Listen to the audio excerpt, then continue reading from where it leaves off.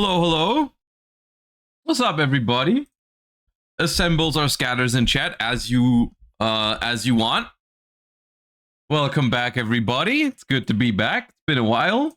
Oh, it's been a week. It's not been that long. How is everybody doing? Whoop whoop, indeed. Thank you for the 31 months. Beatdown Master. Mikol, thank you for the 13. Is Rob, thank you for the 4. Welcome back, everybody. We are returning a little bit later this week. We'll talk about what I did over the course of the weekend in a little bit as well. But yeah, we've got stuff to do. We've got things that we've missed, stuff to talk about. It's going to be a fun stream today. We've got a new Master Duel season as well. We've got Yu-Gi-Oh's TCG stuff to talk about, all kinds of stuff. Sansa Peria, thank you for the 18 months. And please, thank you for the 16.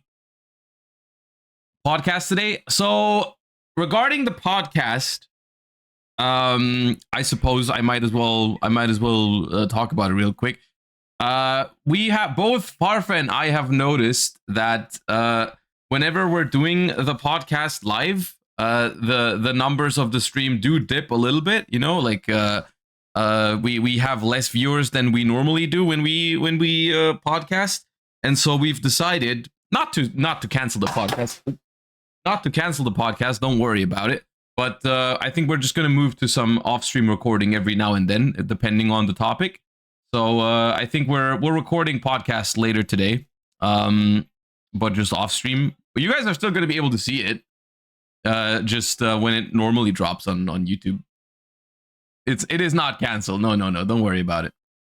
And also, this will make it easier for us to find slots to record it as well. But yeah, the Exodia trial is so fun. I do want to try that out as well. I just saw that when I logged into Master Duel earlier this morning, so we're gonna have a go at that as well. So yeah. Anyways, let's do some warming up, and then we'll talk about all the things that we need to talk about today. But I want to watch it live. Well, I think you're gonna. I think you're gonna just be fine. Rarity Collection 4 opening reaction today. Are there openings today for Rarity Collection 4? I haven't really. I'm a little out of the loop on that sort of stuff at the moment, because I haven't been online that much over the last couple of days. Yes. Oh yeah, sure. Then yeah, of course we're gonna check it out. How much is still unknown about it? I feel like a majority is already announced, but maybe I'm wrong. I don't know how many cards are in there. Like, I don't know how much we're missing still. Anyways, let us begin. Is stream an hour early? I assume you ask this because there has been a time, the daylight savings, whatever. So this is Burai, but it's not blistering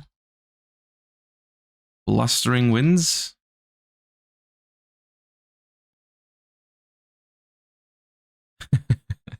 Thank you for the 25.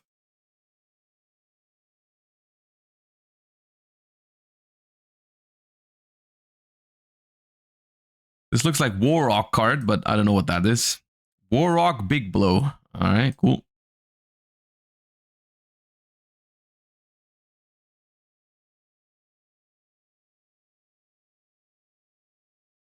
I have seen this. This is Votis, right? Yeah. Oh, we're not doing too hot so far. Red Eyes, the bee chick. Something chick. Black Dragon's chick, that's the one.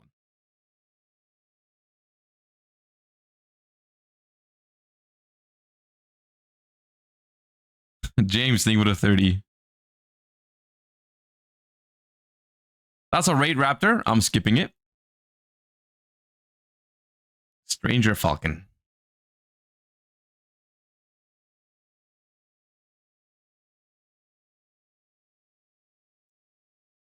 Is Is that a chronomaly? That is, I feel like that, maybe it's not. Babylon? Does that have anything to do with chronomalies? Because I feel like it did give me chronomaly vibes. No? Okay. Well. Bro, how? What are these cards, man? I'm gone for a week. Suddenly I don't know any Yu-Gi-Oh cards anymore. What is that? Is that Gishki? That is Gishki. Gishki... Shadow? Yeah.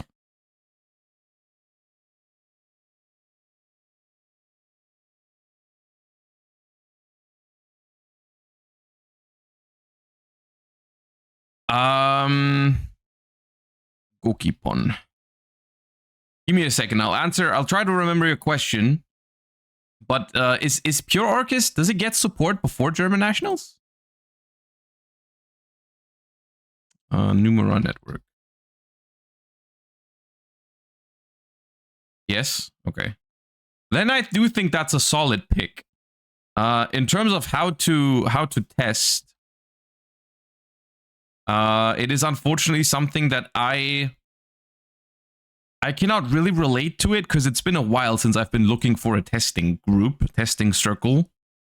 So I don't know if I'm the best person to ask. I can imagine you'll find people either like on online communities, you know, like in Discords or something. But I wouldn't be the best one to ask that specific question, unfortunately.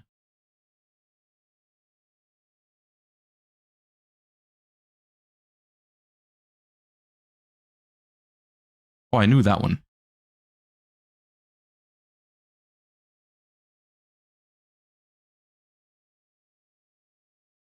This is something slime defender, jam defender.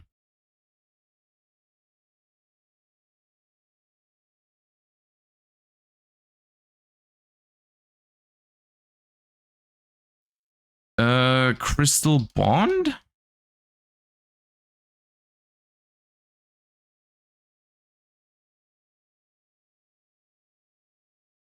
Yeah, I don't know this one.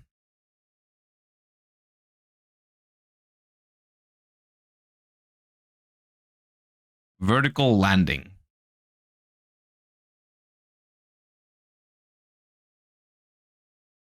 Ooh.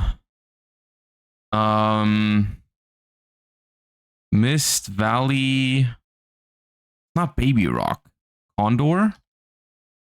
Mist Condor. Okay.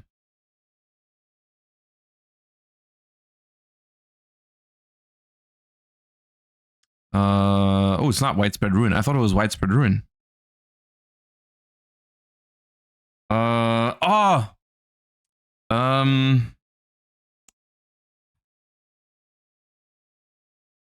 Cybernetic hidden technology? No, it's not that one. It's like a machine support card. Yeah. Yeah.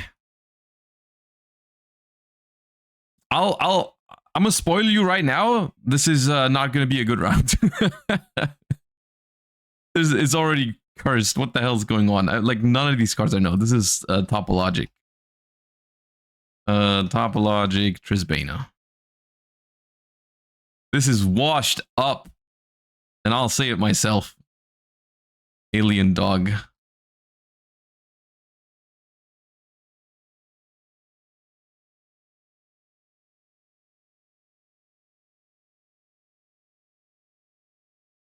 Landois, I hope. Yeah.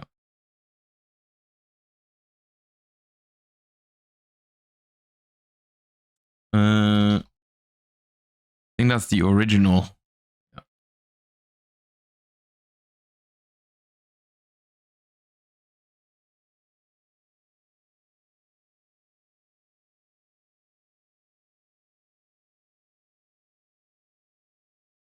I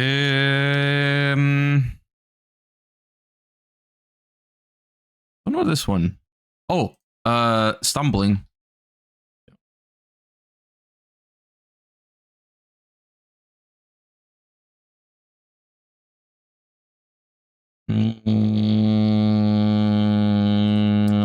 What is that? What is this one? What is that? Fire Reaper. Okay. That must be an ancient vanilla.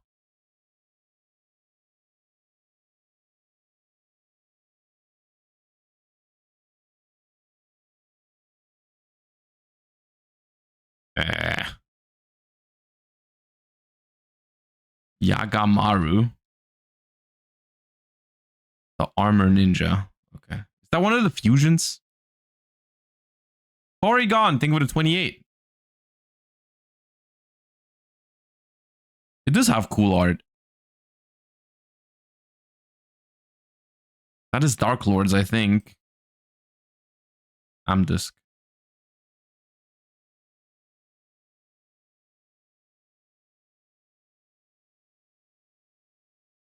Look at my boy Sangan having the time of his life. But is that... What is that? Mistake? Why is Sangan so happy on Mistake? If it is Mistake. It is Mistake. Why is Sangan so happy he can't search? That makes no sense. That is Merrymaker, I think. He's getting into the wrong bus. Oh, so he's happy because he doesn't know yet. That makes sense. Okay. Area A. He's happy getting on the wrong bus. But he doesn't know yet what the card does that he's printed on right now. So that makes sense. Okay. Gravekeeper. Gravekeeper, I don't know which one. Nobleman.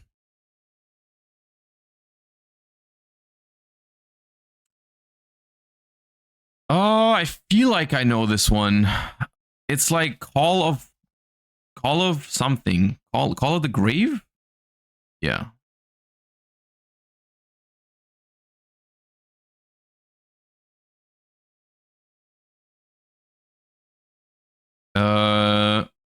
Fiendish Chain.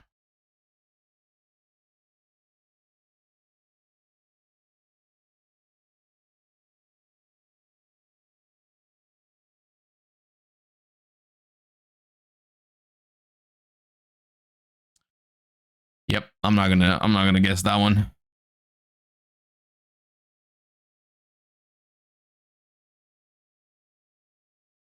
This feels familiar. That is Gorg the Strong? Yeah.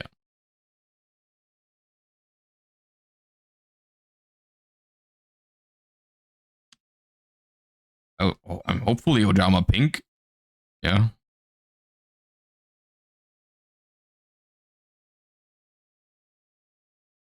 Oh, I've seen this card. But I don't know what it's called. Heroic Gift? No.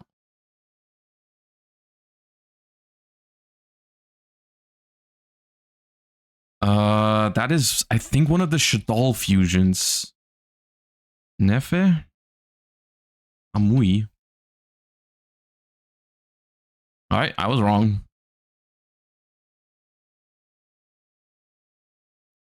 That's Regulus.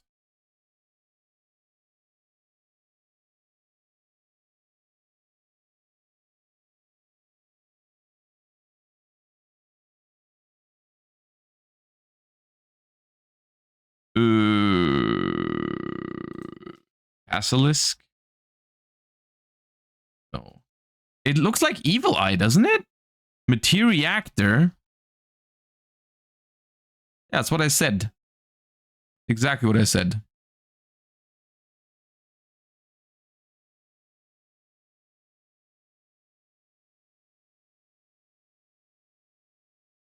Was that Rabbit?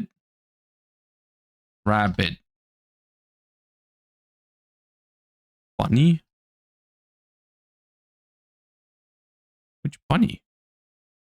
Huh? Creepy Coney. What? Huh? Okay.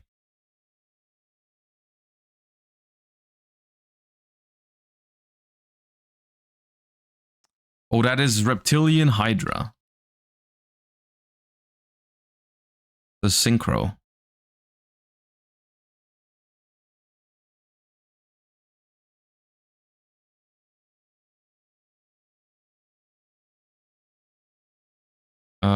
Hyena.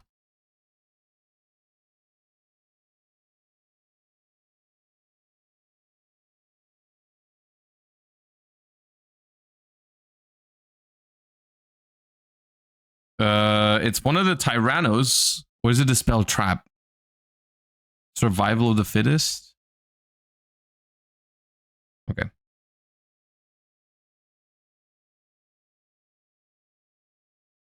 Looking Gal, that's Thrasher, right? Photon Thrasher, yeah.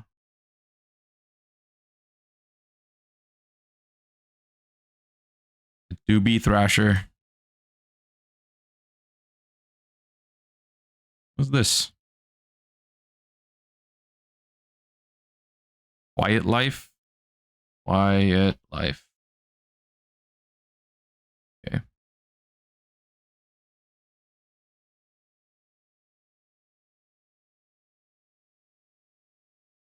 Oh, I feel like I should know that one. Is it Pilgrim? It is Pilgrim, yeah.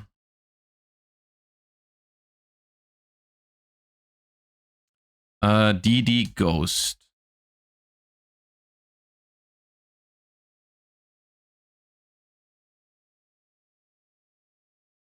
Worm Apocalypse.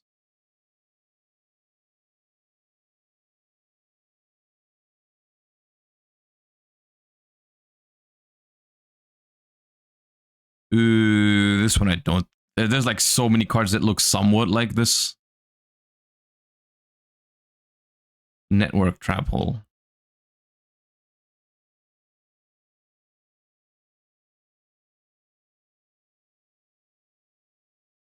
Some Cyber Dragon.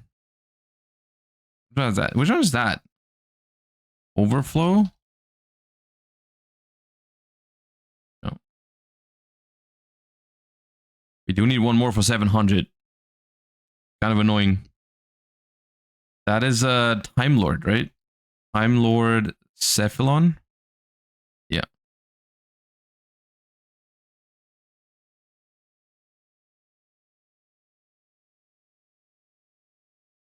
This is one of the armed dragon cards. I'm not gonna bother. We're not gonna get this one. There's like armed dragon flash, thunder, blitz, whatever, dude. 718. Yeah. Not that great. It's not that bad either. I thought it was gonna be worse after the first 4 minutes, but yeah.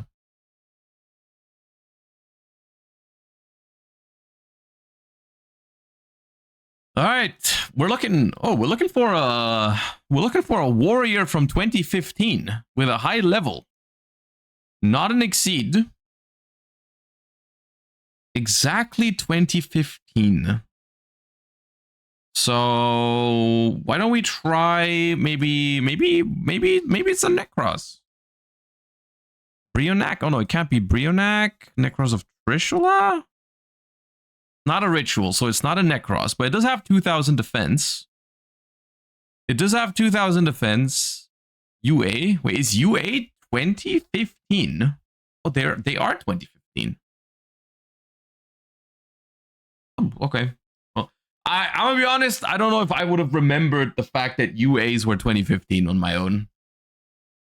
That was not something that was on my radar. First things first. Okay. All right. Warm up out of the way. Avenitas, thank you for the 21. Appreciate you. Thank you. Welcome back. Also, PMU Abyss, thank you for the 27. Appreciate the long time support.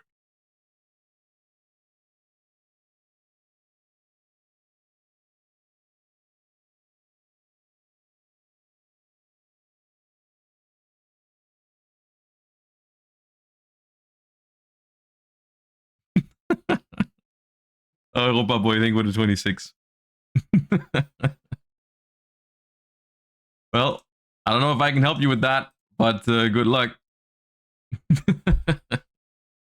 Anyways, first things first, let's talk about where I've been. Just want to give you a quick recap of the last weekend because it was pretty fun. And I was invited to the Master Duel 3rd Anniversary Invitational, as well as the Master Duel Challenger Cup Finals on Sunday. I hope you've been following the action over the course of the weekend. If not, we're going to give you a very, very quick recap real quick. But first things first, most importantly, I was able to see the boys again. Emre and Quantal, obviously also part of the tournament, or the 2 tournaments rather. Emre was also in the Invitational, and Quantal obviously qualified for the Master Duel Challenger Cup Finals. So it was very cool to meet up with everybody again. Also, look at that Sky Striker jacket we all got. Isn't that sick? Very, very cool. Anyways, it took place in Spain, and we were on Saturday, we were duking it out with some other Yu-Gi-Oh content creators with these 8 on the screen over here. We were divided into 2 groups of 4, and we were trying to compete for these wonderful trophies over here. Look at those. The Neos trophy. I really wanted it, so I still, even though, you know, I was part of the influencer tournament, which was supposed to be the more, I feel like, maybe relaxed one, more chill, more fun. And then on Sunday, it was the huge Challenger Cup Finals where everyone was going to try really hard. I still wanted to try because these trophies are pretty sick. And so the decks that I brought, I kind of tried to bring like a mix of like, I was still trying to take it seriously, but I didn't want to bring like, you know, Snake Eye plus Tenpai or something like that. So the decks I ultimately settled on, I brought Fire Kings, because I felt like not many other people were going to play Fire King, and I wanted to give it some love because I really like the Fire King cards. And it also gets to play the new Dominus Impulse trap, so I brought this as one of my decks. And then for the second deck, because everyone needed 2 decks, for the second deck I picked Blue Eyes, because I think it's really fun, and it also gets to play the other Dominus trap in Dominus Purge. And I do think both Dominus Purge and Dominus Impulse are really good right now. So those were the 2 decks I chose. Pretty happy with my choices, honestly. Both decks were good fun. The Fire King deck especially did not drop a single game, did go undefeated with it, which was pretty cool. But yeah, so we were split into 2 groups of 4 each, and I was in a group together with Colossa, El Guardian Celta, and Julia Bayonetta, which I managed to go out of the groups undefeated, beating all of the other content creators in a best of 1. And then after that was done, the first 2 of each group were paired against into a top 4 bracket, essentially, where ultimately I did end up falling in top 4 to Emre. So I did not, because I finished first in my group, Emre finished second in Group B. So I had to play against Emre in the semifinals, and I got taken down by Emre. I lost the Blue Eyes versus Blue Eyes mirror match because he was also playing Blue Eyes. Then I beat his Tenpai with my Fire Kings, and then my Blue Eyes did not win against his Tenpai, unfortunately, because he did draw Lightning Storm, and that's very good against Blue Eyes. And unfortunately, I lost to Emre, but that's all good.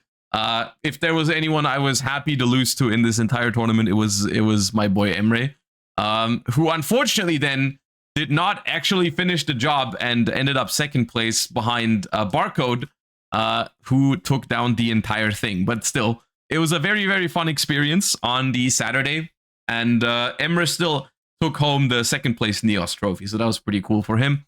And then on Sunday, if you've been following the action, you saw that I was actually commentating over the Challenger Cup Final, which was a tournament where they invited, actually I'm blocking some of them, let me real quickly show you the full picture.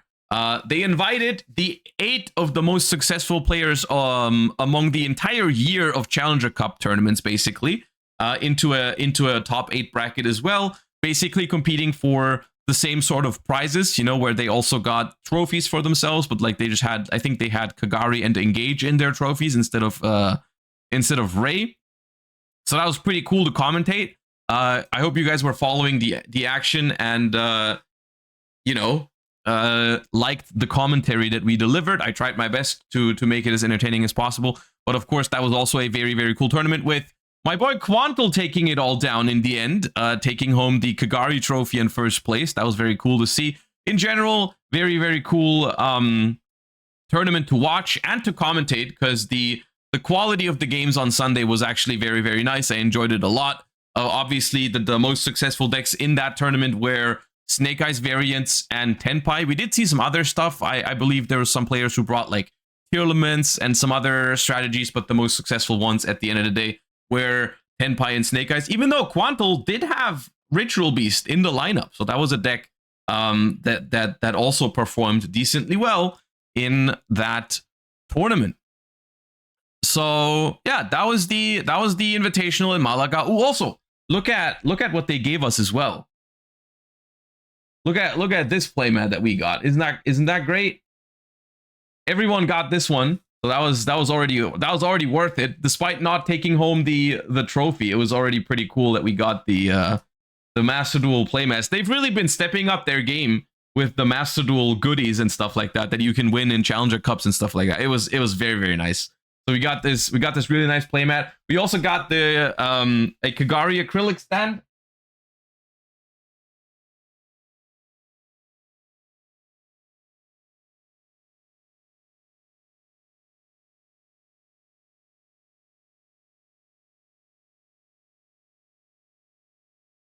Which I've already put up on the shelf, of course.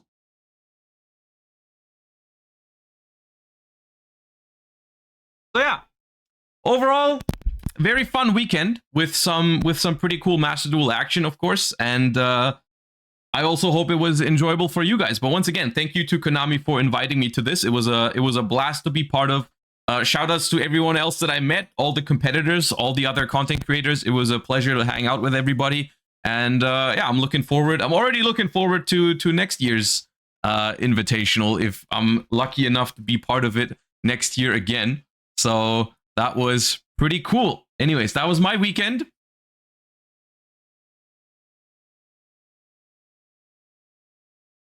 Did you like Malaga? I do like Malaga. I think it is a beautiful place. Even though we were pretty busy, I will say, over the course of the weekend, so I wasn't able to hang out in Malaga itself too much. We did a little bit of sightseeing, but nothing too crazy.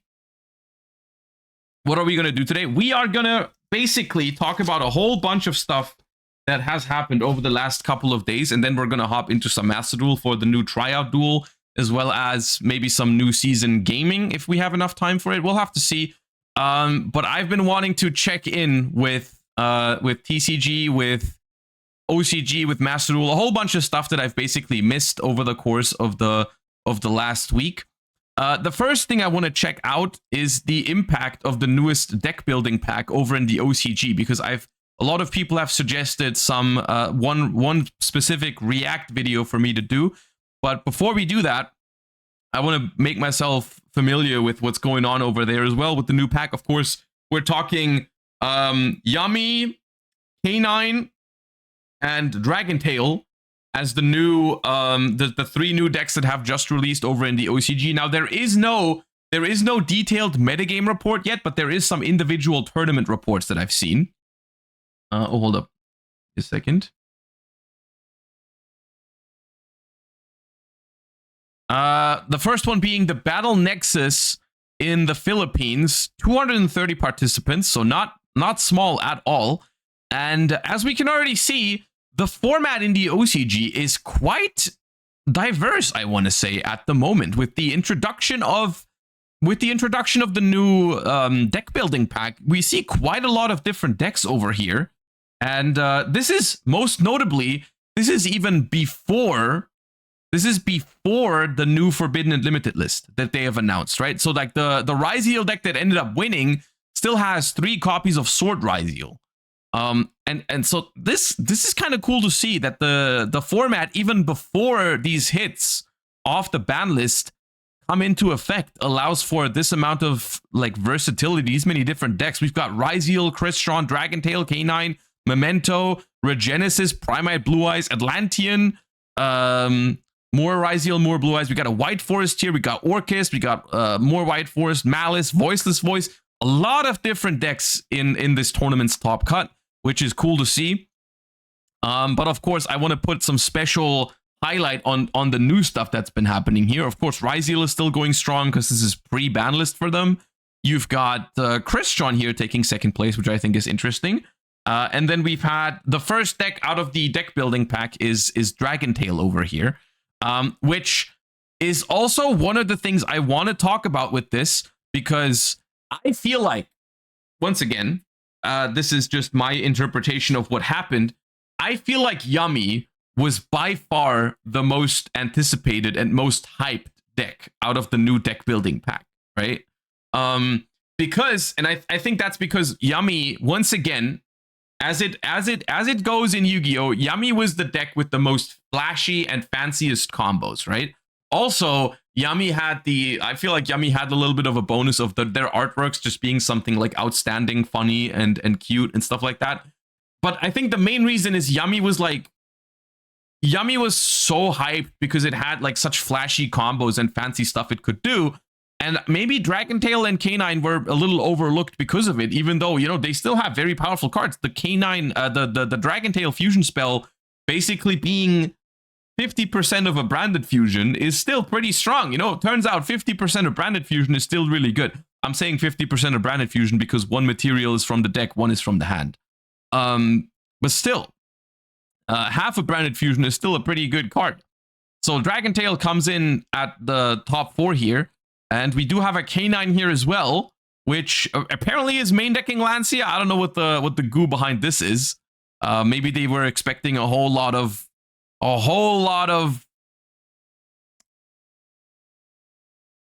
the Malice deck, or I don't know. Lancia is level 5. I mean, I know that, but that alone surely isn't enough for it to be crazy synergy, right?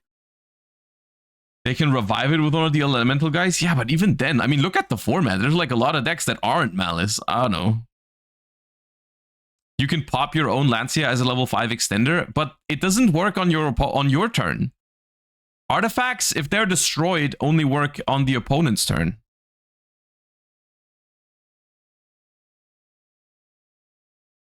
So I don't know. I mean, I think maybe there are some synergies with Lancia. I think one of the main reasons is maybe they just expected a lot of maybe they expected a lot of Malice. But yeah. We got Blue Eyes with the Regenesis cards.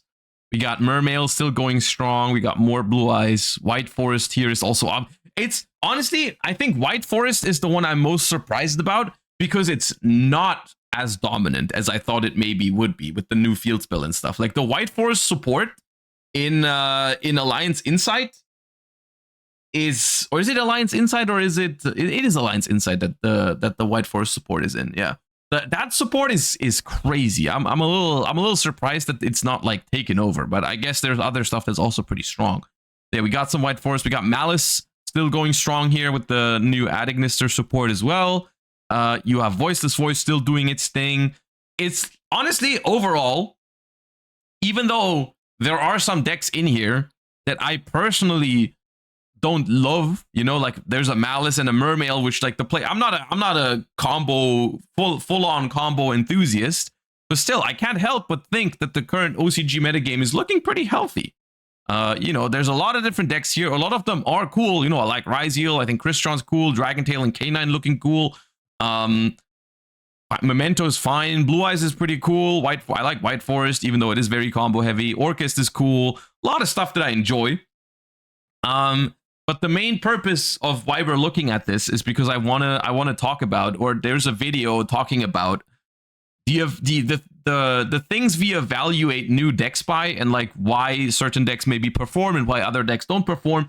And this particular video is obviously from Sunny, who is one of my favorite OCG creators to look at content from, talking about why Yummy is not as strong as the other two, apparently, even though it was the most anticipated. So I'm looking forward to this one.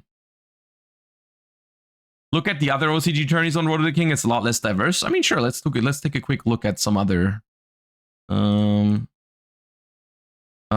Nexus in Thailand has Dragon Tail, Malice, K9, Tenpai, Dragon Tail, some Ryzeals, Malice, Ryzeal, Prime Blue Eyes, Dragon Tails, 6 Samurai, Tachyon, Tenpai. This still looks pretty diverse to me, dude.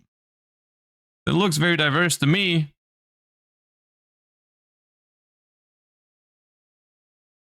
This one is before Justice Hunters.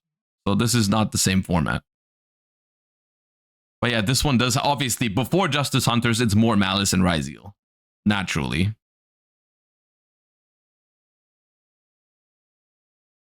I'm surprised about no Yummy. That is exactly what we're trying to find out now. We're getting an OCG player's perspective on this as to why Yummy is not as good as the other two, or looks like it might not be as good as the other two, and what the reasoning for that might be. We are about 5 days after the release of Justice Hunters, and I've been camping locals every night. I'm not claiming to be an expert of any of the 3 new decks by any means. They are still new decks, but I have a couple of hours of experience now testing all 3 of them in practical games, and I do think I have enough baseline knowledge to start good discussions about them. Recently, I've seen discussions from TCG players talking about concerns that Yummy will become a tier 0 threat after the new ban list. Personally, just to be direct, I don't think that will happen, and if it does, I'll be quite surprised. It could, but I feel like if it were to happen, it would need to be a build that either hasn't been discovered yet, or I don't know about. But I have only ever seen... I will say, this is something that tends to happen if, like, a deck comes out and the way you play it, or, like, the way you're supposed to combo with it, just seems fairly obvious, and like there's a lot of fancy combos with it, like is the case with Yummy, where it has a lot of pretty cool overlap with some other archetypes, like how, you know, Hornet Drones just is like Yummy combo because you can, what is it, like use a Link 1 to make it synchro and stuff like that, where it just has a lot of fancy and flashy combos with some, and it has crazy interactions with some existing cards. I do think that very, very often people mistake, like they take ceiling and combo potential as the only thing that they evaluate a deck by, which is just not always the case with modern Yu-Gi-Oh, even though like people like to think it's just, oh, whoever does the craziest combos wins the game. It is often not like that, depending on the format, but like the decks have other strengths and weaknesses just besides like combo potential.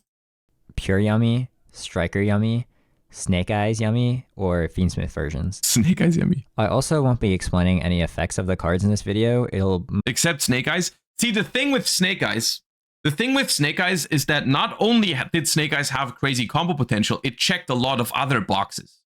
And I think that's what's important for you to see, right? Snake Eyes was a crazy combo deck that ended up being meta, but Snake Eyes had a lot of other like boxes. Snake Eyes also had crazy good recovery and grind game because of it. Snake Eyes had a lot of room for non-engine. Snake Eyes had a lot of good extenders in the beginning, right? Before a lot of it got limited, you had like ways to extend through hand traps and play into boards because you had Wanted, Diabell Star, 1-for-1, Bonfire for Poplar, all those additional avenues of play, and then eventually Fiendsmith got added to the mix and stuff like that, right? Like so many avenues the deck could play in, and also just like the inherent basically immunity to Nibiru if played properly, you know, like the Divine Temple and all that stuff, you know, like there was so many reasons why Snake Eye was good. It was so much deeper than just, oh, Snake Eye does the fanciest combos off of one card. That was just one facet of a whole bunch of, like, Snake Eyes had a very, very complete package that it delivered, which I'm not saying Yumi doesn't do that because, Yummy, because I have not experimented with Yummy myself yet, but just from looking at the cards yet, I can't tell you exactly how good its grind game, its backup plans, its play into boards, its combos through Nibiru, combos through hand traps, all that stuff. I don't know how good that is for Yummy. Mostly be going over strengths and weaknesses of Yummy. So Yummy is one of my favorite decks released in recent times. I really like this deck. If you know me, my favorite cards in current are archetypal cards that play on your opponent's turn. Think Havness, Memento Sleepy, March Hare, And all 3 of the new decks have cards that summon on your opponent's turn. I love these cards. And Yummy... That does feel like it's a very, very modern approach to Yu-Gi-Oh! Like a very modern Yu-Gi-Oh! Archetypes, I feel like, have a lot of in-engine interaction on the opponent's turn, which I'm fine with, as long as it's not just like putting up negates and whatnot. Is really an archetype that synchros on your opponent's turn for either follow-up or disruptions. And then these synchros can tag out into various toolbox effects. And of course, I'm also a claw machine addict, so I really love the design. Yummy is a deck that is one of the hardest to stop with hand traps probably ever made, to be honest. These small hand traps, such as Imperm or Valor, are borderline useless. You can deny them a body earlier, and then they can try to recover the body later with the Cupsy search.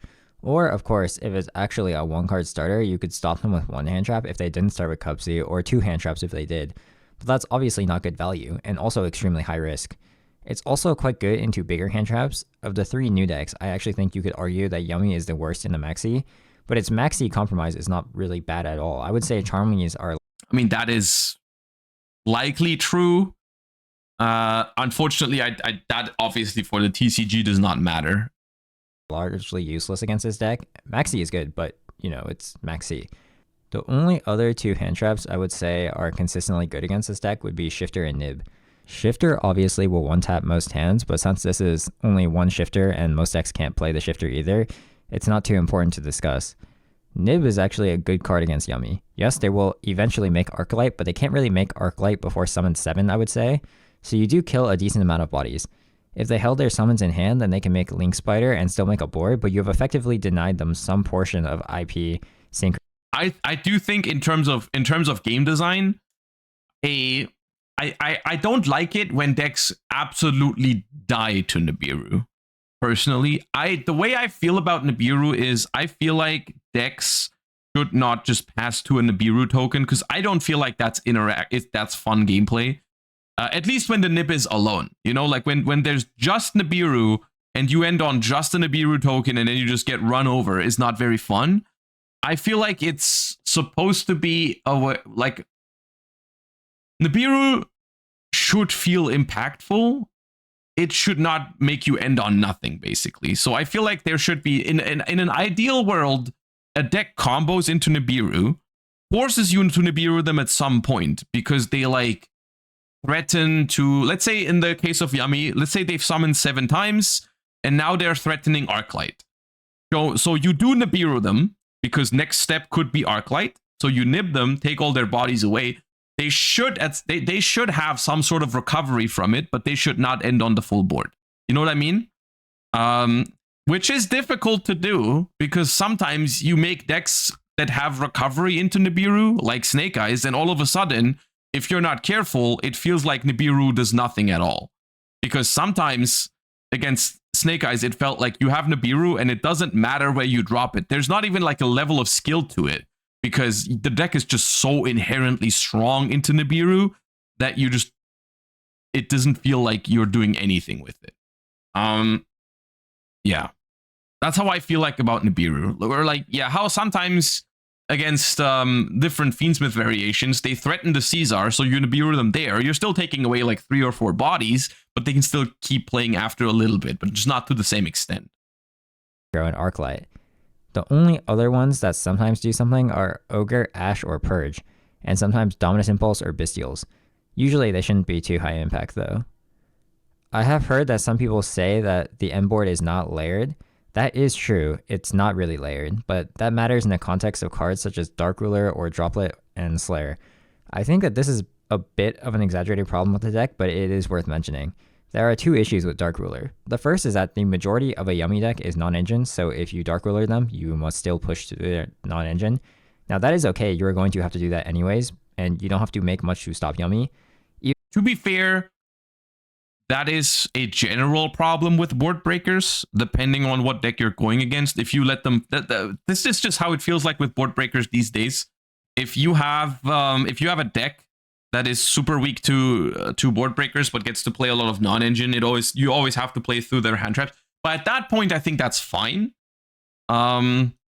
Depending on if one board breaker is enough, I think it's fine. If you have to draw like 2 or 3 board breakers and then still have like two or three cards left just to play through 2 or 3 hand traps, then that's not fine, of course. But if there's a deck that genuinely just like basically creates 0 disruptions through 1 Dark Ruler, then yes, that deck is absolutely beatable with board breakers, right? And this is something that matters a lot more in OCG and TCG as opposed to Master Duel, because in TCG and OCG you can decide to like prepare for a deck with your side deck. Like let's say Yummy is not the most popular deck, but it is part of the format. It's very weak to board breakers. Completely reasonable to play like a couple of board breakers in your side deck for the Yummy matchup. If what they're saying is true and like Imperm and Veiler and whatnot are not good against Yummy, you can just pivot to board breakers post side. Even better is that since everything is so low stat, even if you can't push through, you can kill everything in battle at least. The second issue, however, is if you don't kill them, you're going to have to deal with the follow-up, and you're not likely to have second starter, second breaker. Droplet is going to cost you too many cards to push through the non-engine most likely, so that leaves Slayer. And in my testing, Slayer Sand Malung is actually quite effective, but then you have to be playing a deck that can support Slayer. So, in my opinion, I don't think Yummy is particularly weak to breakers or hand traps, but I do think the deck has a very significant issue. The thing I think is the biggest weakness of the deck is the going second potential. Yes, I know I say this in every single current video, but I value a deck very highly based on its engine's ability to go second. The actual Yummy engine is not exceptionally weak or anything, but is very bad into removal. The cards are sprites, not Ryzeals. So why does that matter? Well, if you look at Ryzeal, the reason why the deck was so difficult to stop is because it's an XYZ focused deck that has bodies that come down for free and searched, which means that you need both removal and negates to stop them, and that just meant that the cards were highly efficient. There were a lot of comparisons between sprites and Ryzeals on release, but sprites needed a level 2 established, which meant that they could get stopped by removal. I mean, Ryzeal and sprites are very comparable. It's just that Ryzeals are power crept sprites in the sense that they did not need that initial, like they worked by themselves basically. Whereas like the first monster you put onto a sprite board does not search. Like let's say you draw blue and jet, you know, if blue has to be your normal summon, that doesn't give you anything. Joker, thank you for the sub. It was a pleasure meeting you. What's up? How hope your last day in Malaga was nice. Yeah, I do think that is a big deal with Ryzeal. Ryzeal is a perfect example of like a deck with a lower ceiling, but it was just good because it was so efficient, because it checked so many other boxes. Now, this wasn't that likely because Beaver establishes a second body instantly, and they also have other extenders such as Swap Frog. But Ryzeals don't have this problem because each of them had a different summoning condition. X-Ryzeal was free and started board breaking immediately when you summoned it. Also, X-Ryzeal is like so much more than just a starter. Like X-Ryzeal with Meteorologic Aggregator is a crazy card quality. Is your normal summon that you have to negate or else they get another body and a search. Sword Ryzeal comes down the moment you establish any of the other ones, and then if you let them make an XYZ, then Node and Star can also come down. It's just too hard to stop them from summoning multiple bodies, so it was often best to let them start making things and then deal with those instead. Yummy, on the other hand, must have a Link 1 or level 2 Synchro on board. They don't have the extenders to push through the removal. You can use Cubsy to search the Quick Play spell, or if they use Destruction instead of banishing or flipping it, you can try the Field Spell Revive as well. But other than that, it sort of must be 1-for-1, which is always scary because 1-for-1, of course, is -1, so if it gets stopped... I mean, I can see the point, because I was just looking at the Yummy cards on the secondary screen, and they all say, if you control a Link 1 monster or a level 2 Synchro monster, you can special summon this card from your hand. So it's like, if you're playing into a board going second, and they have some sort of removal attached to it, and they prevent you from hitting that initial Link 1 or Synchro 2, and they remove it from the field, then all of the Yummy cards are just stuck in your hand, and you're going to have to like basically hard draw ways around that, or you're going to have to basically, depending on how this deck is being played or built, if it's like a hand trap deck, like they're saying Yummy has a lot of room for non-engine, it depends on the format, because there are some formats where playing a lot of hand traps will make it so that you are often playing into no boards because the decks in the format are just very stoppable. And then there's also formats like the current one, I feel like, with Ryzeal in the mix, where it doesn't matter usually how many hand traps you throw at a yugioh player. Like, yeah, you can prevent a duo drive. Very often you're not preventing the detonator. And so if your deck really struggles with removal, and there's a deck in the format that makes a detonator basically no matter what you do with your hand traps, then you have some problems. Now, of course, the thing is, this doesn't mean that the deck is bad by any means, because decks having problems is very normal. Most decks have some sort of problem. The question is, can you solve those problems, or are those problems big enough to stop it from being playable? And so maybe there's a world where you can play a version of Yummy that just does well into the format because it solves those problems somehow by means of either Ash Blossom or some sort of negate on their board. Doesn't that make the Hornet Drones version super powerful? I mean, but like, you really think they haven't been doing that in the OCG? I feel like people would have tried that already. And like, one Hornet Drones, I don't know if that's gonna solve all your problems. Because, I don't know, like, if there's a detonator and your deck relies on having level link ones or whatever on the field to do something, yeah, Hornet Drones gives you another link one, but then if you summon Kagari with it and activate its effect, then detonator can pop that already. Then you have to basically add back Hornet Drones a second time and just make like another link one striker. But I don't know if that's gonna do everything you want it to do. Then you basically lose a game. That's why I think the best build at the moment is probably the Striker build. Yeah. Because the Striker deck starts without your normal summon to establish a Link 1, and you have multiple different starters. The issue with Fiendsmith is now with only one Fiendsmith and one Tractus, then you can't really start with those. So what happened to Fiendsmith is that it actually became an option to go into if hand traps start your actual starters. Except Yummy doesn't really have that problem, so it ends up being not that efficient when you pair them together. Let's take any meta deck or good deck. Whitewoods, for example. Actually, Whitewoods is not that good of an example because it's the most cringe legal deck right now that decks and board overkills the strongest engines. As much as I like White Forest, I gotta say that is true. I loved White Forest on its first iteration, basically, like the one I brought for Euros last year.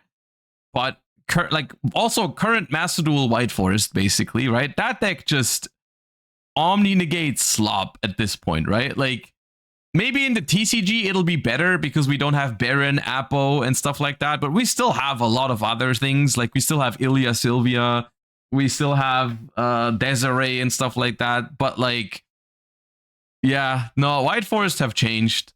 White Forest, when it came out, looked like such a fun concept. Because, and here's the thing, if you look at the White Forest boss monsters, they promote like super fun gameplay. You know, the Diabels and Silvera interactions, like super fun to use. But then, of course, if the deck is somewhat generic, it's going to make the most broken link monsters and fusion monsters and synchro monsters out there as well. And so it's like in Master Duel, you're not very often when I played White Forest, I find myself not even ending on the Diabel. Like, maybe I'll make the Diabel at some point in the combo, but then maybe I'll link it off for Fiendsmith or something. And then I'll just end on Baron, Sylvia, Desiree, and some trap cards, because that's just better, you know? Well, I digress. Legal 4 times over. Maybe in the TCG it's going to be okay, but it's still going to be crazy. But let's just take any portion of the end board. The Barone, the Sylvia, the Danzai Pop, the Snake Eyes Dragon Push, Guardian Chimera, Appaloosa. The Silvera flip is actually the strongest interrupt out of all of those. So even if you open God card Obedience Schooled, then if they Silvera flip your entire board, then you're completely dead. We can also look at other decks.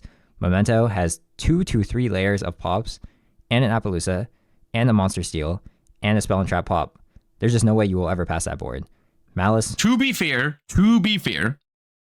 I do think that these boards we're listing right now, right? We're looking at full power White Forest end board, including Apo and Baron in the OCG, and we're looking at Memento, which are basically 2 of the most powerful combo decks in the OCG right now. You know, maybe only rivaled by Mermail, but Mermail doesn't have Totally Awesome over there, so I would think that White Forest and Memento are probably the most powerful combo decks over there.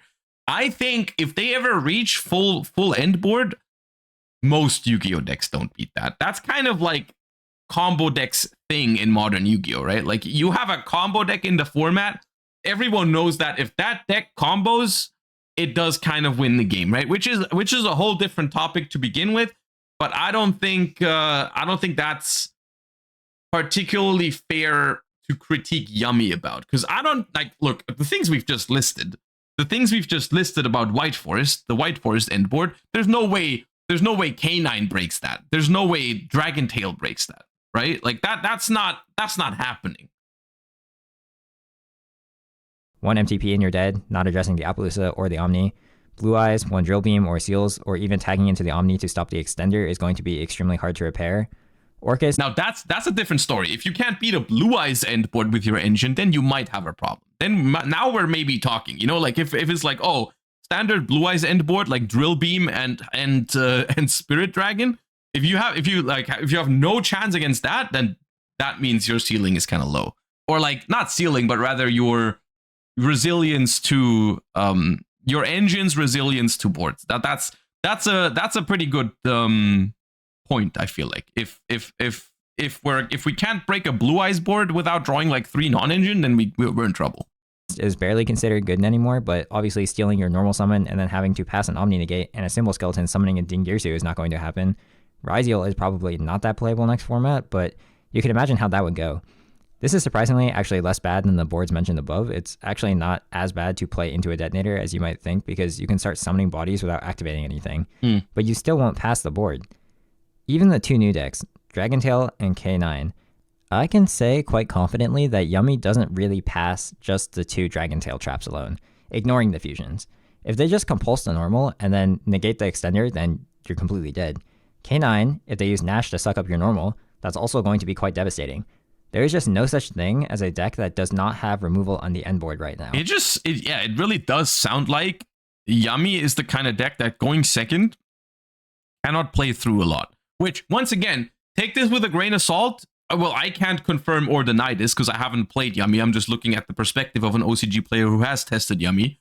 But if this is true, that we can't beat Drill Beam plus Spirit Dragon or something like that, then yeah, that is potentially a problem in modern Yu-Gi-Oh! Then there's like better decks out there that do better into those kind of situations. Because it's another thing where it's very hard to prevent some of these mid-range decks to end on some disruptions. Like, it's not a great situation to be in if your deck cannot beat like the bare minimum of disruptions. You know, like a Drill Beam, negate and banish, you can't beat, really? Like that's a problem. Obviously, your deck has a ton of non-engine, so you might stop them from getting there. I'm not saying that they make the not Giga completely, board right? Like, you're not stopping these decks from completely getting, like, you it's hard to rely on your hand traps to make them stop on nothing. Single game, but the reason I listed all of the interrupts is even if you stop some portion of it, you can't even push through 1 or 2 of the interrupts. Some of these decks are also very difficult to stop with hand traps, and more importantly, whenever a deck must rely hard on its non-engine to function at all, they typically don't have the best results of a format. That's why some of the Yummy decks, even main deck board breakers.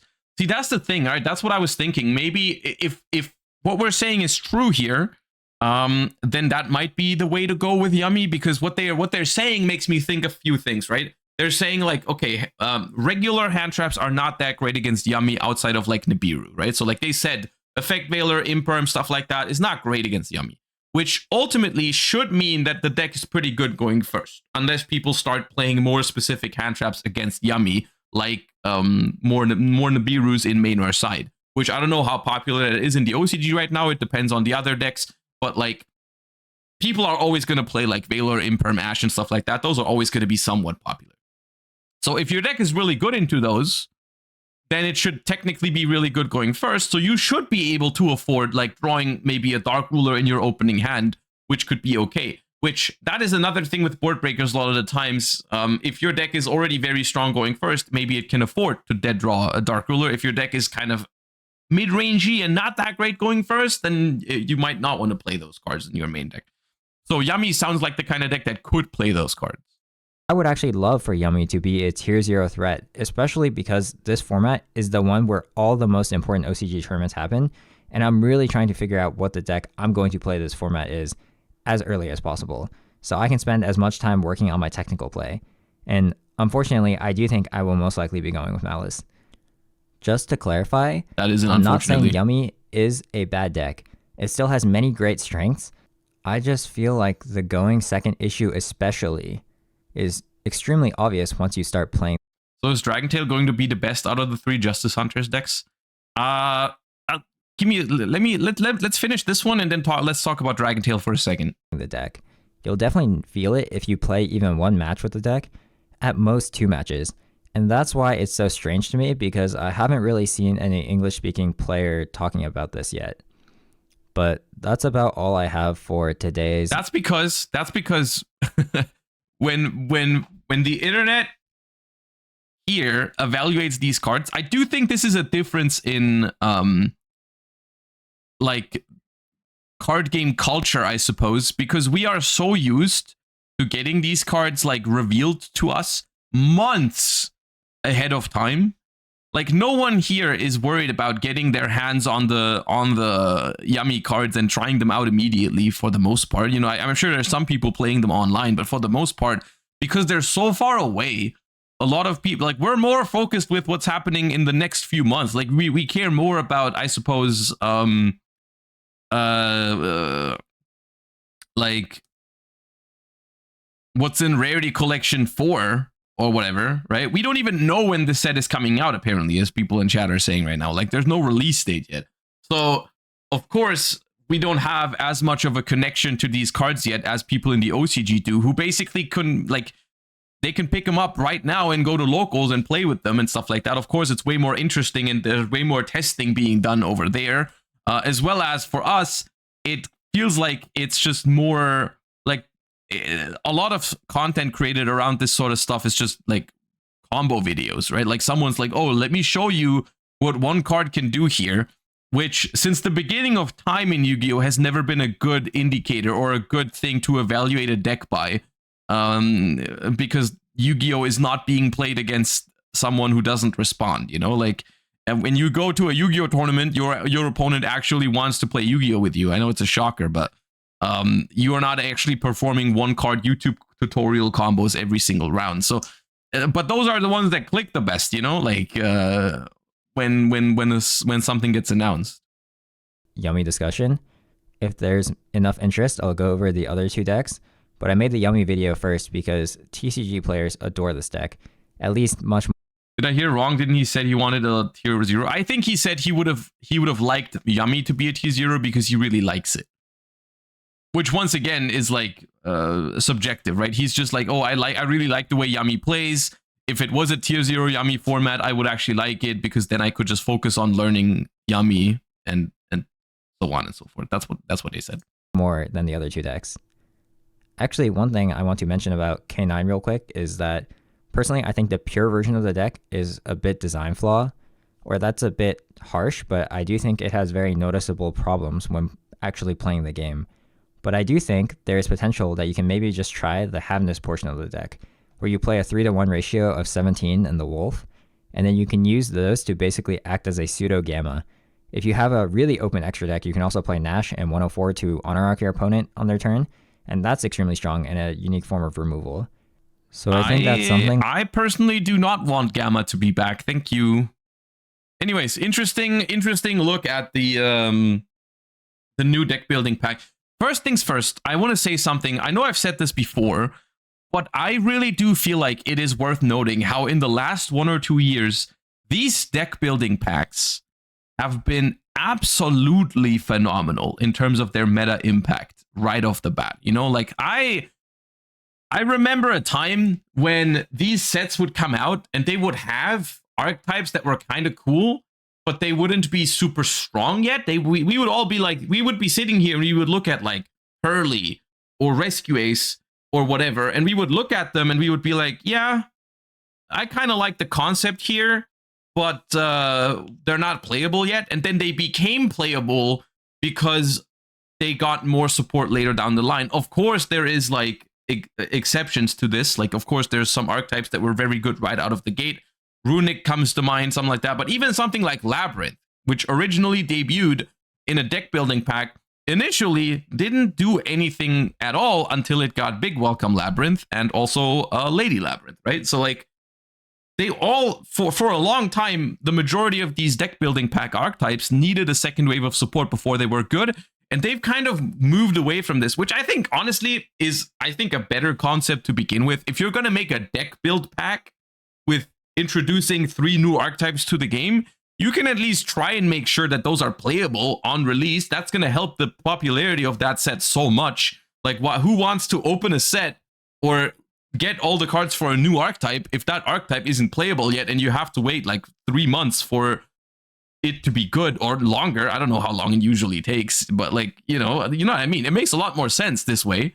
And they've been doing a much better job with that, with making sure that these decks are meta relevant. In some ways, even maybe people would argue they made them too powerful with Ryziel and Malice right off the bat.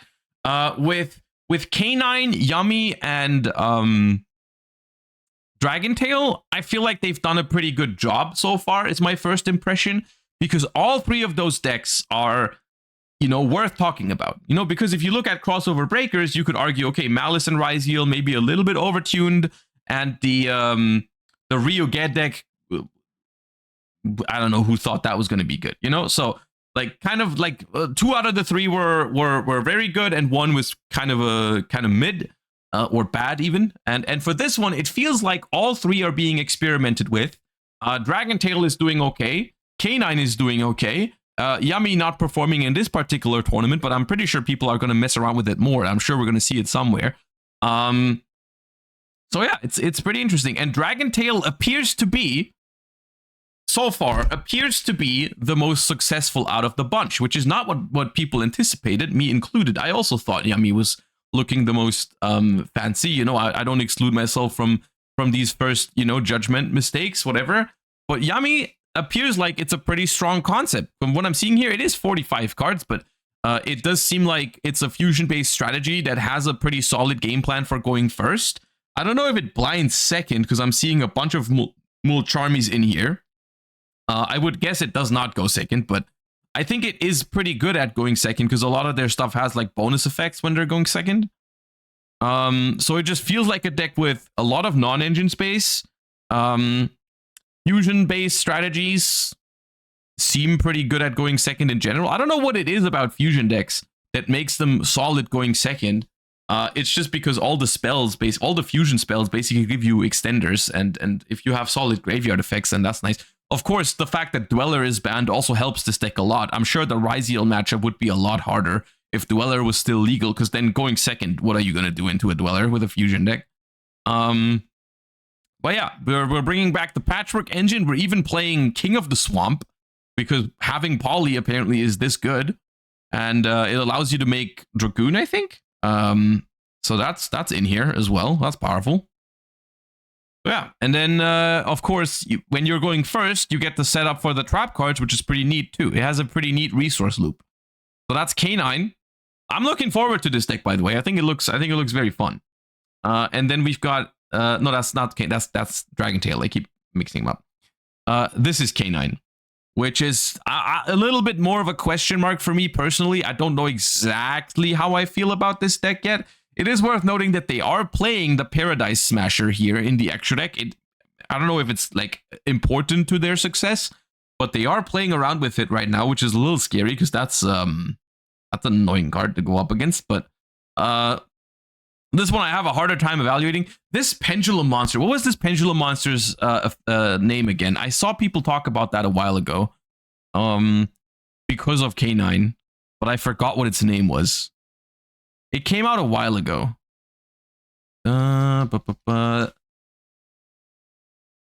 Disablaster the Negation Fortress. Okay, that name is scary. I do not want to play against a card that's called the Negation Fortress. What does it do again? Negate any card effects activated in this card's column, Pendulum. If there is a column with no cards, you can special summon this card from your hand to your zone in that column. You can only summon it once per turn this way. Negate any card effects activated in this column. If this card in the main monster zone is destroyed, you can place it in the Pendulum zone. Okay, so it's just a very good level 5 extender. You can maybe even summon it. Can you summon it on your opponent's turn, like into their column? Is that something you can do? Like, let's say, does this deck have a way to quick effect revive this thing or something?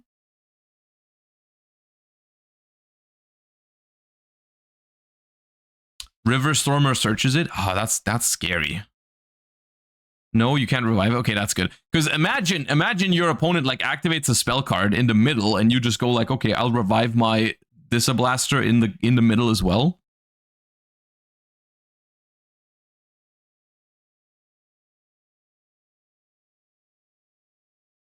The rank 5 can revive it, but this won't touch the graveyard, so you can't. Well, if you Xyz with it, because it is an Xyz deck, right? If you make a rank 5, it does go to the graveyard. But yeah. And me, thank you for the 28, and Irate Nia, thank you for the 30 as well. Appreciate you guys. Thank you, thank you. You can use it with Jokol. Hold up.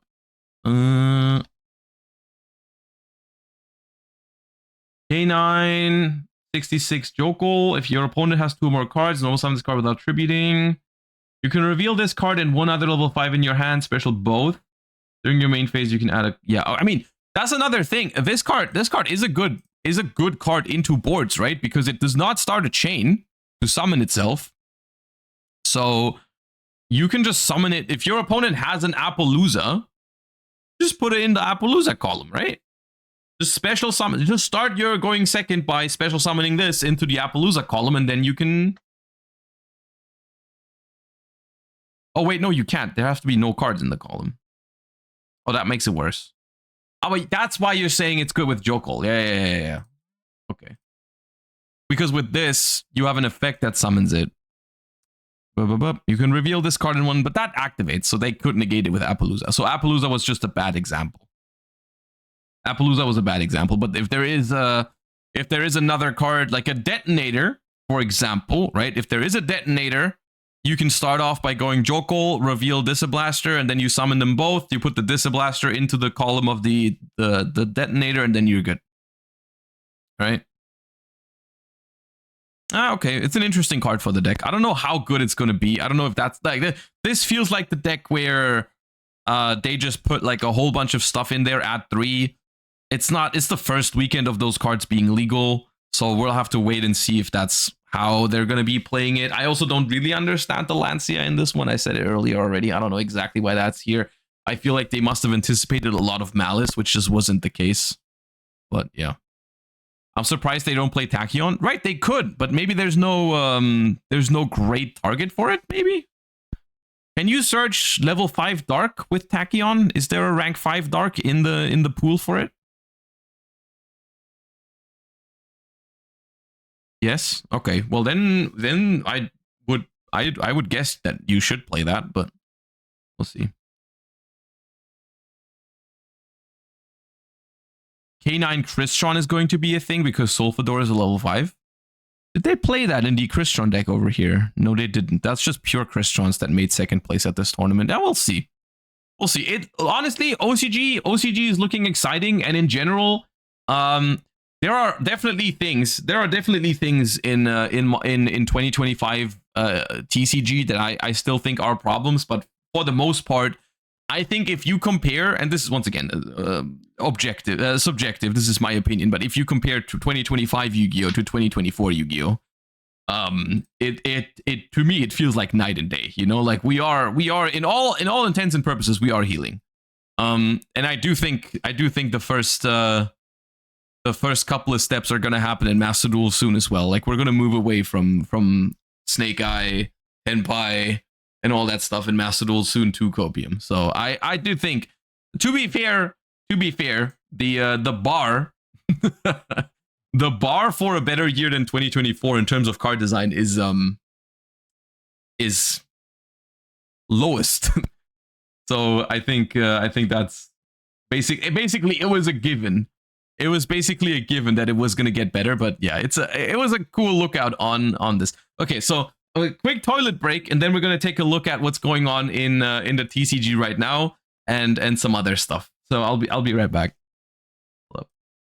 I'll run a quick ad so we don't get it when I'm back. Give me a second.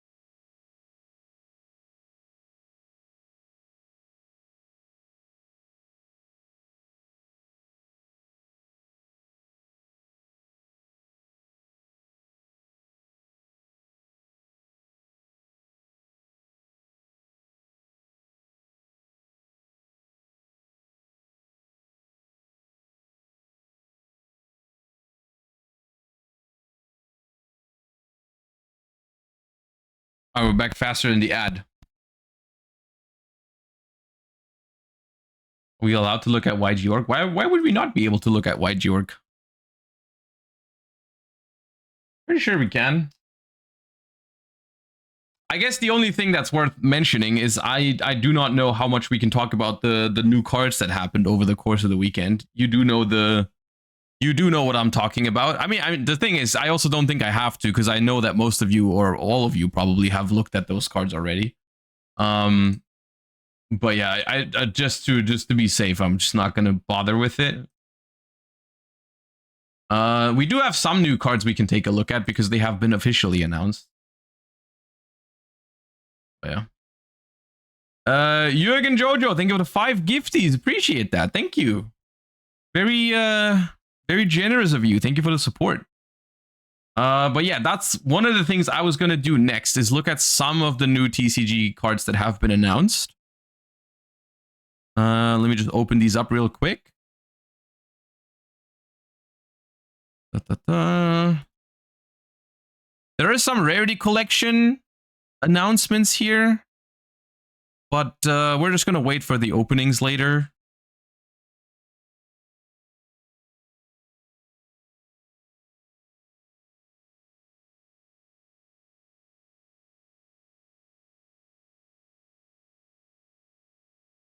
I love that we'll get spring and summer. Yeah, they're gonna be way off with those. Okay, yeah, first things first. Duelist Advance. Next main set in the OCG, of course. Releasing soon, I think. I don't know exactly when the date is, but we have a card called Spring, which is a pretty nice artwork. It's a field spell. Once per turn, you can choose any number of your unused main monster zones, and if you do, place that number of season counters on this card. Also, those zones cannot be used while this card is on the field. Monsters you control gain 400 attack for each season counter on this card. Once per turn, during your opponent's end phase, you can take a field spell from your deck that you can place a season counter on, place it face up on your field, but neither player can activate its effects this turn, and if you do, place all season counters on that card.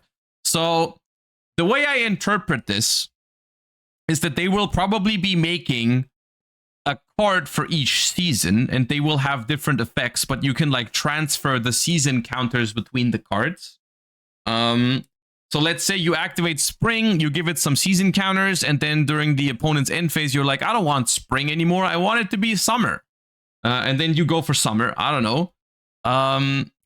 But the other ones have not been revealed yet, so I can only really evaluate this card in a vacuum, which I will say this card is pretty unplayable, except for stun decks.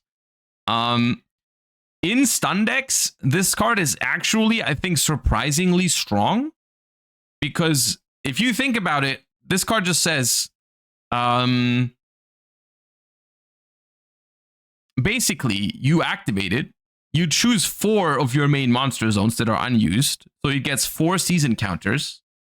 So it's going to boost all your monsters by 1600, which is a bigger attack point swing than Clockwork Knight, right? And it also will not take up your a slot in your spell and trap zone. It's going to be in your field spell zone, which I guess blocks Necro Valley too, and like Runic Fountain, depending on the version of the stun deck, but it's like 1600 permanent boost is pretty good. Doesn't Clockwork... I mean, yeah, sometimes, depending on the format, it could matter that Clockwork Knight makes everything a machine, like when your opponent is makes a Moon of the Closed Heaven because they think it's a Light Fiend, but then it turns out it's not. I don't know who would ever do that, but that is something that could happen. Depends on the format, though. And the other thing is, you could potentially, you can even get rid of the lock, right? Because it says, place that number of season counters on this card. Also, those zones cannot be used while this card is on the field. You can just replace it with a different Spring, right? And then you're not locked anymore after 1 turn, right? Like, let's say, during your opponent's end phase, you take a field spell from your deck that you can place a season counter on, which includes another copy of Spring. And then you just transfer your counters to the new copy of Spring, which frees up your zones again, right? And then also, Next turn, you can activate the spring again and get more counters and more counters and more counters, right? So like your shit gets big. It gets big. But yeah, in all other intents and purposes, it's not a very good Yu-Gi-Oh card because it's just basically a continuous boost to your monsters, which only really matters in stun. But like your opponent, like turn 2, their Fossil Dyna could be looking at you with like almost 4,000 attack points or something.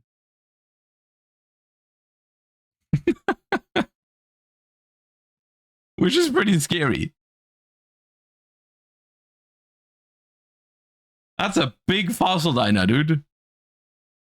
But yeah, that's spring for you. In which case, yes, in for all intents and purposes, it's not Spring's fault. Okay, this card is an attack boost. It is outrageous to consider that is the problem card in this equation. The problem is barrier statues and Fossil Dyna and the Inspector board and whatnot. Imagine Summer is like each counter is a negate. Yeah, that's Summer is remove one season counter from this card to negate and destroy a card. Yeah. We have Dark Flare Swordsman over here, which is a retrain for Dark Flare Knight. Pretty cool card from back in the day. Level 6 Fire Warrior effect monster, not a fusion anymore, big Sag. 22 attack, 800 defense. You can only use the first and third effect of this card's name once per turn. You can send a Flame Swordsman or one monster that mentions it from your extra deck to the graveyard. Special summon this card from your hand. Also, you cannot declare attacks for the rest of this turn except with warrior monsters.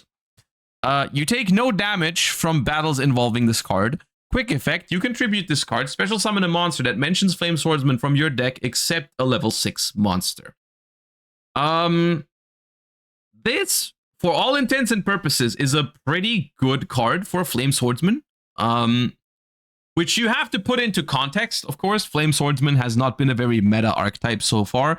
I will say it is not that far away from it. Like, Flame Swordsman cards are, even though it just hasn't really been relevant at all, the Flame Swordsman cards are not that bad.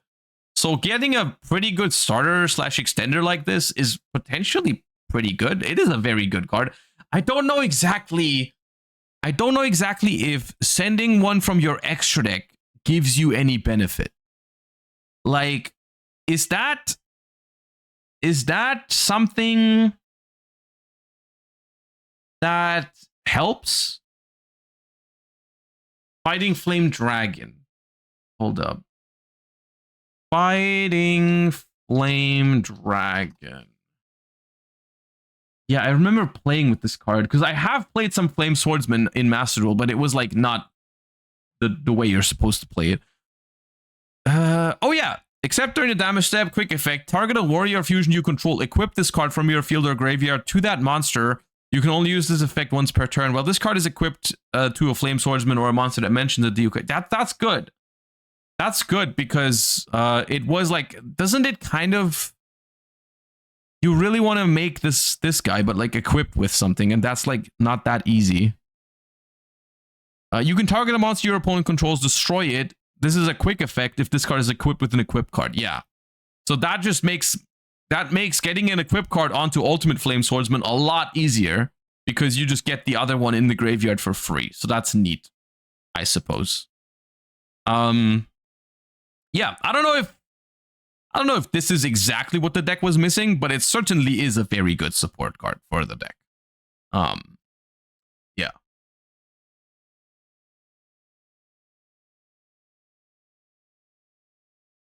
This card makes it so Ultimate Flame Swordsman can actually deal over 8,000 damage because before it was just 7.5. Yeah, I don't know if that's the thing that matters. But sure, sometimes, in some game states, in some game states, it might matter. But yeah. I mean, I have a hard time evaluating it because the only way I've played Flame Swordsman is with like the Supreme King Turbo deck that I took off of Peeps, which was like a trap deck where the whole gimmick of the deck was to summon Zark with the Zark trap and then flip it face down to reset its effect.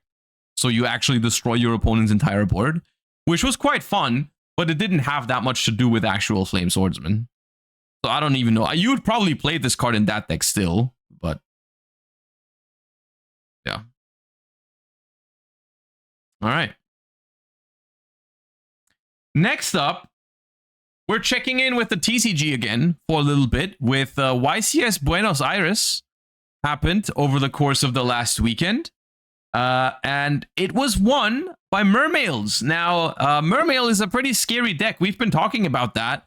We're going to go over the whole breakdown in a second. But Mermail, once again, takes down another YCS. It's not its first YCS win in the last couple of weeks, because I think it was 2 out of the 3 people at a team YCS. It was like Christian Urena and Kamal, who both played Mermail, I'm pretty sure. And this is another, it's a little bit concerning to me, because it's another iteration of what do you ban to make the Mermail deck fine? And the answer is just not obvious, because people are saying, yeah, ban Mooling Glacier. Guess what? This deck does not play Mooling Glacier. This does not play Mooling Glacier at all in the deck. People say ban Toad or Bahamut Shark. Sure, I get that. Every single Mermaid deck plays Toads.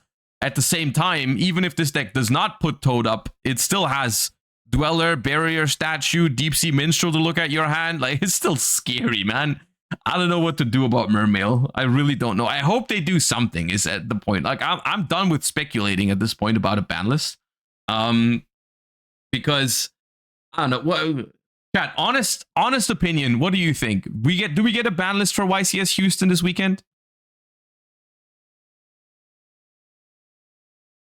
Because my personal evaluation is yes. I think we will. I think we will. But I like, because I just can't think of a better moment to do it.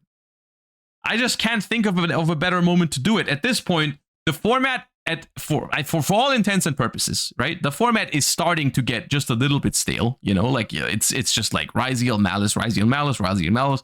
Sometimes Mermail wins, but like, that is the format. It can definitely use some shakeup. And last time they did it at a YCS, it was received very well. So I think it's the best possible moment. Anyways, Mermail takes down YCS Buenos Aires with a very, very large, of course, Ryziel and Malice dominance behind it. I will say less Ryziel than expected even. 10 out of 32 for this YCS is less than a third of Top Cut, which I feel like for recent YCSs, it's been more Ryziel than this. But yeah, we see 10 Ryziel, 8 Malice, some Crystron success, which is cool to see, some Memento, some Blue Eyes, Mitsurugi, a Tenpai. Is there a list for the Tenpai? What is that? What is that? Please be going first, Tenpai. Oh yeah, okay, it is. It's Fiendsmith Bestial Tenpai. This deck's fine. This deck's cool. This deck's fine. We got Memento, which is like, Memento is a very strong deck still. People forget about that sometimes, I feel like, but Memento is pretty good. We got Blue Eyes here doing well. We got Christian. What's the best performing Christian? Top 8. Christian, I think, is particularly worth pointing out here, because Christian, with the most recent reprints, is pretty budget. Of course, this list does play Fuvalos, which that obviously puts the price into a different category. But outside of that, I don't think there's like, what's the total price on the Christian deck? The total price on the Christian deck is 370 here. I don't know how accurate it is on YGO Pro deck, but like, out of those 370, I feel like half of it is already the Fuvas. The Christian core itself is like barely anything, right? This is a common. This is nothing. Legacia is some bucks. Like, what else was here? Like, nothing. Infinity, Nova, Draco Sack, Typhon is a little bit of money. SP is still a little bit of money. Which one was expensive? It was Citri, right? Citri was expensive for a while, but now it's not anymore. Yeah, there's just no expensive Christian card. Yeah, it's just the core is entirely budget. Like all the money in here is from Fuvas and some of the staples, like Typhon. And like Imperm and Ash is always going to be a couple of bucks, but like, yeah. Because this one used to be expensive before they reprinted it. And this one also used to be expensive before they reprinted it, but those were the only two. No expensive card yet. People are already trying to spike Smyger. Sure. What did Smyger release at? Isn't that a common? Bristron. Nah, that's not gonna spike. I mean, maybe a little bit, but that's a common. That's a common from 2017 with a mega pack reprint. There's no shot. It's also like Crystron is like not popular enough to make a common from 2017 go crazy. Like maybe it'll go to like a euro or two, but that's just still gonna be budget, all things considered. Fiendsmith Tract is Fiendsmith Tract is 20 bucks. Shot. Tract. Fiendsmith Tract. Fiendsmith Tract is 20 bucks.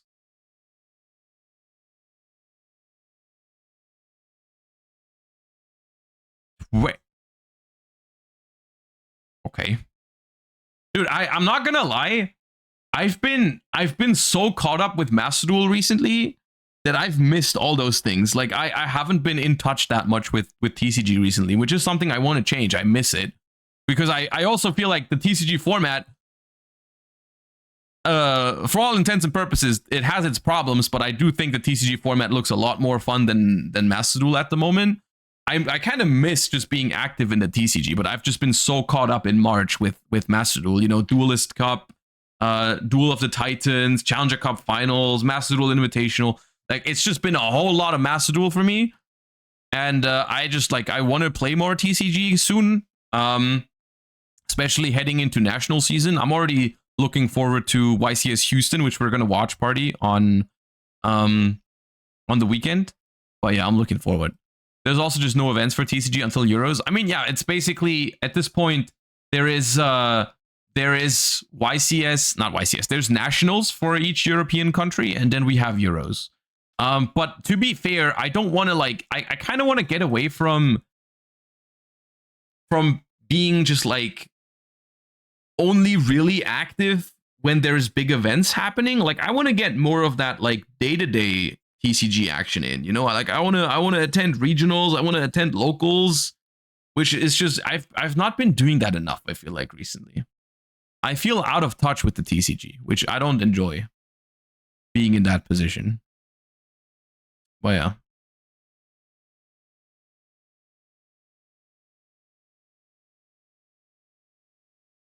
When are Master Duel regionals going to start this year? You mean like the regional qualifiers? I don't know the exact date. If it's anything to go by, I think last year it was. When was last year's Master Duel Worlds qualifier? Like May, June? No, not May. June or July, right? I don't know exactly. June, end of June. I don't know exactly. Yeah, maybe.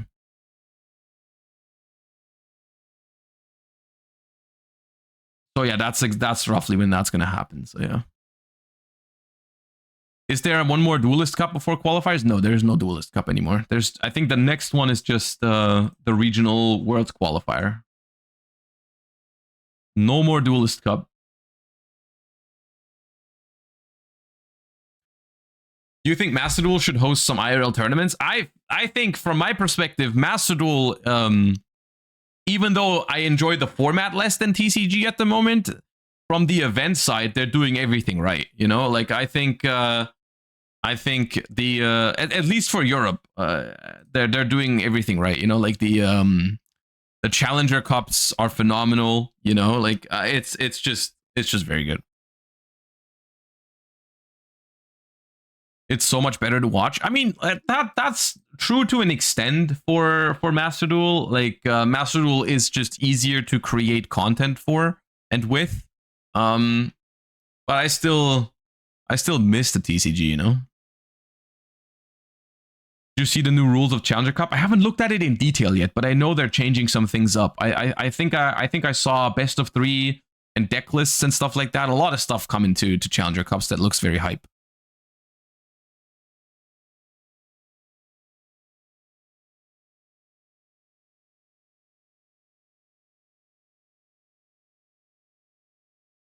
If you qualify, how do you handle shared cards with a lot of new staples like Dominus? Is it still Maxi and Ash? Or if they limit Maxi, is it still worth the shared slot? I mean, I think with one Maxi, you would actually consider taking a different card as a shared card for Master Duel. With 2, it's definitely still a shared card. Yeah, I'm pretty sure. I'm pretty sure if it's only one copy of Maxi, you might consider taking a different shared card.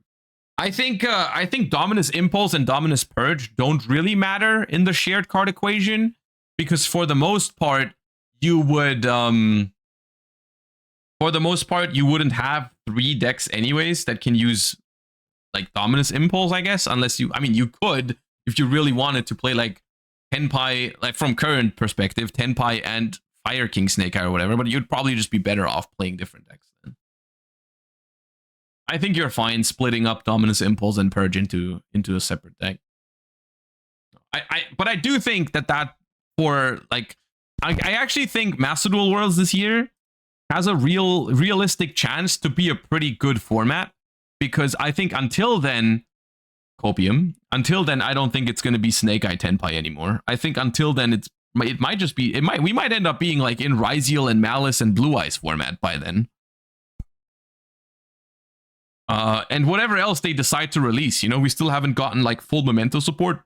I do think if we get full Memento support, Memento is a force to be reckoned with in best of 1, because Memento is surprisingly solid into Molch armies in terms of its combos. So that's like an important factor in best of 1. When your deck is good into Fuvalos, that's a massive deal, I think, for Worlds qualifier. So that could be something. Memento is the best deck. It doesn't need any generic cards. In terms of the shared card pool for Worlds, it could also be interesting because it doesn't take up that many shared cards from other decks. Yeah, because it's typically not ran as a hand trap deck that much. Like it plays like Forbidden Droplet and Book of Eclipse and whatnot. At least in TCG at the moment. It's all speculation because we don't know exactly when we get those cards. But yeah, it's also like I'm just waiting, because I do think, like, the thing is, when I say I like the current TCG format, and I also feel like the OCG is looking good right now. The good news is those are roughly the stuff that we're gonna get in Master Duel at some point soon. You know, like we both, like there was a time where Master Duel was your escape from the TCG, right? Because the TCG had Snake Eye, Tenpai, and stuff like that, and Master Duel didn't have it yet. So at that, I remember there was a time when I thought Master Duel was more fun because it didn't have those decks yet. And now we're in the other way around, where the TCG and the OCG are already over it, but Master Duel is still stuck, you know, in that kind of format, which is the pros and cons essentially of having a format that is a little bit time shifted, you know, like, yeah. Essentially, it's just a whole bunch of, if you enjoyed this format, then you're gonna have a good time because you can basically play it twice, once in TCG, once in Master Duel, and if you didn't like it, then you were forced to play it twice, essentially. But I guess that is also, in some ways, it could be seen as a positive, I suppose, because, you know, at least if one of them is not great, you can play the other more. Well, yeah. It just, for me in particular, it would be much easier if Master Duel was the better one of the two, because for content creation, it's just so much nicer if just Master Duel is the better one of the two. But yeah. Okay. I think my personal prediction is that in terms of TCG content, we're going to be a lot more motivated to do some more TCG content in the upcoming weeks, because I genuinely am expecting a ban list soon. I think it's going to be YCS Houston, but that's just a prediction. So if that's the case, then there's probably some more focus on TCG. I also have I've switched rooms from my previous streaming room to this room, and the current plan, I don't know exactly when we're going to actually put it into, like, when we're actually going to do it, but the current plan is to turn the old streaming room into like a gaming room with a table and, like, you know, where we can play board games. And I also plan to set up a setup for filming IRL TCG content over there. I don't know exactly how long that's going to take me though. But that's where I could, like, record current format. I'm also playing around with the idea of filming like a 4-man domain format show, similar to, if you're familiar with Magic content, you know, they do a lot of like 4 people commander shows and stuff like that. I've been thinking of getting the same thing done. Basically, it's in the works. Essentially, it's in the works. But yeah. The one with cart market was awesome. Basically that. Yeah. If you enjoyed that video, it would be aiming for that sort of setup. But it requires me to also get into, like, it's a lot of investment in terms of time and money, because it also requires like 3 cameras and stuff like that. Because you want to have like a top-down camera, and you want to have a camera to film the people and stuff like that. It's not as simple, but I'm working on it. Currently, the room is pretty full because we put a lot of the stuff that was in this room in that room. So, like, we have to get rid of some of the stuff first. And you live stream it? Maybe. I don't know if that's I don't know if that's necessary yet. It could also just end up being edited YouTube thingy. But yeah. You need a Charlie camera as well? I have a Charlie camera. What do you mean? I have a top-down camera because he's always on my desk anyways, if he's here.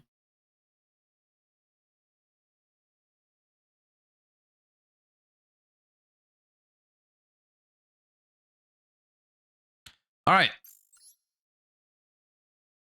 When I logged into Master Duel this morning, I saw that they have something pretty crazy going on here. Duel Trial Rental Competition Forbidden Power. This is an event in which duels are played with a single loner deck that include cards related to Exodia, the Forbidden One. This is what they make you play. What the hell? There's 3 of each Exodia piece. There's Kelbeck and Agido. There's the legendary Exodia Incarnate, 1 copy. Must be normal summoned or set. Cannot be normal summoned or set. Must be special summoned from your hand by attributing a Forbidden One monster. Gains 1,000 attack. Once per turn during the end phase, add a Forbidden One from your grave to your hand. When this card is destroyed by battle. Okay. Graceful. 3 graceful. 3 pot of greed. 3 painful choice. 3 soul charge. Why is soul charge here? What am I supposed to soul charge for? 3 Sixth Sense, Exchange of the Spirit, Sound the Retreat. Oh, that's why. That's funny. And the transaction rollback. Okay. Okay, let's go.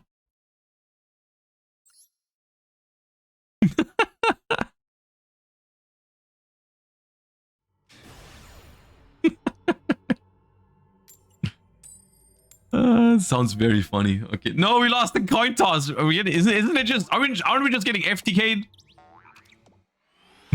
Okay, great.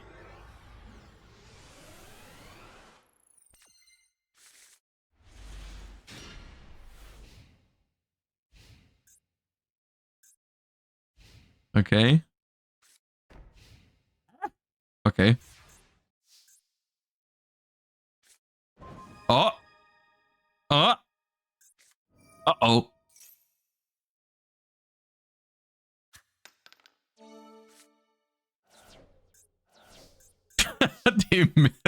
They milled 2 left legs.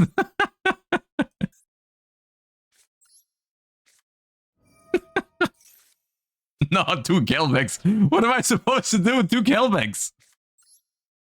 Less painful choice. Do I just painful choice for 3 graceful and 2 pot of greeds? But then I can't draw anything good anymore. 2 kill makes this funny. 5 legs? Dude, but what's the point? What's the point of getting 1 Exodia piece in my hand? If I include rollback, they're just gonna give me a rollback, which kind of sucks. I guess I could rollback, copy their 6th Sense, or Exchange of the Spirit. I could pick 2 more painful choice. I could okay, hold up.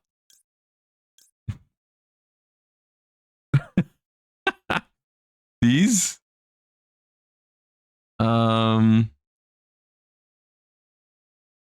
think they're just gonna give me Kelbeck, right?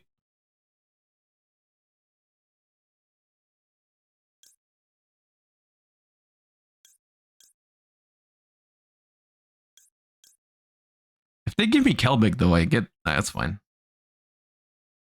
I don't know. This is wild. I think they're gonna give me rollback, but I can rollback copy their 6th Sense, so I'm not too mad about it.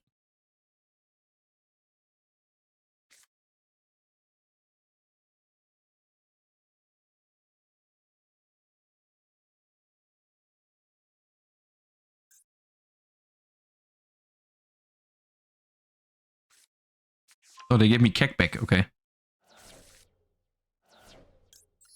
Go, Aguido! Oh, Jesus Christ. They got Kelbeck. They got Kelbeck. They're activating Kelbeck. Sure.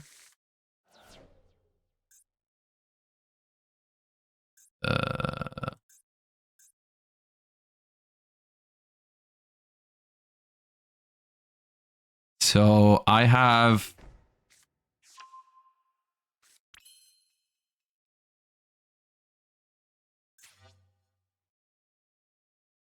Wait, where did that come from? Oh!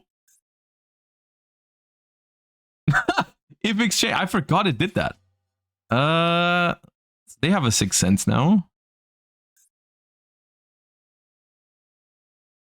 If I had Soul Charge in my hand, I would have won right now. Because I could go Soul Charge back the Exodia pieces. You know what? I'll just roll it back. For 6th Sense.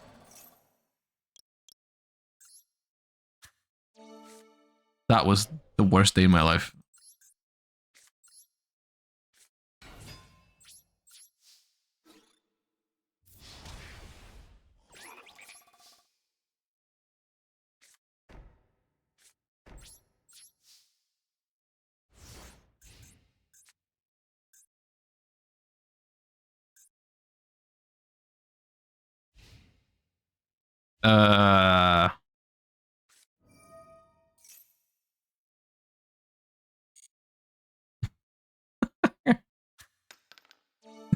Always 3. Why is it always 3?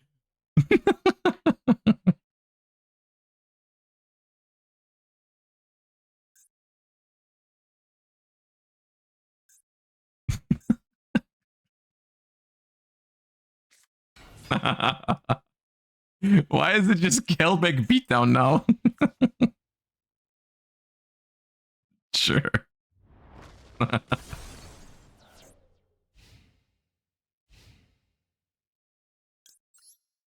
My turn.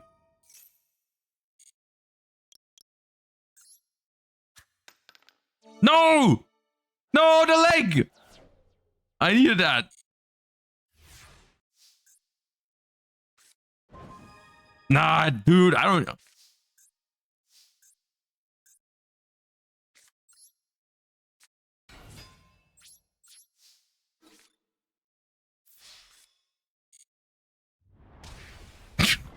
Why is this the win con? Why is this the win con? Out of all things.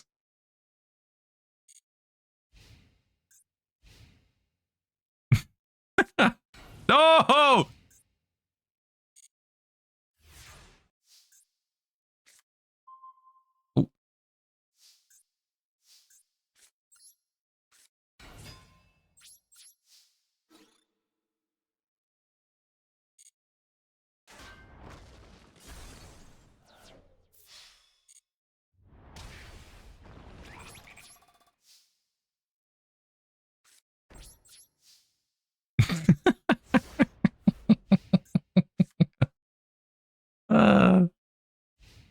I don't even have all the pieces in the deck still.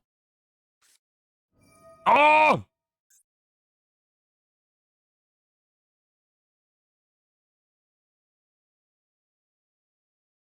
Oh wait, I can exchange. I can counter it.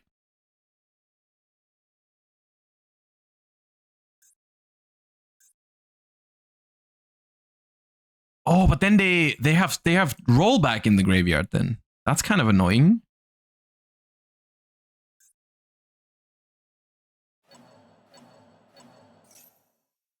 They go for 3.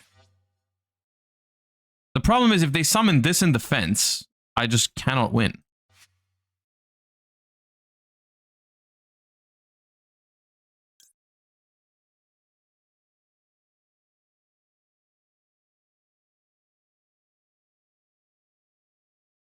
Yeah.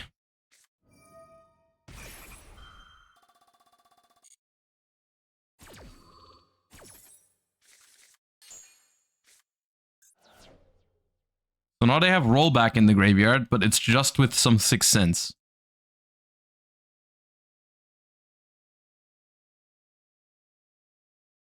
Also, this is in the graveyard now, which I think is good for me. It's also in my graveyard, though.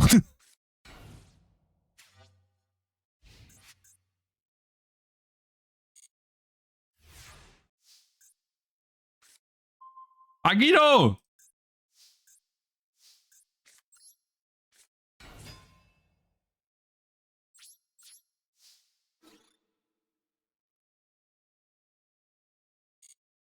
Don't be another Kelbeck. Don't be another Kelbeck. Yes!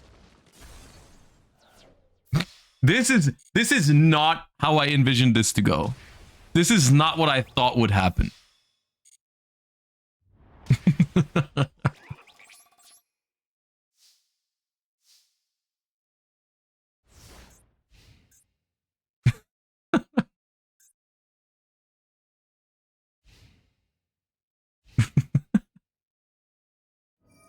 No, not the rollback. Miss, miss, miss, miss. Nice.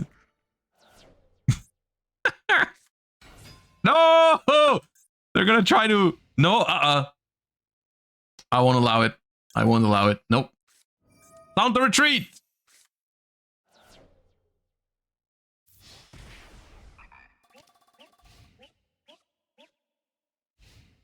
I'm going out on my own terms. Well, I'm winning on my own terms. Oh.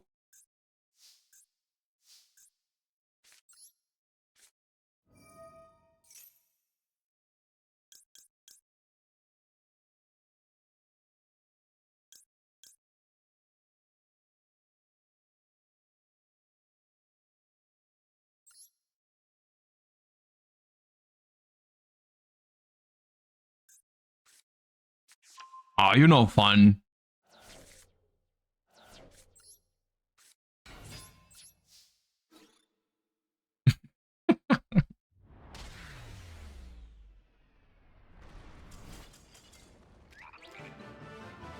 Okay, this is not what I thought was gonna happen.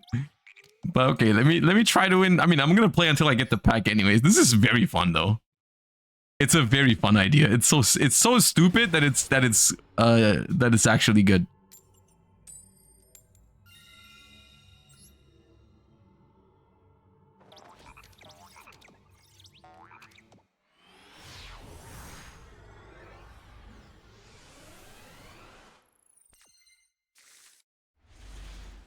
Dude, this hand isn't this hand just complete actual dog water? What the hell is this hand? Jesus Christ.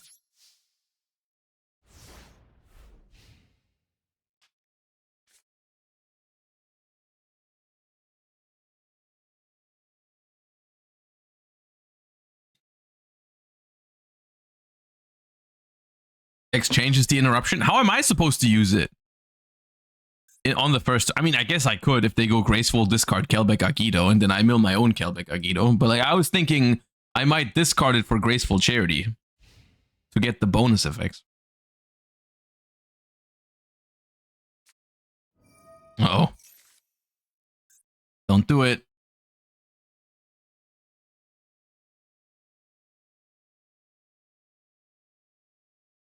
You can stop their soul charge with the exchange, but only if it's live on the field. Oh, okay.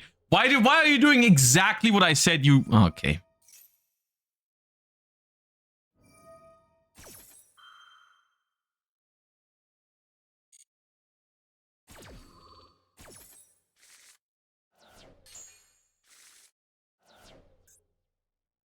But their mills were nuts. Actually, no, they weren't. They hit rollback, but no trap.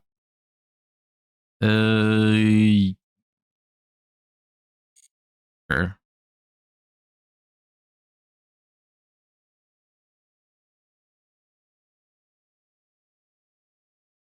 See, exchange isn't live. Because I only have 10 cards in grave.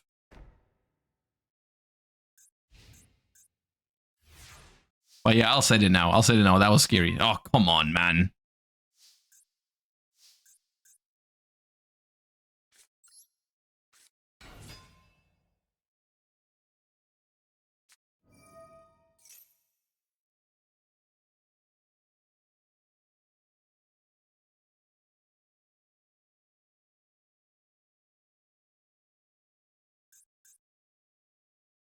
Why do I always resort to Kelbeck beatdown at the end of the day?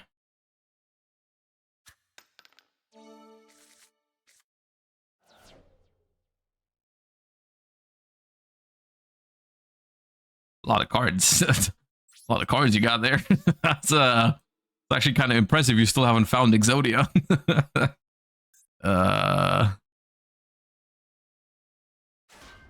They said Kelbeck. Oh god. Oh no. Oh no.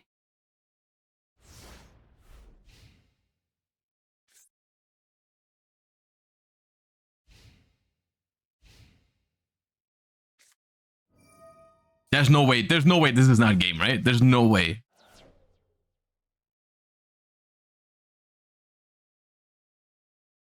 You gotta have mad Pot of Greed and Graceful Charity at this point.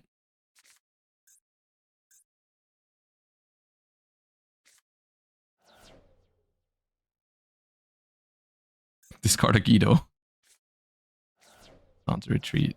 Yeah, it's game, right? It's game.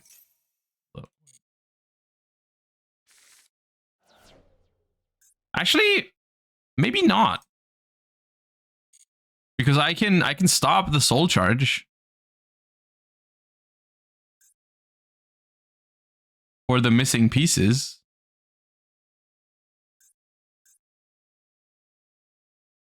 Ah.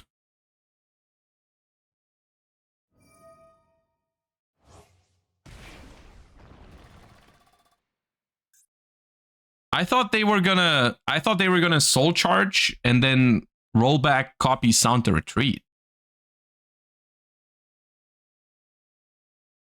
That's not what I thought was gonna happen. Do they have 3 of anything in the grave? Oh yeah, they have all left arms in the graveyard. All left arms are in the graveyard.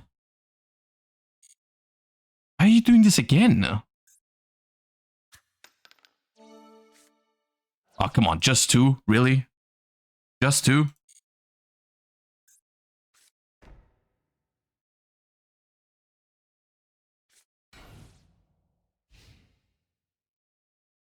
Okay. Do they have Exchange of the Spirit? They do have Exchange of the Spirit still somewhere. So it's probably set. So they won't deck out because they got Exchange of the Spirit.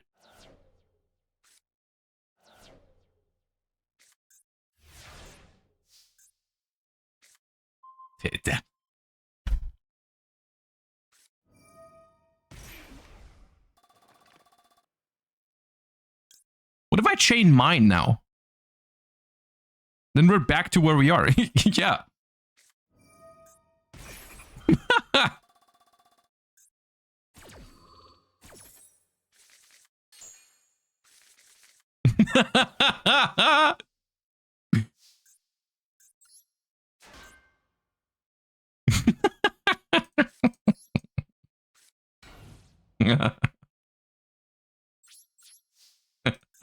Can they win still? I don't think they can. I don't think they can win. I think they just lose to me drawing 2 Kelbeck, 2 Agito, and not doing anything, essentially. I don't think they can do it.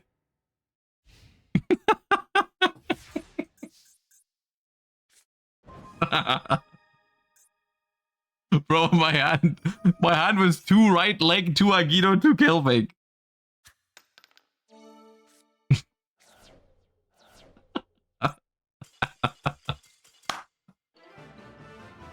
Oh man, this event is great. Holy shit, that's this event is peak. I want to get. Can I assemble Exodia once? It's very funny, but I want to do the thing once. I don't even know if I should go first, to be honest. Of course, you risk kind of getting comboed on like crazy if you go second, but it's not that dangerous, all things considered. They might also just Kelbeck Agito stuff for you.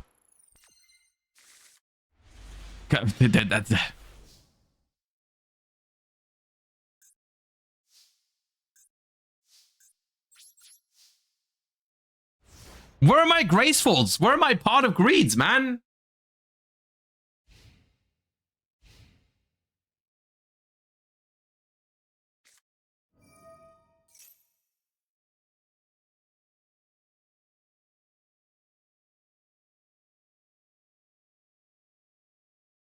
Three out of 5 at least? Okay, dude, sick.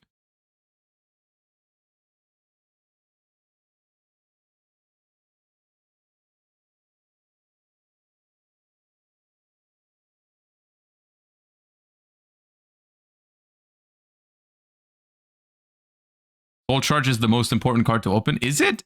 I mean, it's good, but you do need to assemble the Sound the Retreat combo first. And I don't know.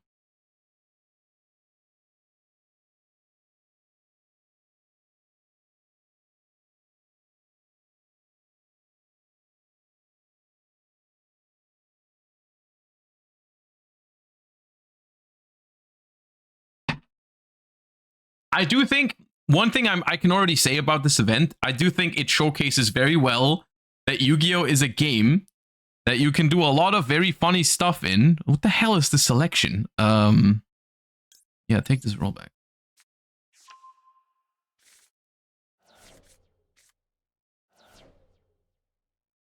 Yu-Gi-Oh! Is a very, very, like, flexible game, and you can do so many fun things with it. And it's actually crazy that we don't have more stuff like this.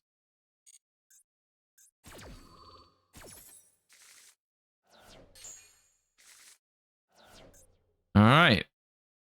I do have a transaction. Ooh, I have rollback Exchange of the Spirit in my graveyard. That's very funny and very good. Keep going.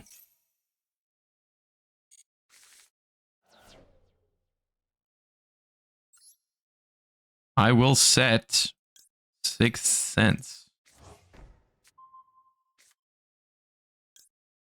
And I'll activate Agito. Why not? We got the beatdown plan online again. Next turn I can summon the head and then hit him for 4k.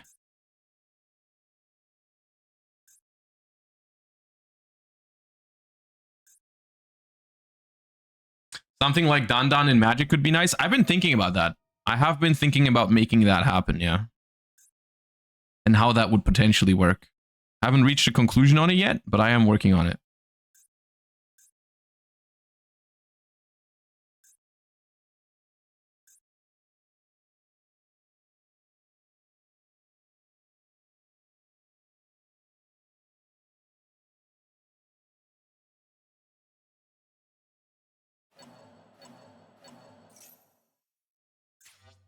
So this targets left leg and left arm.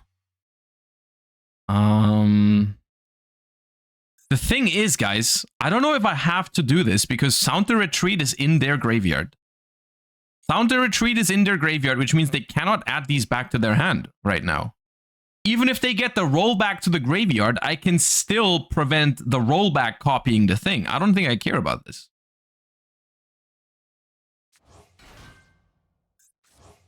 the rollback is in their hand. Even if they can discard it somehow, I can still stop it. Copy yours? I don't have it in my graveyard.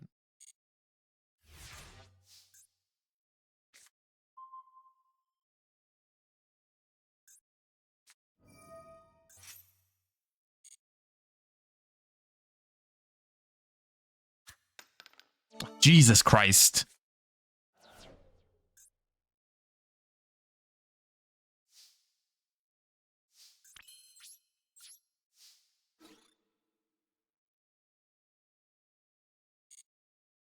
Why didn't you chain your Sixth Sense? Because it's risky to Sixth Sense right now. If I mill my Sound the Retreat, I'm having some problems.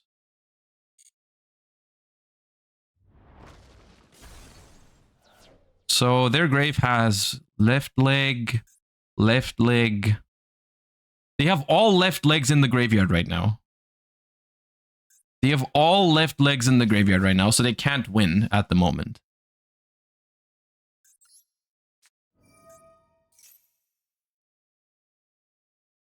All right, can I get some nice? I cannot. Okay, cool. Oh no, I milled my Sound to Retreat. Uh-oh. I did mill my Sound to Retreat.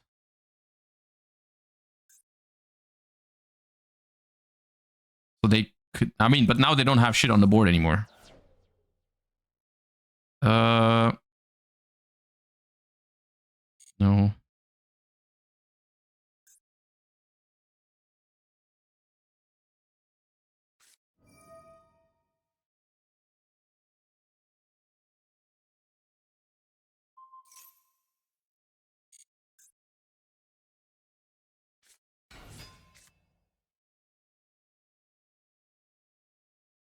If you milled them, I can't activate the Kelbeck because they only have 4 cards in deck. Not how that works.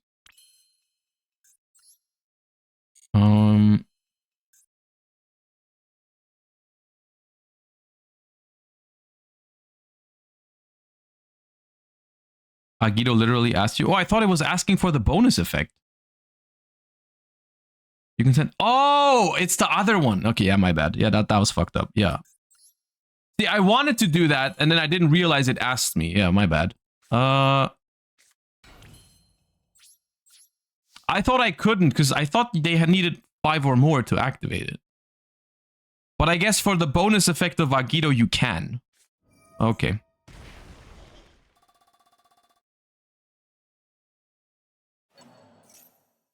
So they wanna exchange. If I might have to let this happen.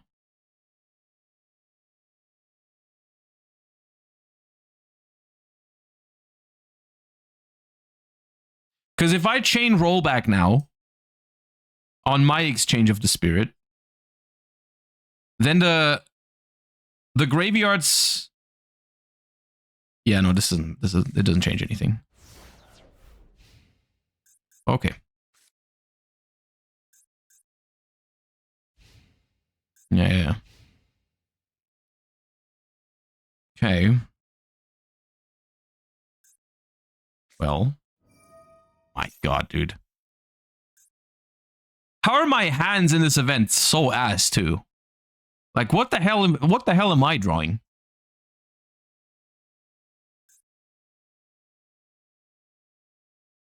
I guess I can't really complain because I was still probably winning, but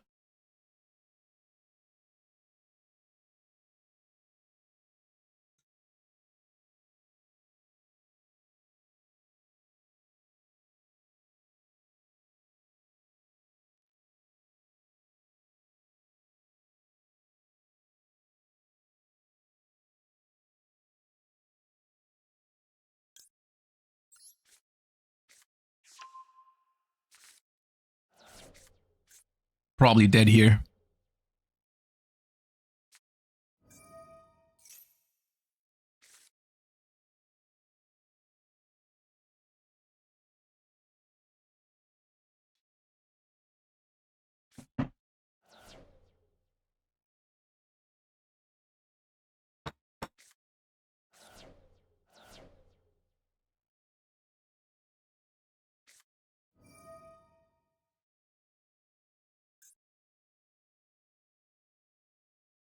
If they're missing exactly 2, we're dead. Oh, they're just missing 1. Okay.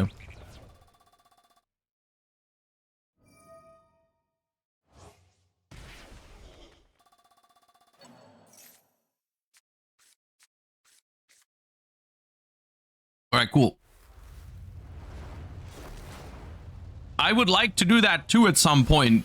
Can I draw a hand that does not consist of just Aikido Kelbeck?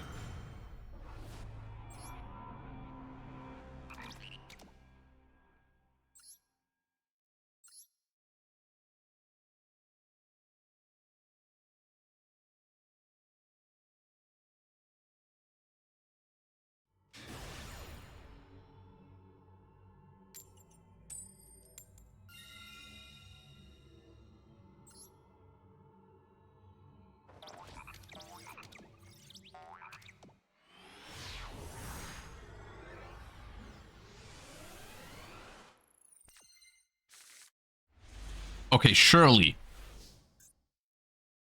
Surely.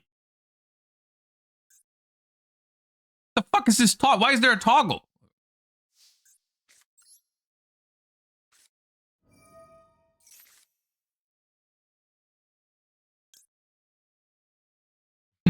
Okay, hold up. Agido and one of the pieces, I think. And then we just go Agido and we got Soul Charge, the retreat. Oh. We got Kelbeck. Wait, we're done. Are we done? No, we're missing a... No, we're done. Hold up. Arm. Other arm. That's so anticlimactic, dude. I didn't do any crazy things.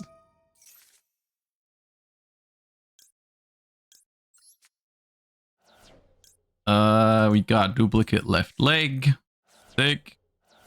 And then we soul charge. What are we missing? Arm. Nope, that's the wrong leg. That leg. Ah, whatever. We'll do 5 just for safety measures. Just before I miss. Okay, arm goes here. Other arm goes here. Leg goes here. Other arm goes. It's such a cursed board, man.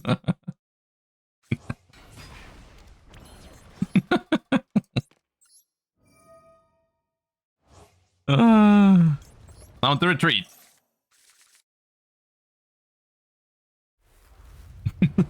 Great. How was this the worst game out of all of them?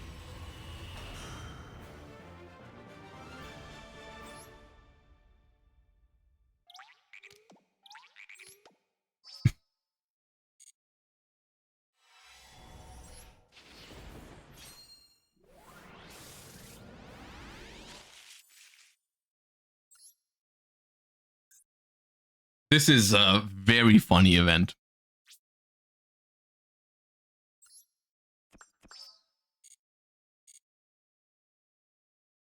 This is very funny. I want to do one more even.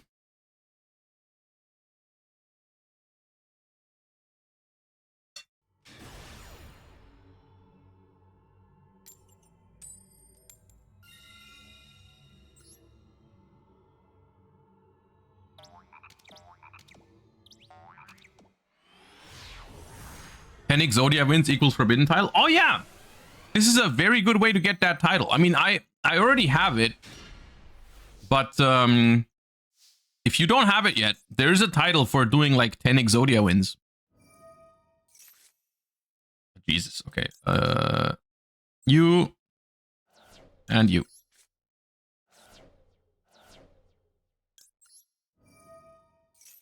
You have 30 alt win? Yeah, I have all of the titles. It was we did some streaming challenges in my first year of streaming where we did a bunch of those. So long ago already. Oh, they got rollback. I didn't get shit.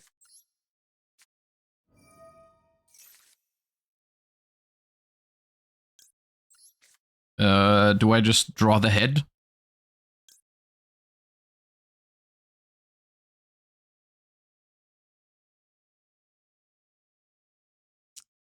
Actually, the soul charge, it might be better to discard a piece statistically. But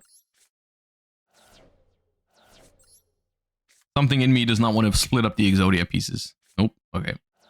Well, that just doesn't get there now, right? Because I didn't get anything.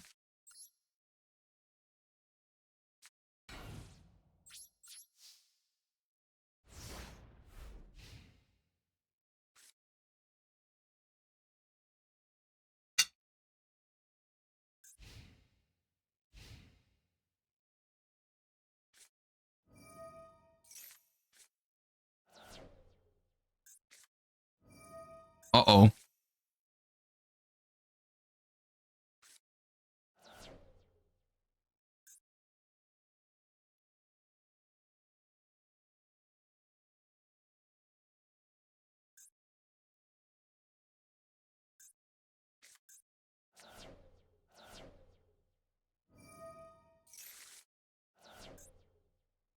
Where's my rollback? I'll find it. Don't worry about me.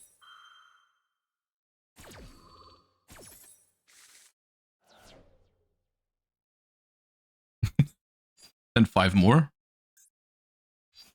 Sure, dude. Do I ever mill them? Yeah, I'm one of them. Oh, I got rollback and sound to retreat, and they milled me. That's so cursed.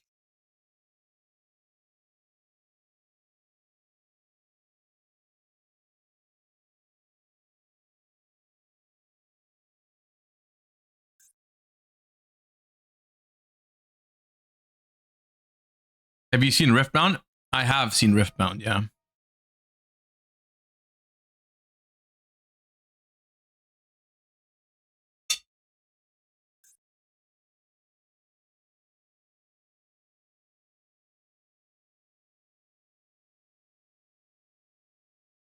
They currently do not have Sound to Retreat in their graveyard.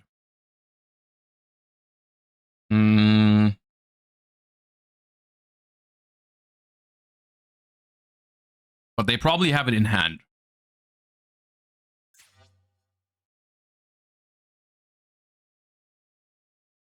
They're targeting left arm.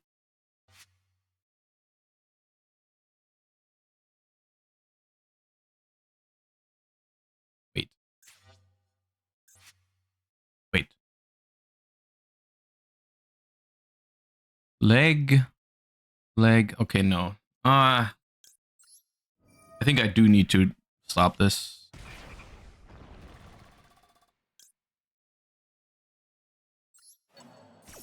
Yeah, if they have Sound to Retreat, I lost.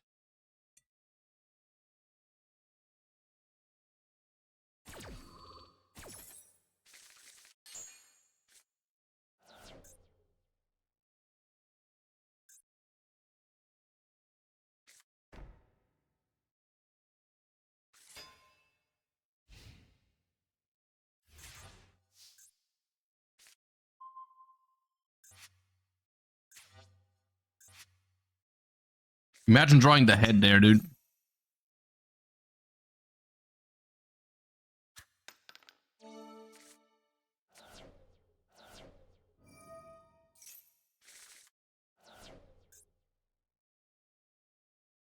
Is it good for me to mill more? Because I don't have rollback anymore. I feel like milling only benefits them.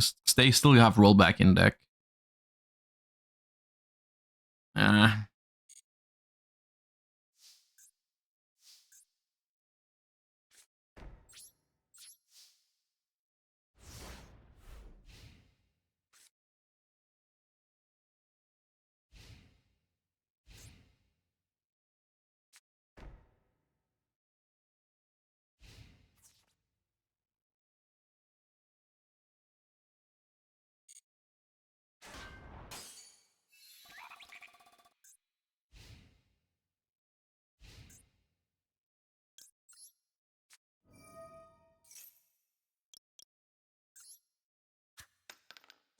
Come on, man. Oh, Soul Charge and Bot agreed. Well, Soul Charge wasn't actually that good for us.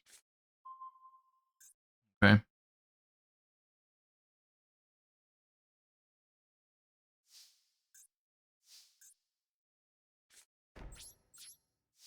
man.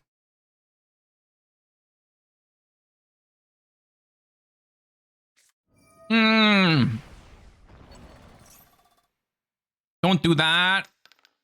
Okay. You can do that. I feel like rollback copy 6 cents is never correct in this format.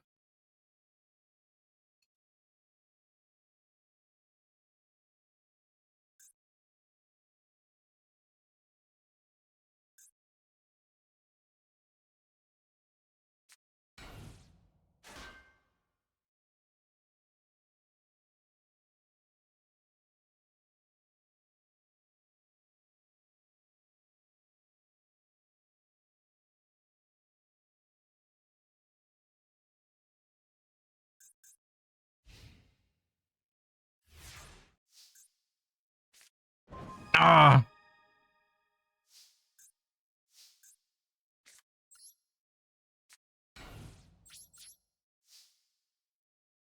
I feel like you should build 2 of these decks and just bring him to a YCS with you. That'd be fun.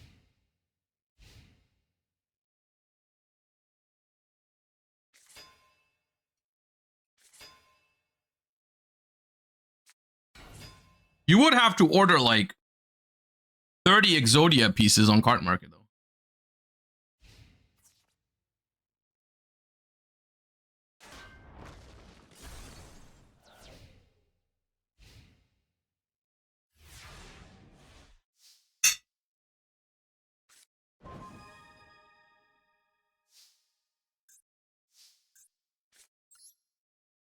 All right, let's arm wrestle.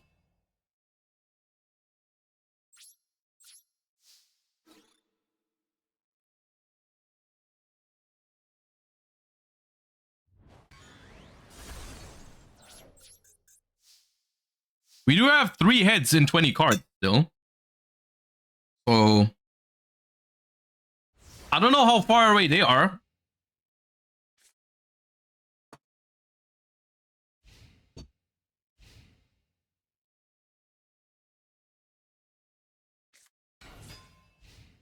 No, don't kick me.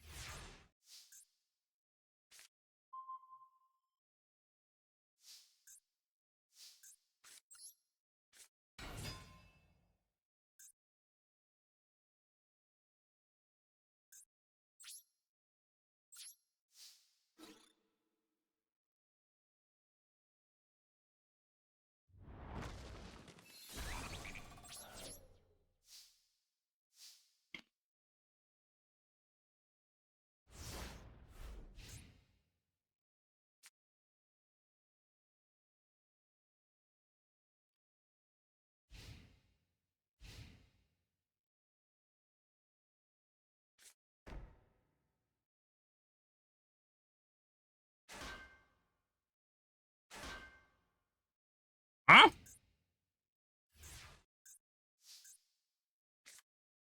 Oh, man, no.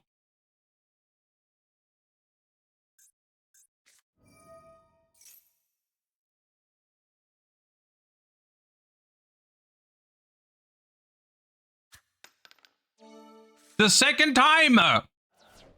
They still haven't won?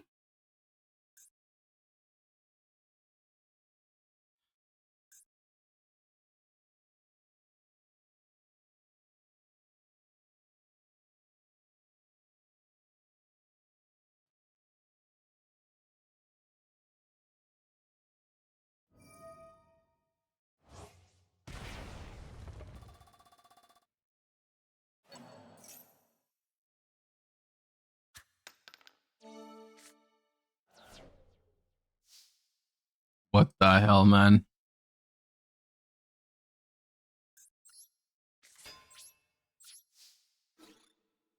I'll probably just die next turn. I don't think they have 3 of any piece in the graveyard, so they still have all of them in the deck somewhere. I think. There's like... Yeah. And there's still Pot of Greeds and stuff. There's at least 1 more Pot of Greed.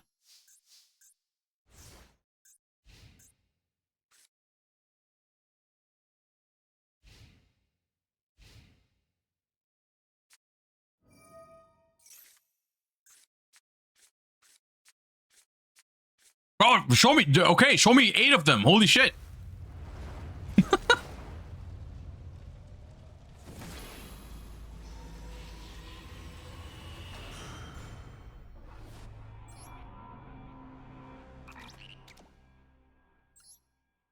Man, why are my draws so shit?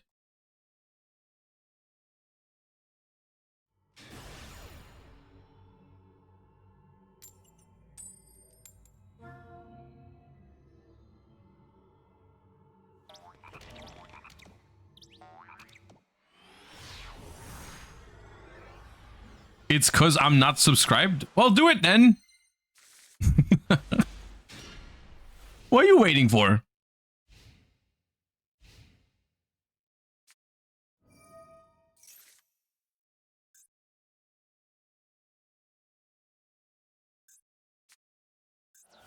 Magito! Oh, this card Soul Charge is not a good sign. Oh my god, how good is their hand? No, and they got Sound to Retreat immediately. Oh shit. Well, I'm going. I don't care. If they hit rollback, I probably lose, but like I need some help here. They hit rollback.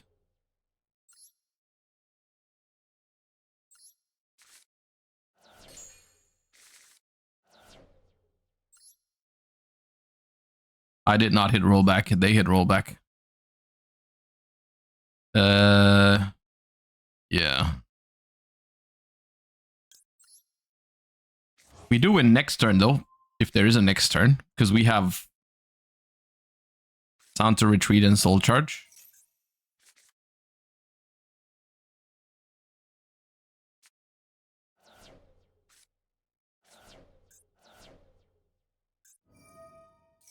Give me...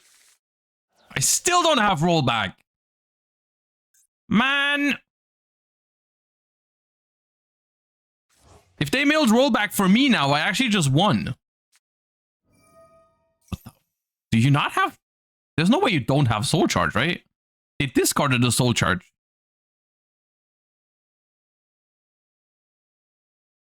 They don't have Soul Charge.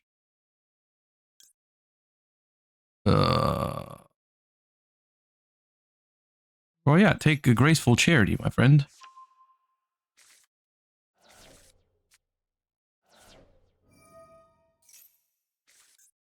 Do they have it now? I didn't check their graveyard if there was like 3 of 1. I just hoped that there was 1 of...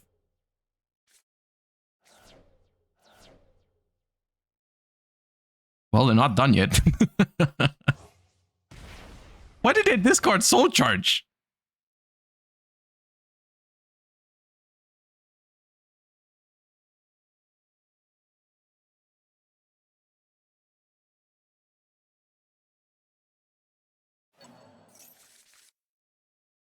Okay. So...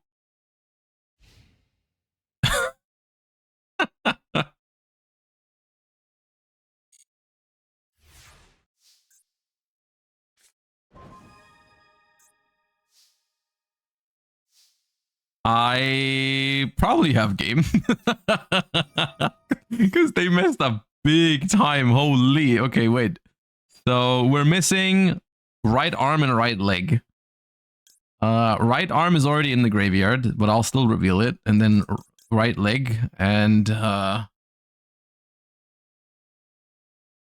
whatever else, dude. Change.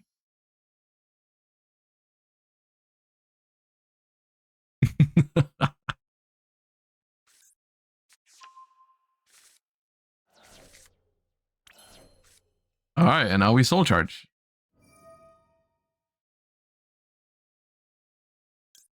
It's funny, we can actually add... No, we can't add the entire Exodia because we don't have the left arm in the graveyard. It's okay.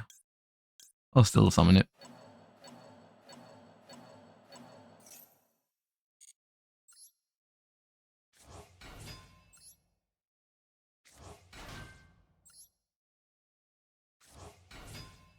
This is the most cursed Exodia ever seen. Boom! Sound to Retreat!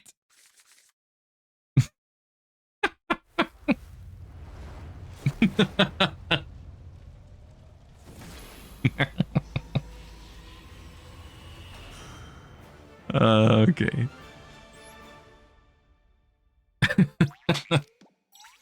Okay. This is actually, this is peak. This is a very, very fun event. I like this one a lot. It's funnily enough, it's a little bricky. I don't know if it's optimal to play all Exodia pieces at 3. You'd probably be better off playing like 1 or 2 of each and just make the deck as consistent as possible, because there's a lot of hands where I just can't do anything. But it's still very fun. I mean, to be fair, it is funnier that way, because if it was optimal, it'd be hella boring, right? Like if you made this deck actually optimal, you probably get very close to 100% FTK with it, right? Like you would probably just have 100% FTK, and then like at that point it just wouldn't be that fun, because like the games in this event where one player just opens the full combo and immediately has it is not very fun. Yeah, but still very, very funny. They should do more of that. Let's play some new season.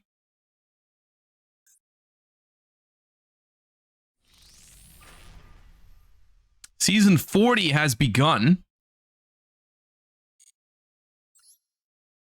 I don't know what I want to ladder with. Maybe we'll play some Blue Eyes, the one that I played at the Invitational. Sure. Actually, yeah, let me take out the Solemn Judgments. I put Solemn Judgment in there because I thought some of them were playing Tenpai. That probably shouldn't be here. Also, look what I got. I got a second Royal Imperm over the course of the weekend, because I was just opening that that pack that had that has all the staples in it.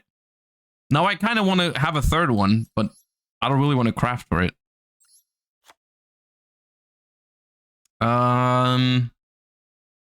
Let's play 3 Ogres, I suppose, and no, let's play 2 Nibirus.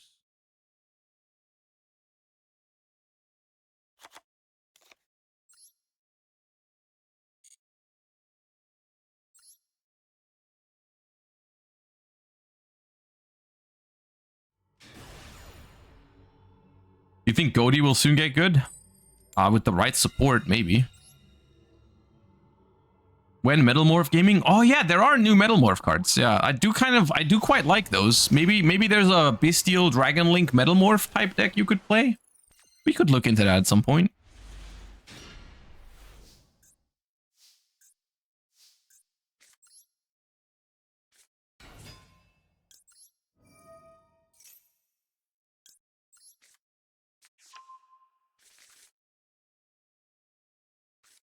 Null Charmy Fuvalos. Okay.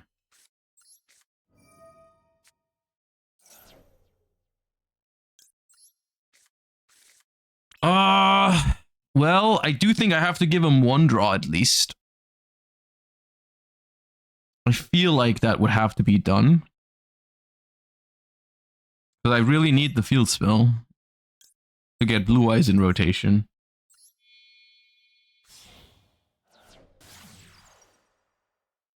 You already played Allure Queen? I have not played Allure Queen yet. I understand that those new cards are technically not bad, but I don't really have interest in it. That's very annoying.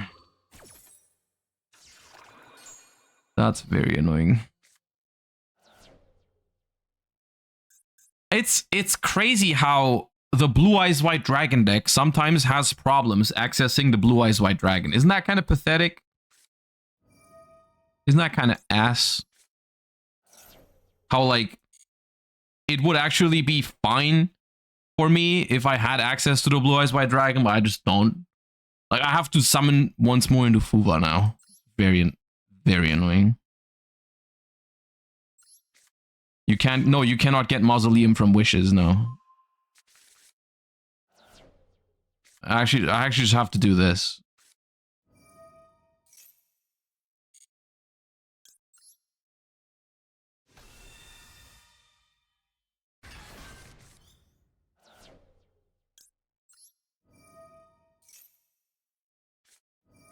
Jesus Christ, have mercy. Oh my God.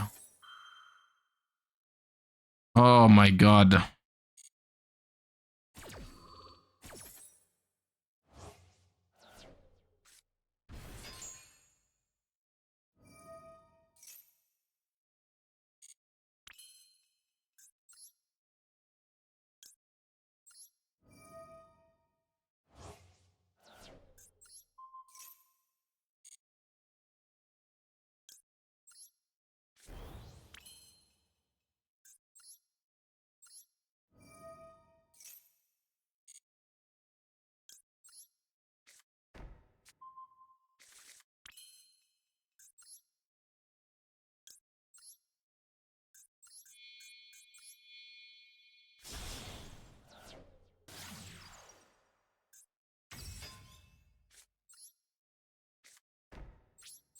Not good. If it's Tenpai, definitely not good.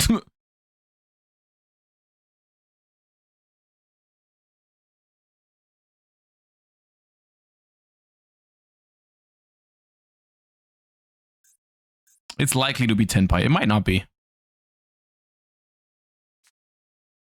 Aha.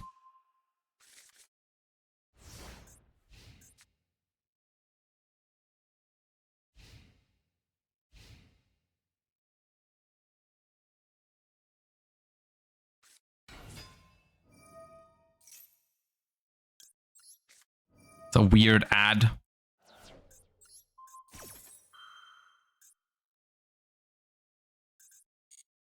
It's a weird ad if they know I have 2 effect whalers. Just go for Pydra.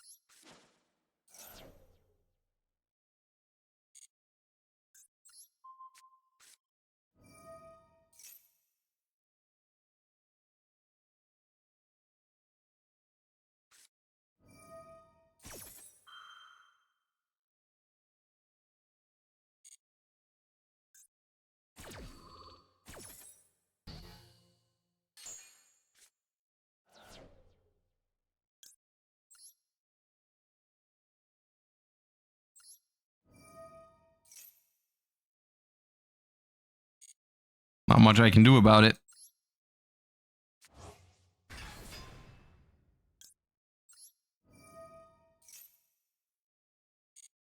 They probably have Kaiman.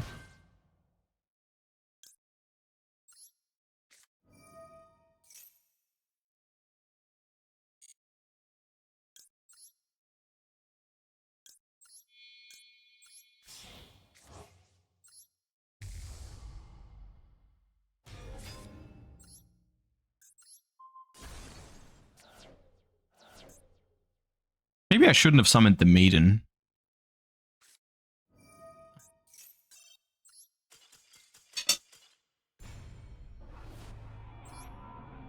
What does the Lunalight do? If it's banished, you can activate it, and then they cannot activate any effects in the battle phase this turn. It's basically like the level 10 synchro.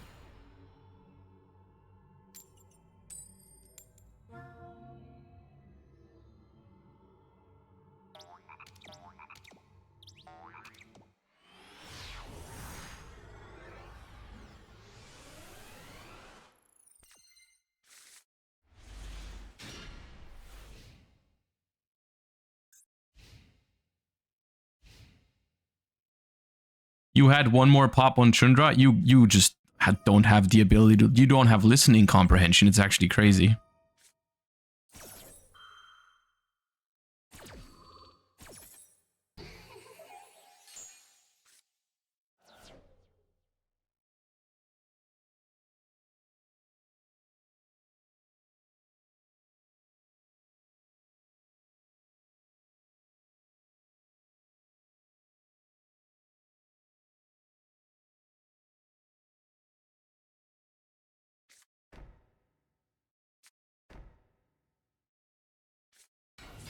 They need to do something about this, man. Like, it's literally the first 2 games you do in a new season, and it's stun and tenpai. They need to do something about this shit, man.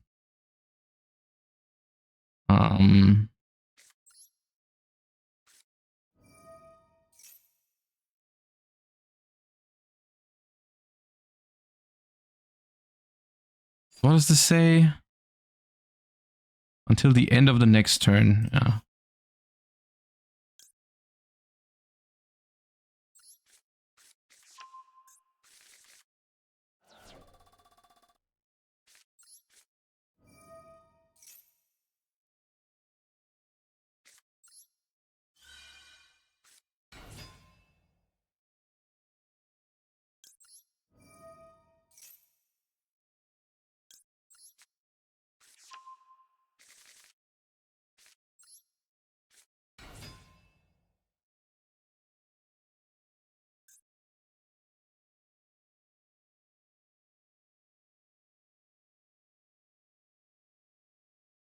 They do have a Solemn, which they might have to use on this. Yeah, okay, so that means this is not like an attack protection thingy. Which is good to know, I guess.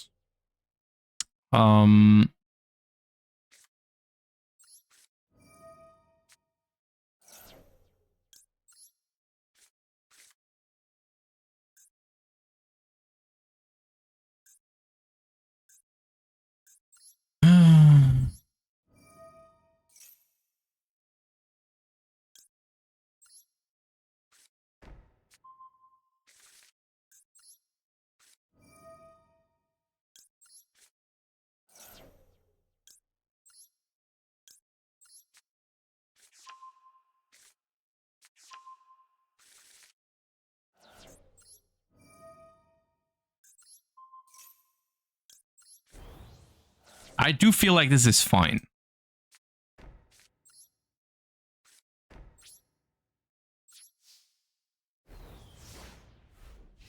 This is fine. Yeah, this is fine. I think. I'm just wondering if I should do something in the main phase already. Because before the main, before they can summon, I think I should. I think I'll go Majesty. Look at my blue eyes. Pop that. Get rid of that shit. And then activate to summon the blue eyes out before a second statue hits the field, Mr. President.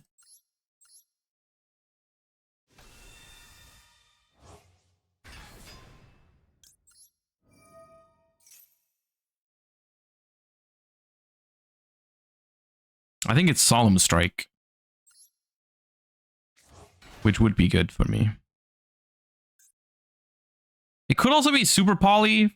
I can't really do much about that. I have to summon the blue eyes, because otherwise my stuff is just not big enough.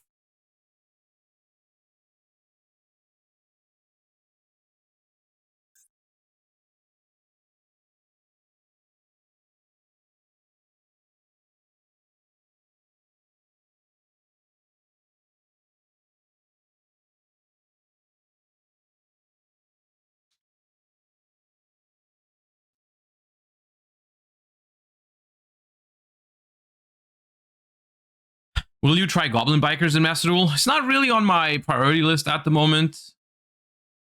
Yeah, I don't know. Maybe at some point. Thunder King Ryo. Okay, Joe.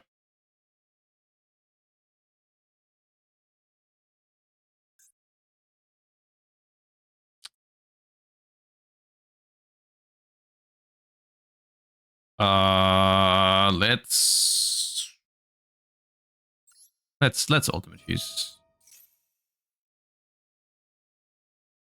Because I can actually die to Super Poly, potentially, if I don't. Oh, let's do this.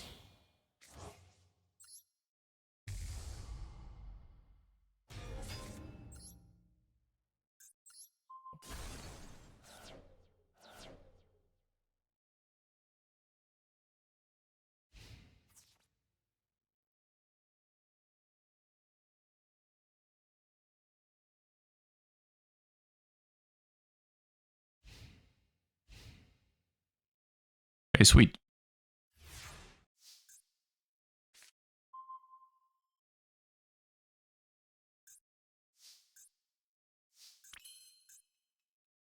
Okay, so Blue Eyes is gone. So I need to resend it.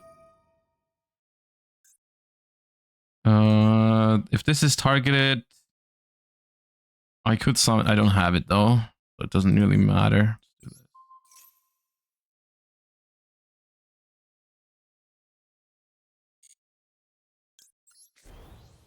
Then Blue Eyes. That's enough damage here, so it forces them to do something about it.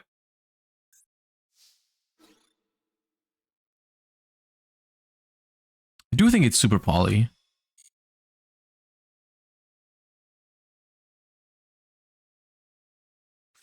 Yeah.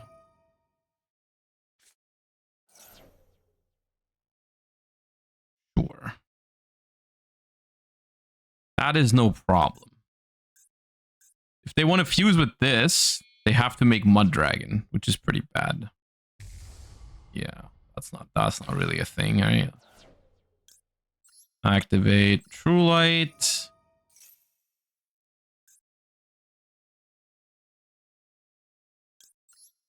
Bring the boy back. Why didn't they change Super Poly to Ultimate Fusion? They could have, sure, but then I still get the fuse from the graveyard, so I wasn't too worried about that. Oh, should I stun the stun Andy? I can Lina take their Thunder King. I'll take their Thunder King. It's not, I don't even know if it's optimal or not, it's just funny. I'll take your stun card. Give it to me. Pop. Go.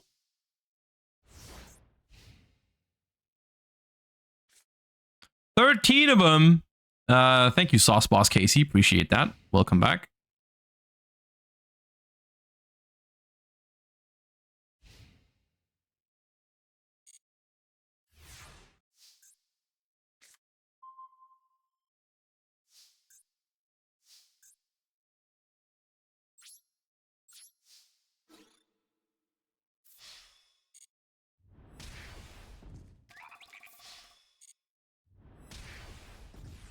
We'll finish him off with some White Lightning.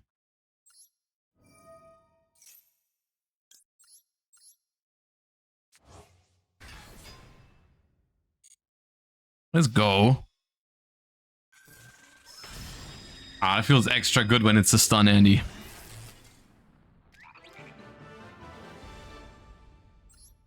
Nice. All right, so far, new season recap. First round, won the coin flip. It was Tenpai. Second round, lost the coin flip. It was stun. Wonderful. The game of Yu-Gi-Oh! Master Duel. Definitely not concerning at all, and they should not have done something about stun on the last ban list, for sure.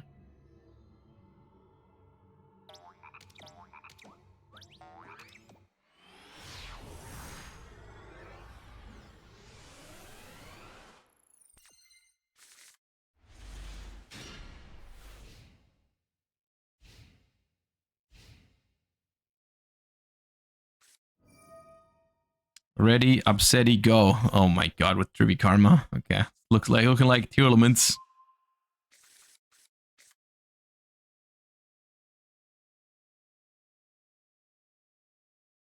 The Ghost Ogre is good against here.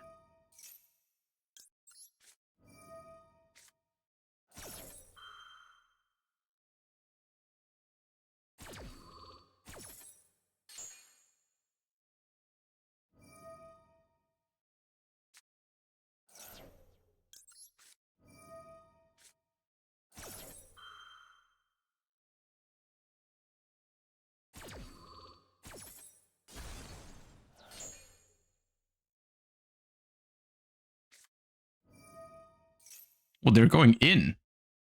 Did not expect that. For Fiendsmith, too. Really? Okay. It's 45 cards, not 60, no.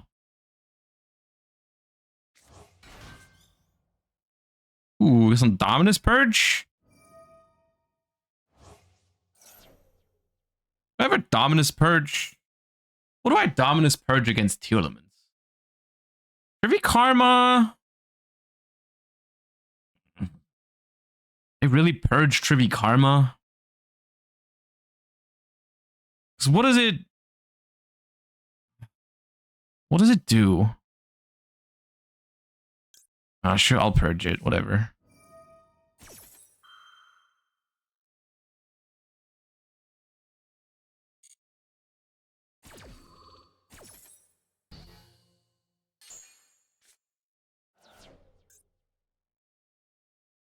Keep going. Like, I actually need you to keep going because my hand's kind of shit.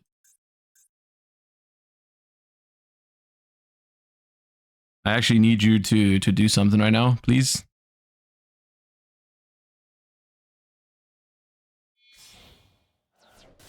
Okay, good. Good. And we got more purges.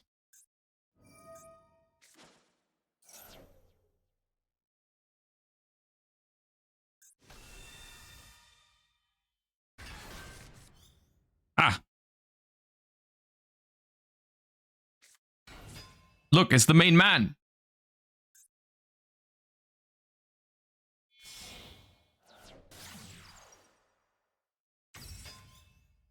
Oh, a starter. 9 cards in.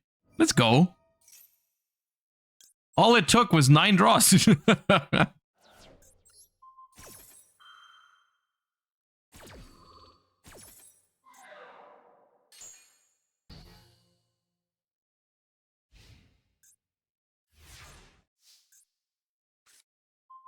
All right. Beautiful.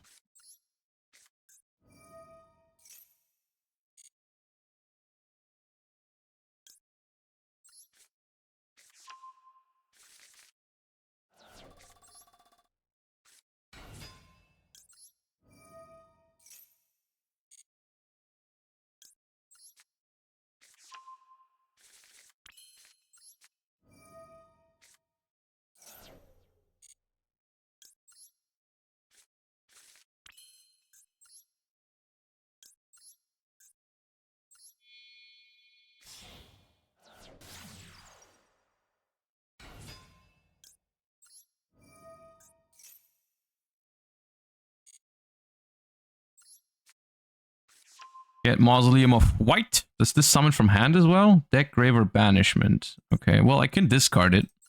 The other blue eyes.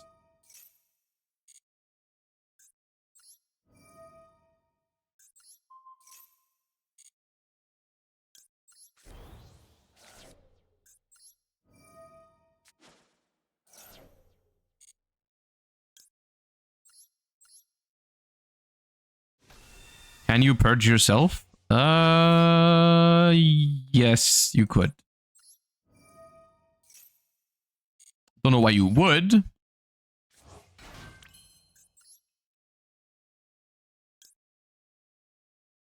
If we were playing Fiendsmith cards, we could go for Fiendsmith right now with Lina.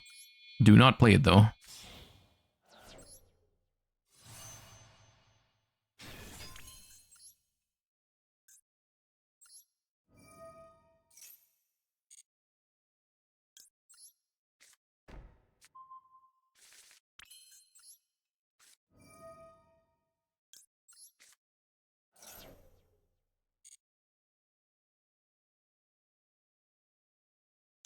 Probably game.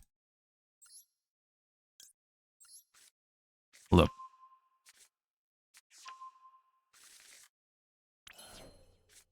So, roar.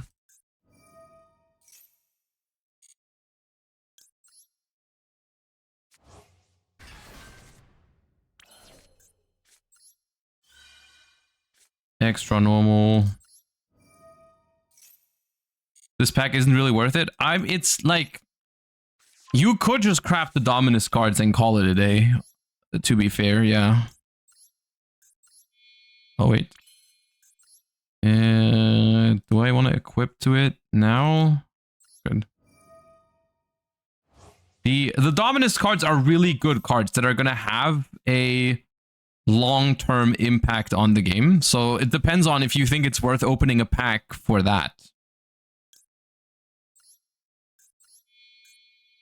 Essentially. It's not quite game.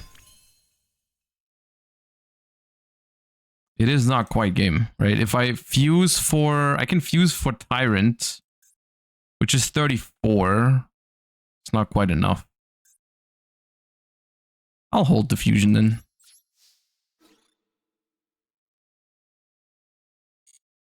Probably should have gone seals instead then. Like I could have made a Tyrant. Whatever.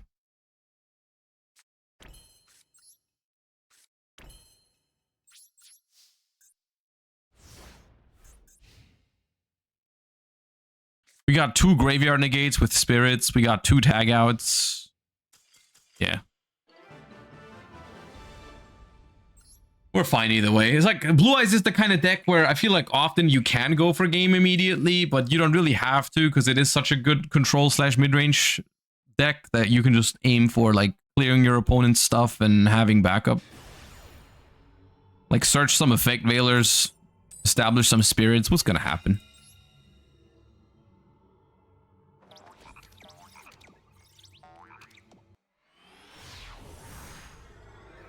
Tagging 1 spirit into the Omni? No, spirit only tags out into defense position. Otherwise, spirit would be insane.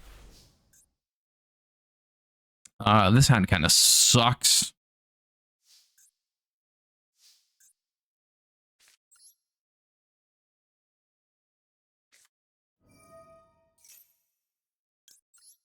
That, by the way, that is something that's very good about Blue Eyes in the OCG right now, because they actually have...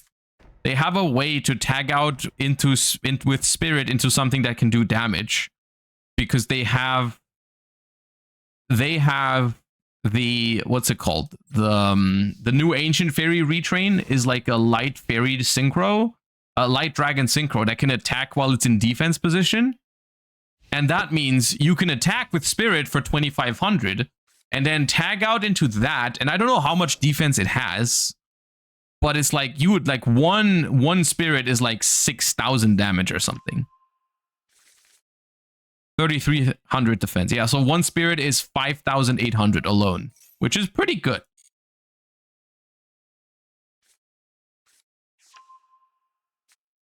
Can I play with Ancient Fairy? I mean, yeah, you can tag out into Ancient Fairy, but then that's not the same thing, because that cannot attack while in defense position. Okay, they add Engraver, discard Lurry, so they have an Engraver in hand. That's good to know. Our disruption here is very minimal. We have an impermanent Ghost Ogre. The chances are very high they just run over us here. Thoughts about Crimson Dragon in Blue Eyes? I think it's playable. I don't think you're like stupid for doing it. I personally don't like it because I don't feel like it plays into the strengths of the deck. I do think the deck is very good at being a mid-range deck, and Crimson makes it a more combo-heavy deck, which is not bad per se. I just don't prefer it.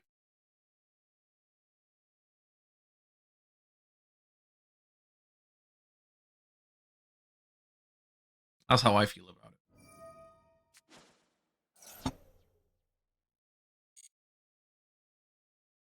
Will Primate make Blue Eyes competitive? Yeah, I think so. I think by the time we will get Primate, then it'll probably be solid enough. Primate is a pretty big boost to the deck.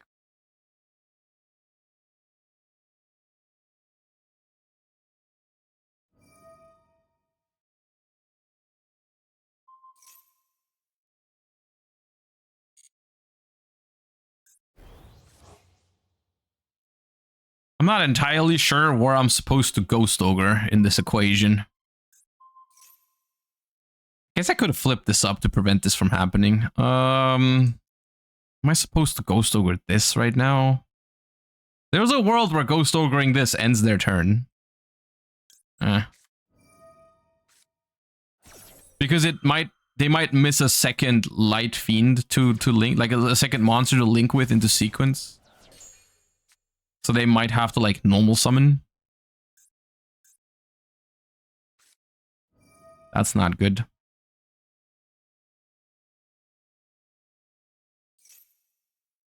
Okay. Oh, that's not a good sign because they felt comfortable not drawing there, so their hand's probably good, and they must expect at least one imperm. So I'm imagining their hand is good against one imperm. Well, I guess we'll see.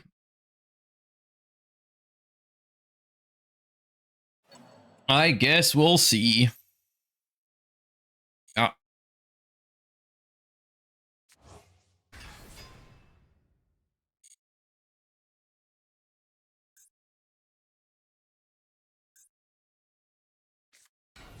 Ah. Okay. Cool.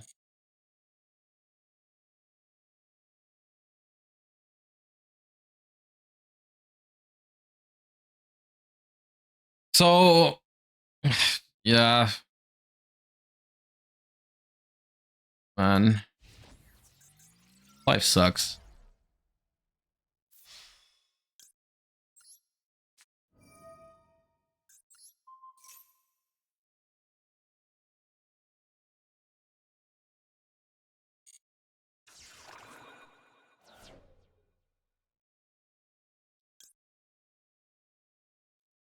The problem is they just make Baron in main phase 2. I just lose to that.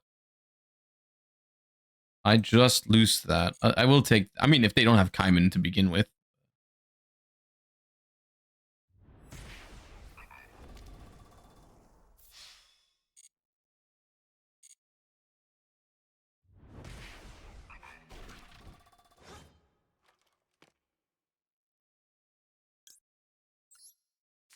I have to do it now, otherwise Baron just fucks me up.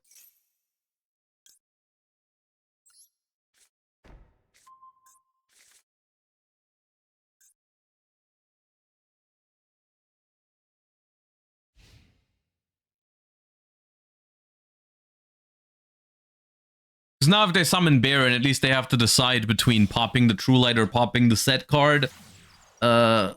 Or they can just go for Fiendsmith stuff. But like Fiendsmith stuff in main phase 2 from Tenpai is less... I feel like this is less scary. They might not play Baron, now that I'm thinking about it, because they play Fiendsmith cards. They might not play Baron.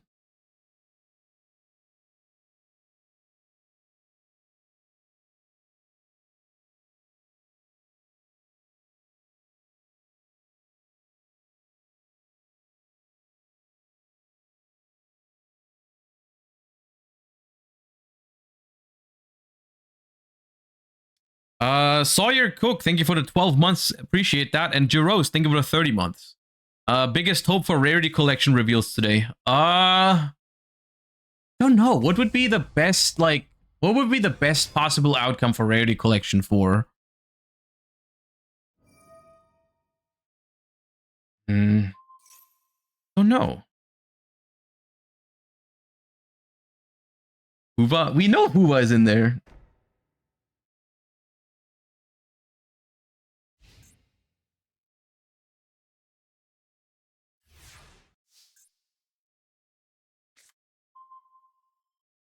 Okay, so this situation is weird. Because if I activate, I mean, I don't want to activate Wishes right now. Like, I can just revive Blue Eyes and attack over it. They might feel forced to negate this even. Could have gone battle phase first. That doesn't matter.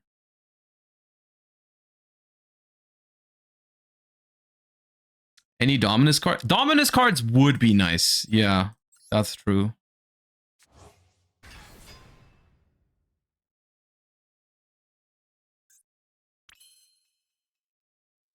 Okay, so take down this Desiree. Ooh.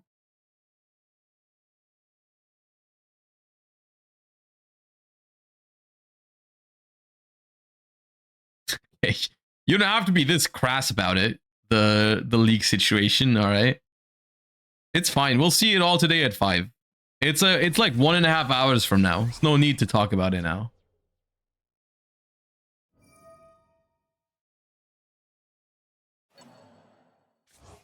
I wonder if they send True Light or the set card here. Yeah, they said true late. That makes sense. All right, so main phase 2. I mean, go in.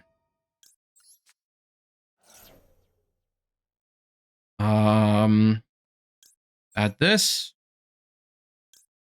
which probably just gets Veilered, impermed. I mean, but that's okay.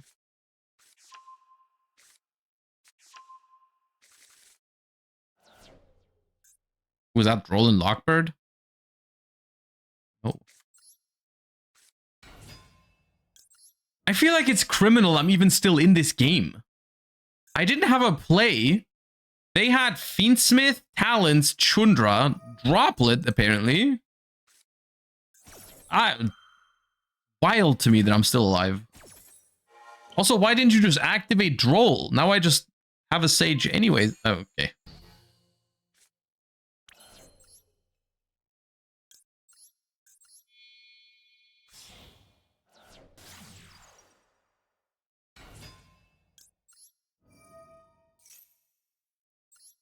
At Mausoleum.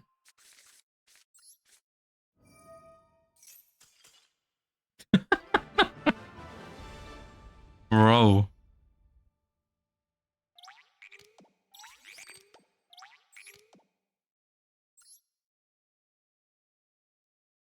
There should be more decks like Blue Eyes, man. It's like, we're so close, too. We're so close. It's just like, get rid of Snake Eyes, get rid of Tenpai, get rid of Stun, and we're cooking. Which is basically TCG.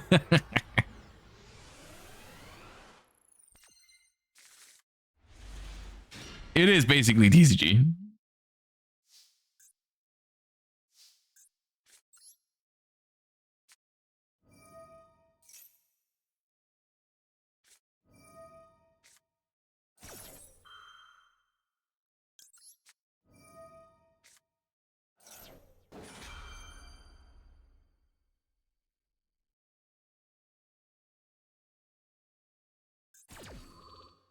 Looks like it's a Fuva angle.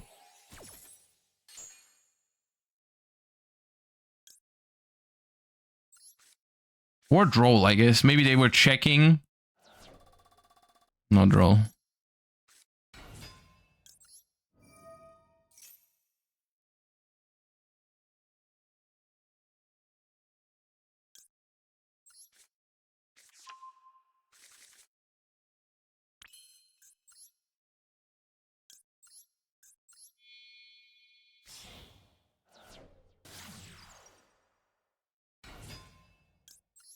Furniture? I guess it could be. There's something. Okay, we'll never. I guess we'll never know. We can check. Hold up. I wonder what it was. Maybe yeah. Maybe Scareclaw Kashtira. They were rocking those Kashtira sleeves.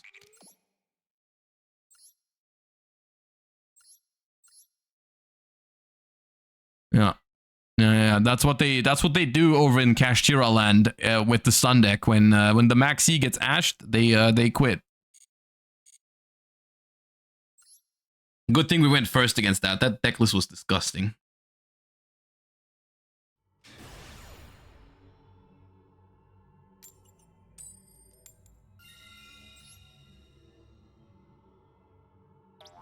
Impulse Shutdown Unicorn.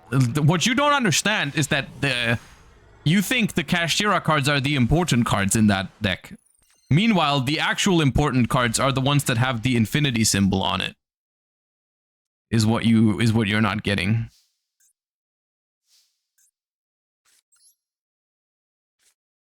Why are 50% of the game stun at the moment? That is a good question. That's a good question. Oh, that's not very good for me.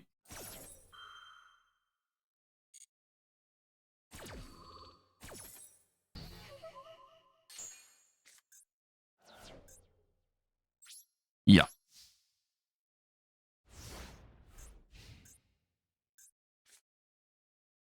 I do think it's just a matter of when people don't like the meta, they start playing anti-meta. That's how it goes. That's how it very, very often goes.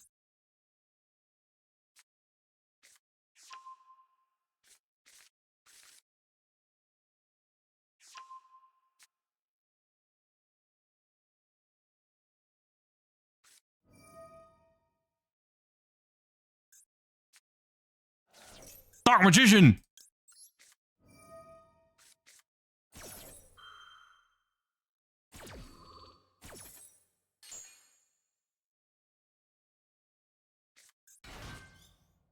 Oh, nice. More purges.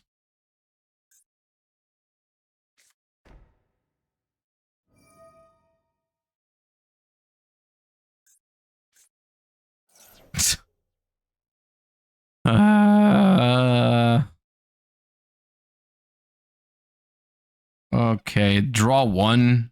Do I purge draw one? I don't know if I purge draw. No, I don't purge draw one.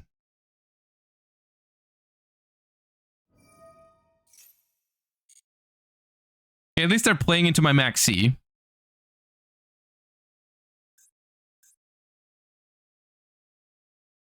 What is this? It's not. I don't think it's White Forest. There's Dark Magician in here. Is it just a Dragoon package somewhere, or is it actual Dark Magician?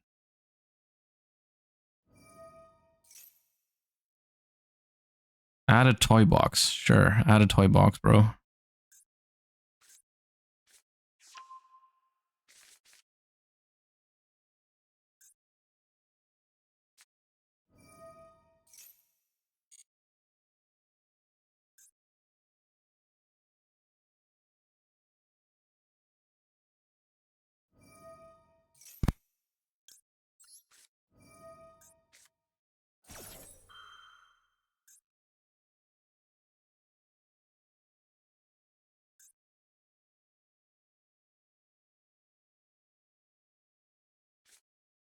Hmm. Okay, they care that much about it. That's fine, I guess.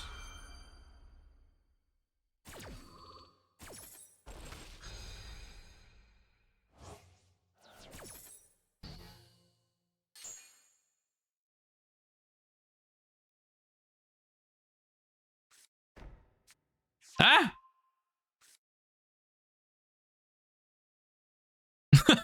What? Why did you do that?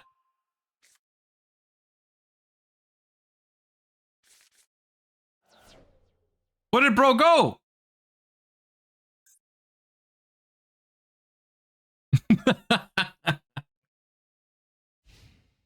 What? Oh, man.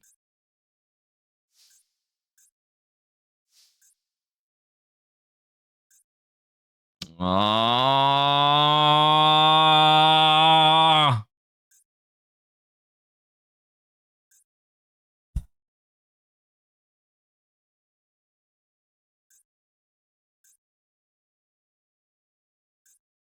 It's so shit. It's so shit. The thing is, if I summon Veiler, I can't even attack over the Magician Souls because of Toy Box.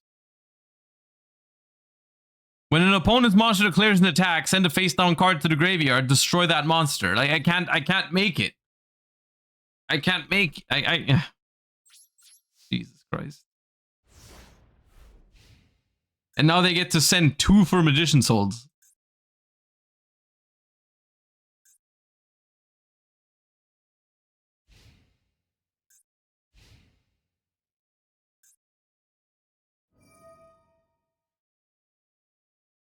I guess I stopped draw 2. Yeah.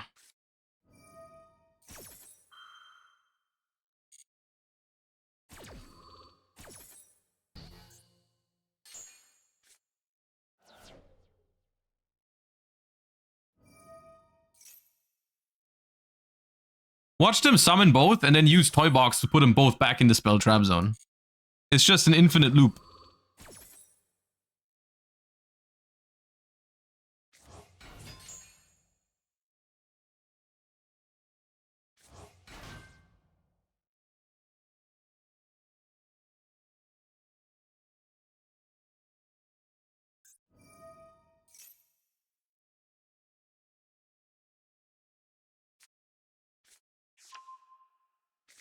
It is White Forest.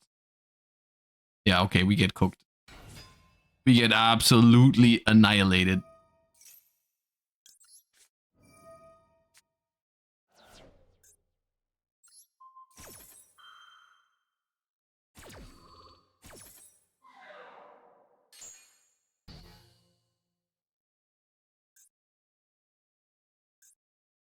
Come on, give me a homie draw.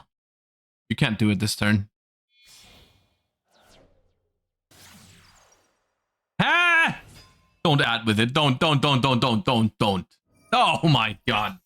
Oh my god. It's actually just everything.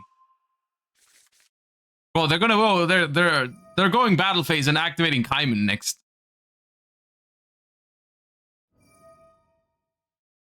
What the hell, man?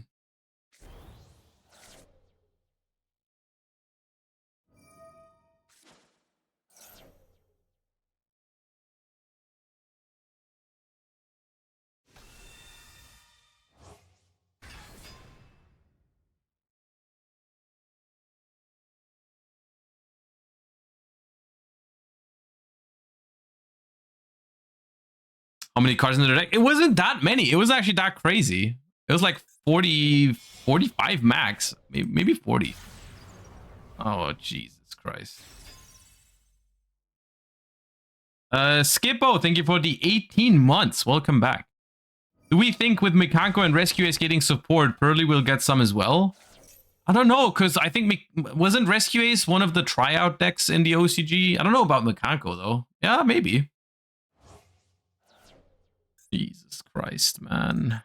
They sent Magicalized Fusion. That's exactly 8,002. I'm so sad, man.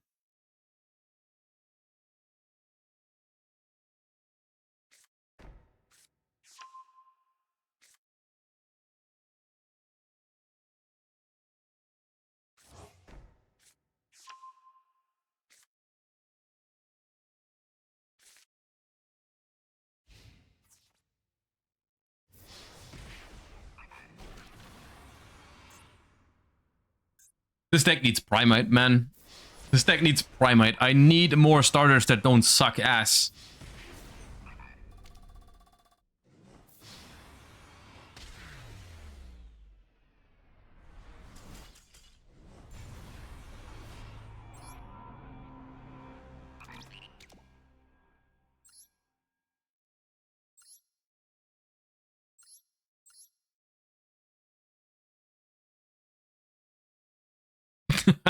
I should not have looked, because now I lost to one of the 2 ashes. It's only 2 ashes, and we still got ashed on the Blue Eyes spell. I should not have looked at it. That inflicted more pain onto me than I needed to see.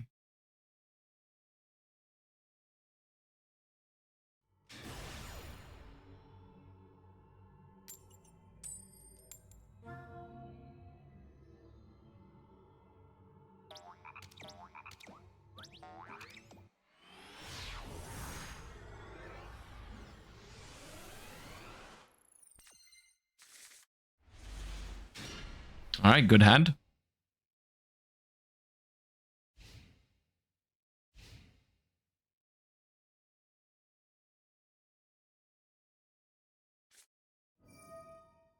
Where's my Ash?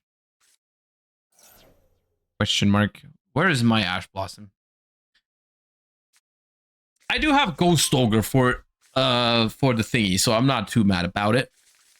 I am not too mad about it. I am considering where I should even pop the Imperm. I don't think I should Imperm this because I do have Ogre for the thing.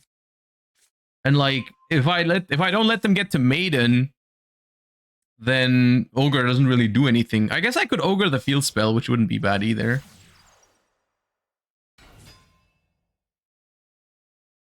Oh, no effect. Okay. That's neat. That's neat. Activate Maiden. I kind of want to let him play is the thing with the stuff I have. I kind of want to let him cook. You know?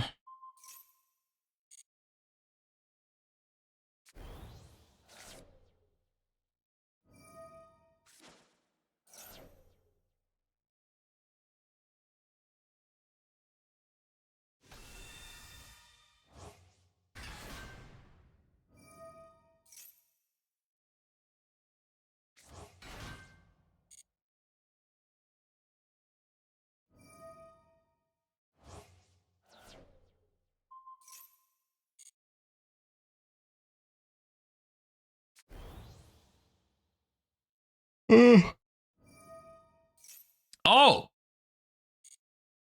Wait, you what?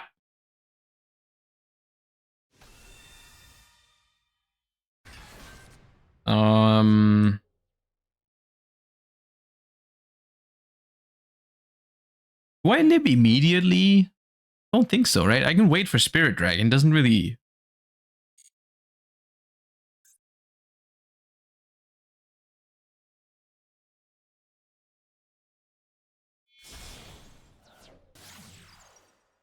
Okay, dude. What? Sure.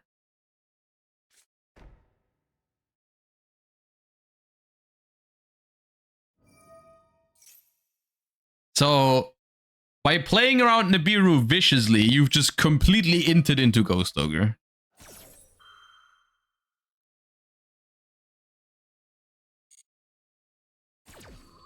Like, you got completely boomed by Ghost Ogre.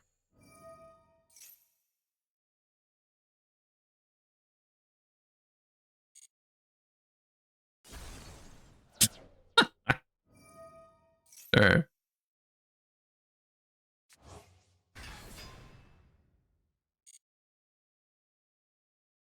I mean, yeah, I'll summon it, I guess. Whatever, man. Okay, fair enough. Fair game, dude. Draw 2. You deserve it.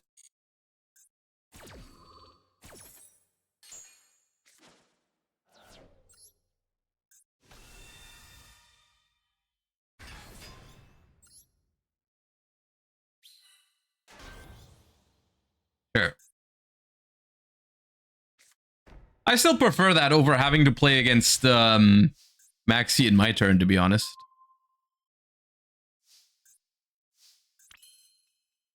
Okay. Do I start with Seahorse or do I start with Sage? Sage is the more important card. But if they stop me from getting my field spell, then I don't do anything. There's probably an imperm there somewhere. Oh, that's even worse. Solemn Strike. That was off the Maxi too. Uh-oh. That's bad.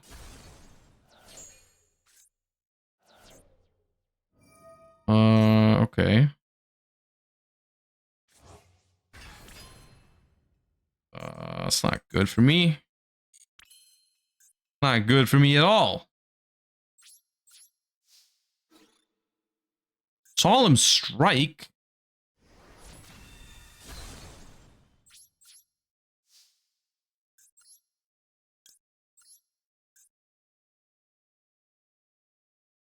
Is it even good for me to give them the Jet Dragon in hand?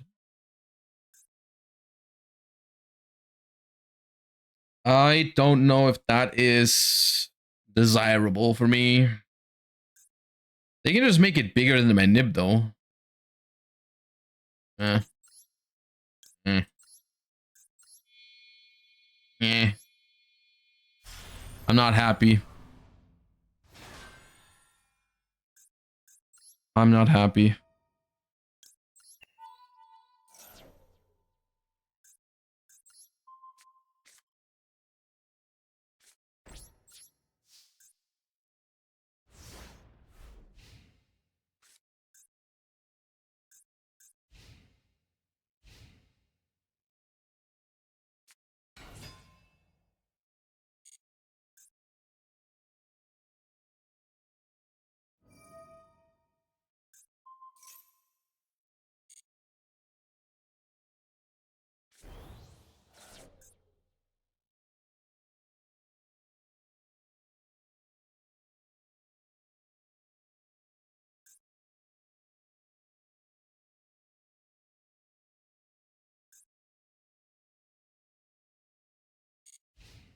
Eh?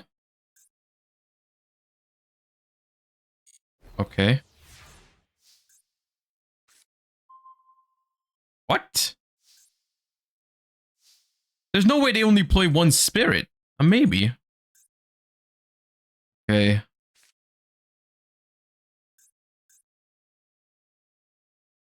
Um.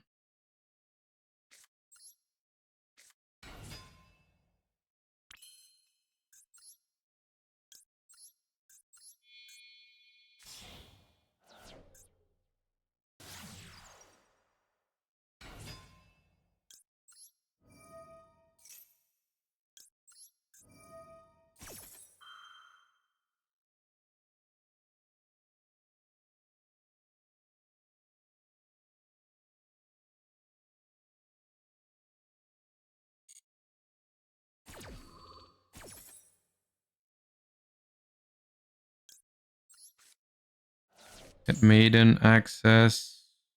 Add White Mausoleum. Uh,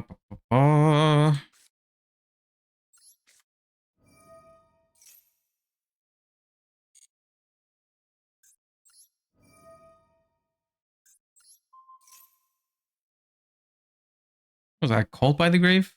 Ash. Ash Blossom. Okay, now I wish I sent Blue Eyes with that, but I didn't think that was they were gonna Ash that. Yeah, it could also be Dominus Purge, I suppose, the set card. I can use Sage's effect instead of normal summoning it. I can actually summon it, search another Sage, and then use that effect. Which would kind of work. But then if they imperm it, do I care? Not really. No. Go, Sage!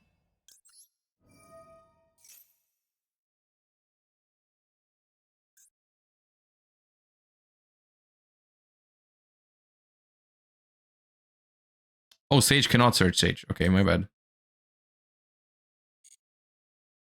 That's okay. Grab Maiden.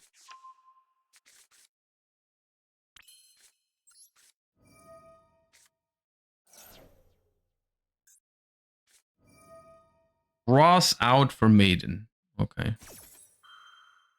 That does hit me no matter how I approach it. Okay.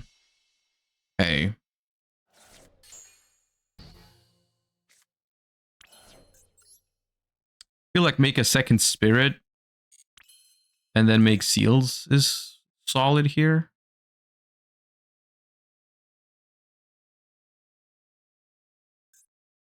If I attack over Neo Kaiser Seahorse, they can't summon this out because my Typhon is still around, so that's kind of safe.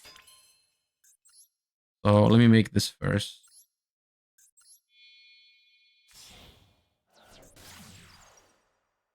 They let 3 hand traps resolve. They might not be playing the Biru or Ghost Ogre is the thing. Those are not standard. Right? Not a given that they play those. Drew it off Maxi? No. That was not the card they drew off Maxi. The card they drew off Maxi was Solemn Strike. You're just making stuff up at this point. Because they set 1, then they proceeded to end phase. It's when I nip.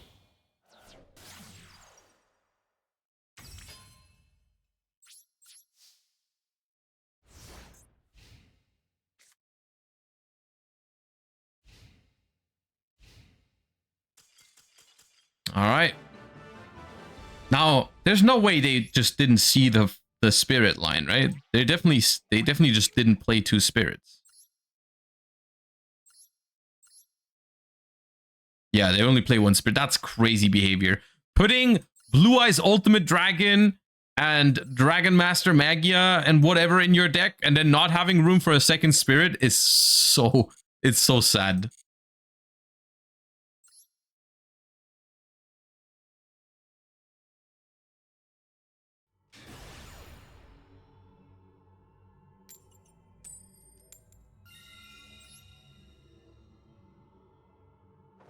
Vermilion Dragon Mech too important? I mean, that card's kind of cool.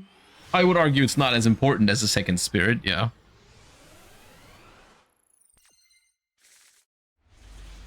Okay.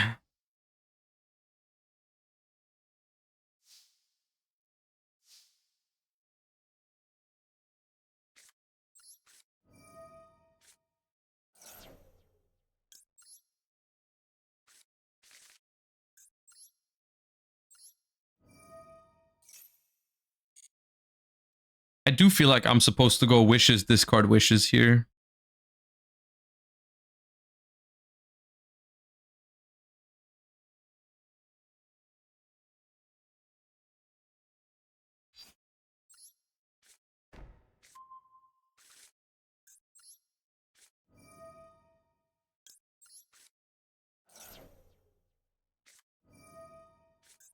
I don't remember what it feels like to resolve wishes for Eyes of Blue. I really do not remember. I have no idea what it feels like. It must feel very good though. It must feel very nice.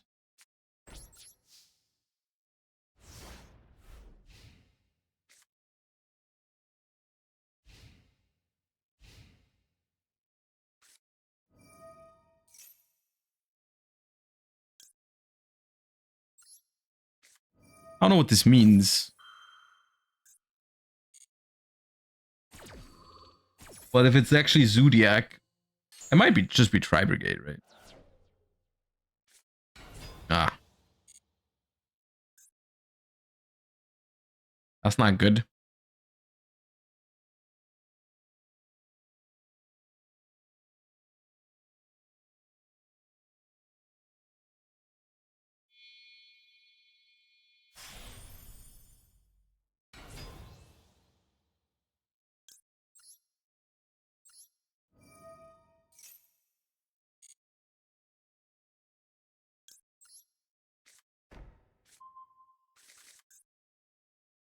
I'm doing this now, so if they summon Dryden, it doesn't check this anymore, but this is bad regardless. Because they're clearly going for a Zeus. My only hope is that they're messing up and going for 5 summons before Zeus.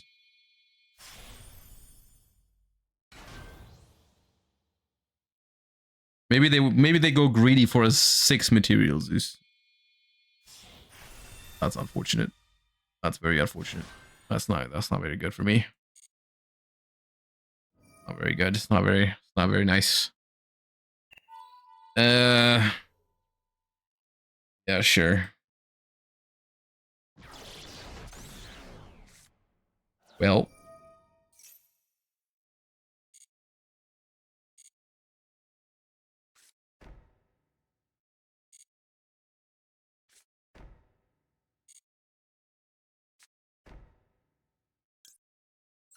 a lot of set cards, dude. A lot of set cards.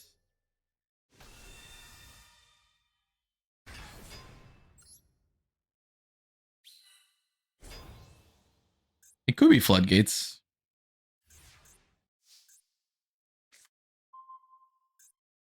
That is another completely dead draw, which I'm very good at doing that today.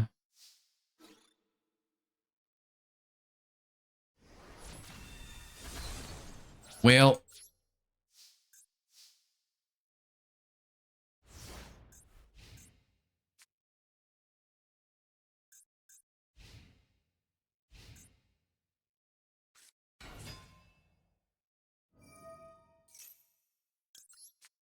I was like, please use it, please.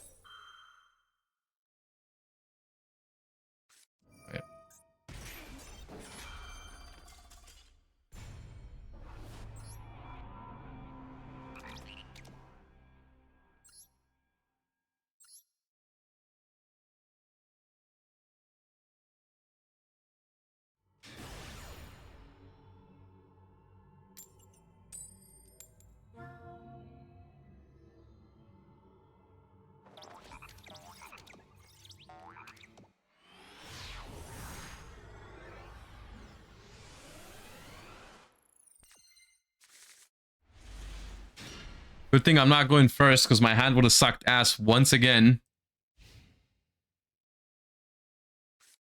Oh my god, not him, man. Oh, nee.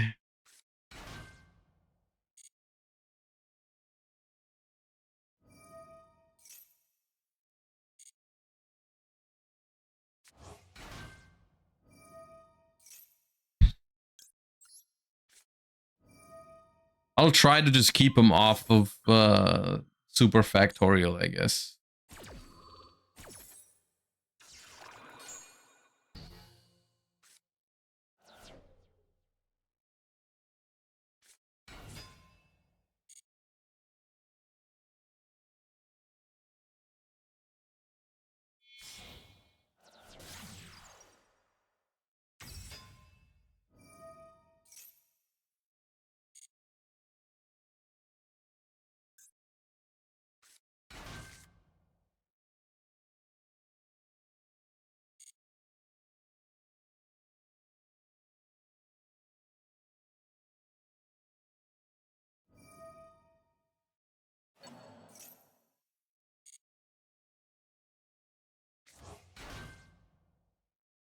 Okay, so they've normal summoned.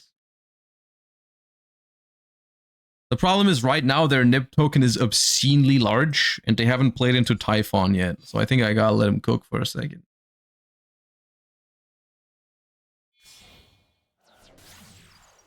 Okay, now they've played into Typhon.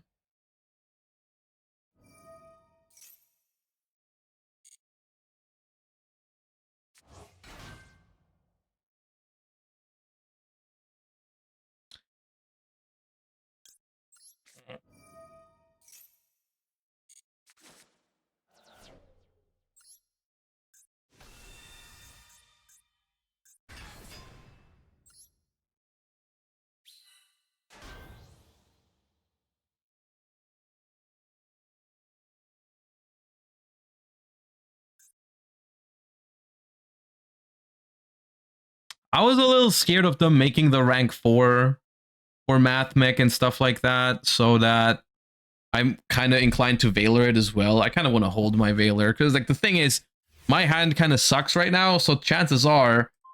Okay, that's good. But like chances are that I'm not going to like take over the game completely here. We're still going to have to struggle here. Likely. Droll is also not unlikely. They all play Droll in Math Mech. Okay. Goodbye, Bozo.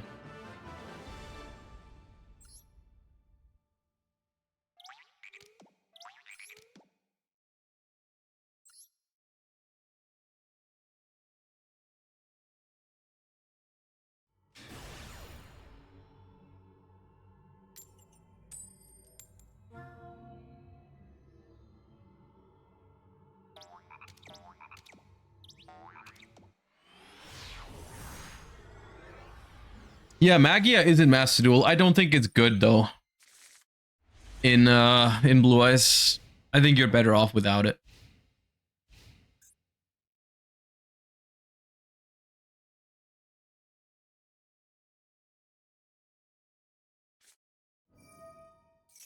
Ooh, it's a fellow Piri Rise map enjoyer. Is that you, Bell, or Blue Eyes? It is Blue Eyes. Okay. Well,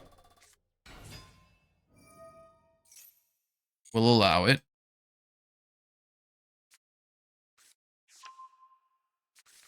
We'll allow it, and I don't know if I should maxi on an open game state right now. Let's do it. Oh, no, no, no, no. That's not good. That's not good. That's not good. That's bad, actually. That's very bad.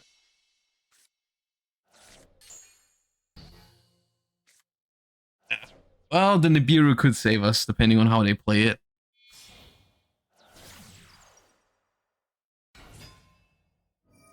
Here's the thing, right? Here's the thing. If I Veiler this, and they don't have access to Blue Eyes, then their turn basically... I mean, it doesn't end here, but it's very weird, and I kind of want them to play. I kind of want them to play into the Nibiru. How is the Blue Eyes Mirror? If both have solid hands, I think it's all right, but it's relatively volatile because there's so many weird draws in Blue Eyes at the moment.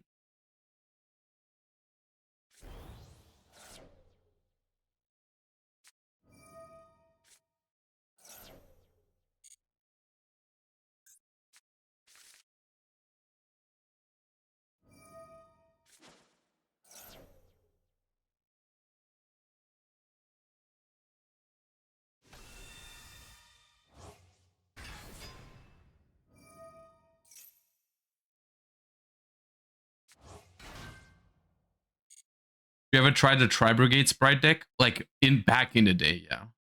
But I never actually took the time to get like really good with it, because that was the kind of deck where you really need to know your lines and stuff.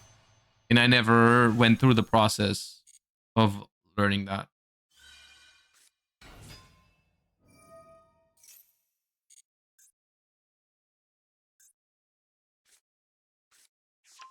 Okay, that effect Veiler is very bad for us because it basically counters my one play at the moment.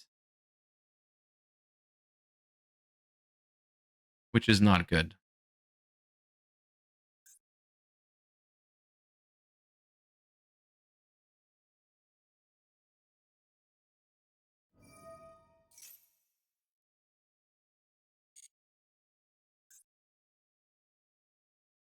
That extender maybe? Be greedy?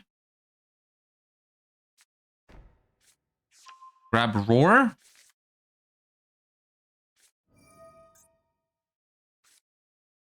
Or second Blue Eyes.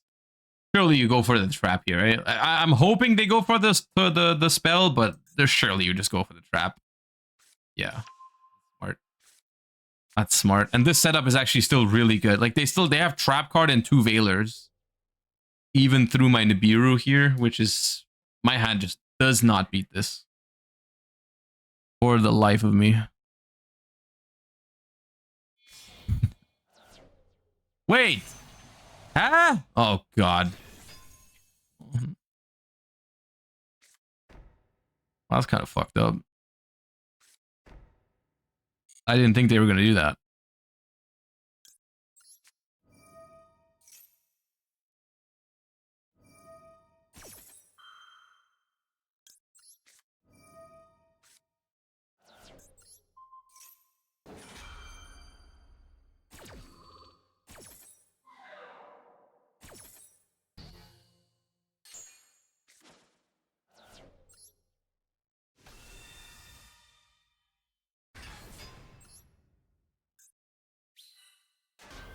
All right. Well, probably Imperm, Majesty, and 2 Effect Veilers. Yeah, that's definitely going to help. Thank you, Blue Eyes White Dragon. Thank you, Blue Eyes White Dragon. Always got my back.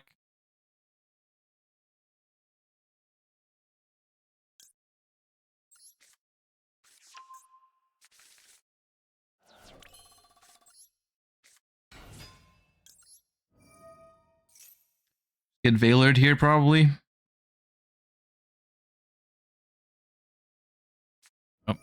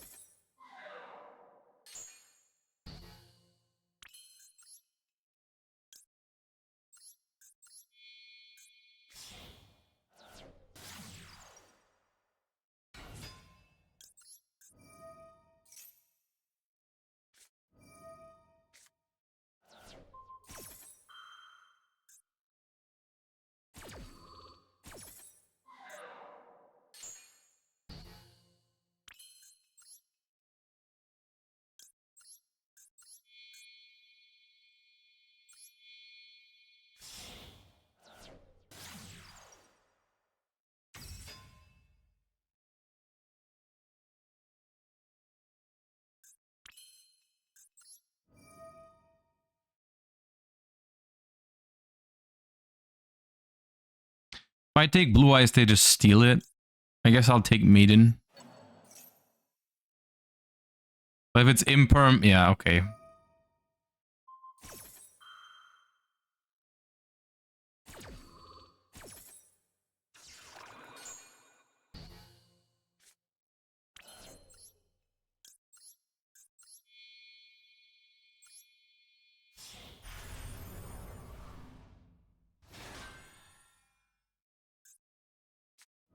It's just too much.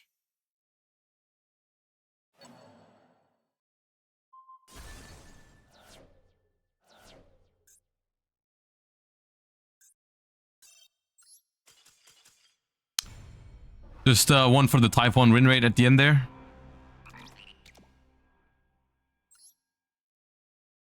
You live after the next turn? What do you mean you live after the next turn?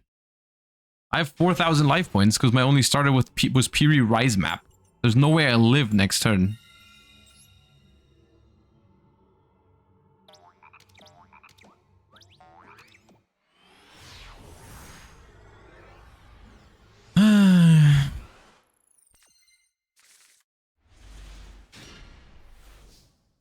That's all the Blue Eyes I use. At least I have Sage.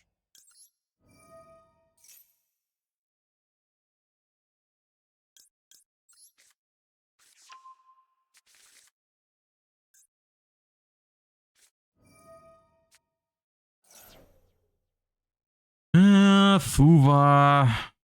Yeah. I'll stop it. I'm not happy about it though. If they got Maxi, I'm gonna be sad.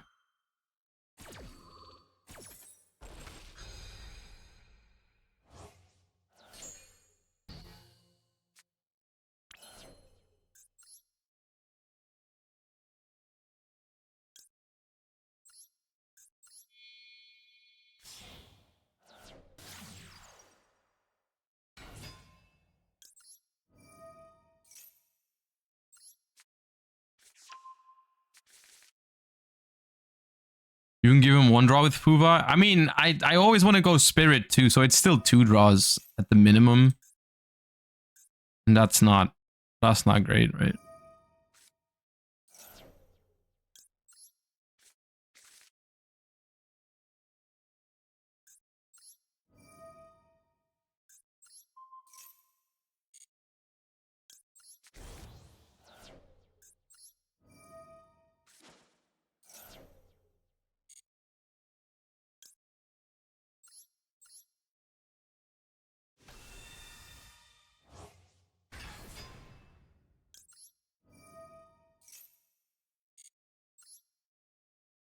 Yeah, technically now they know I have 2 blue eyes in hand because I sent one from hand there.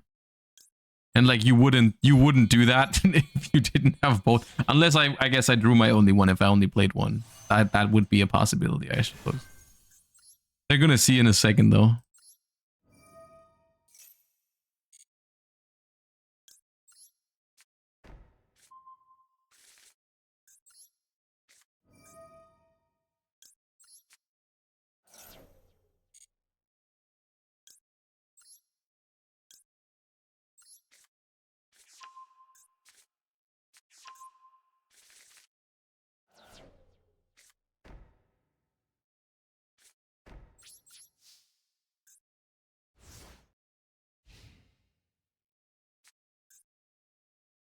It's fine though. Like the board is fine. Yeah. One of the blue eyes being a discard for wishes is actually not bad because it just gives me a second pop off this. So like if you can play, drawing 1 blue eyes actually isn't bad. Drawing the second one is kind of ass.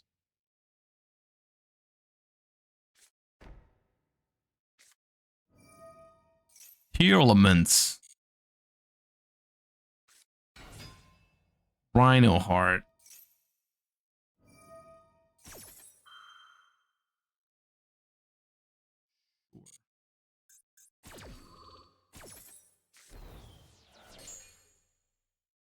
Okay, they can chain block my Blue Eye Spirit Dragon now because they milled a couple of different things. Plus the meta noise as well. Very annoying. I'm not too worried about it though because I'll still do this. I'll do this and then when they fuse the kick close, I'll just imperm it. I suppose. Fine. I could also tag out into Moonlight if they make Kikolos and bounce it back. Wanna. Not the worst.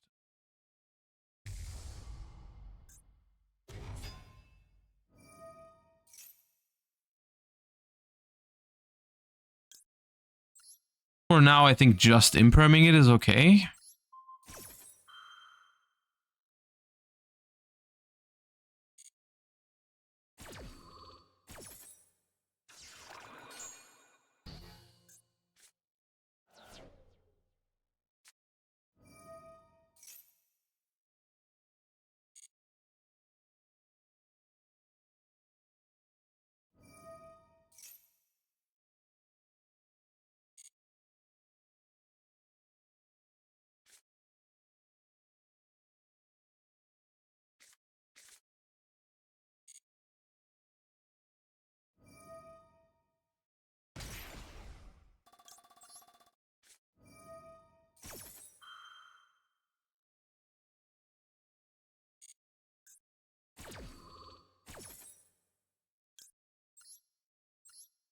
Look at my blue eyes white dragons. Aren't they beautiful?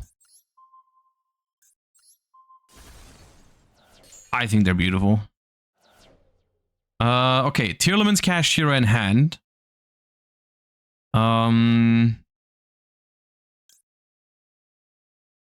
Tag out Moonlight, Veiler. It should be safe. It's not over though. Yeah, maybe I'll just let them. I'll let him mill. I'll let him mill 3. Because I can Veiler whatever this summons. If it hits. Keldo and Engraver. That's not that bad. That's not a problem. Keldo is a little annoying, but it's not too bad. If this makes Moon, I just tag out into Moonlight. Yeah.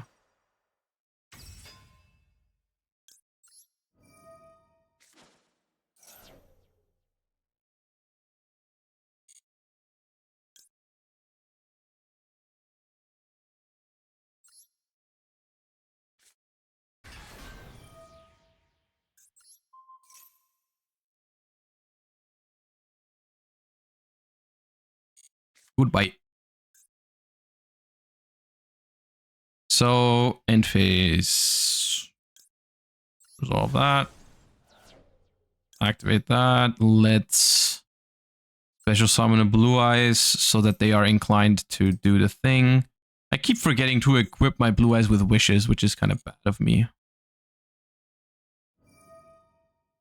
I keep forgetting to do that.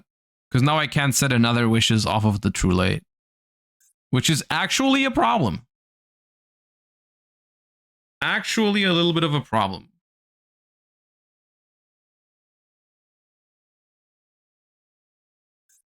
We'll see.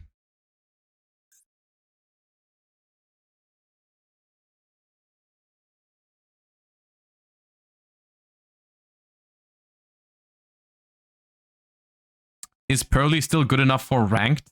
I think so. It's not like top tier, but you can definitely rank up with it. Set wishes on your own turn. Yeah, you can't do that with True Light because you can only set one that you don't have in your graveyard, which is why, that's why it's a problem that I forgot to banish it last turn. I'm probably still fine, but it's a little annoying.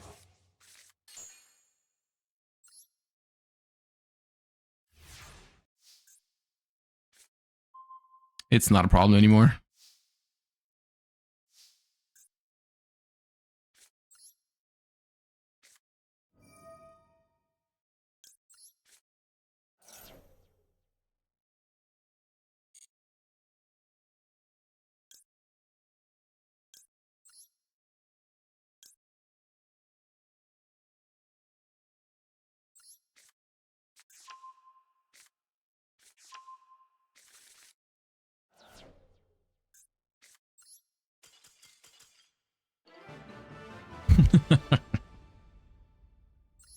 Is there a reason for so much Blue Eyes or just vibes? There's no particular reason for it. We can play some other stuff. I just I'm kind of like for Master Duel, I'm just kind of like in this indefinite state where I'm just waiting for Snake Eye format to end. Until then, I'm just kind of like playing decks that I vibe with. Everything else, one thing we can do real quick is we can take a look at the new Metal Morph cards.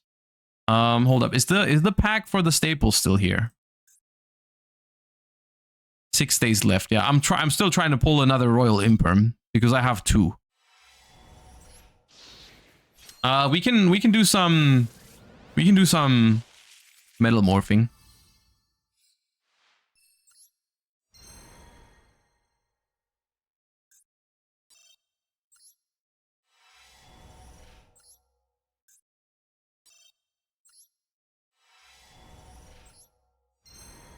Three supers. Well, so this was this, right? So for this,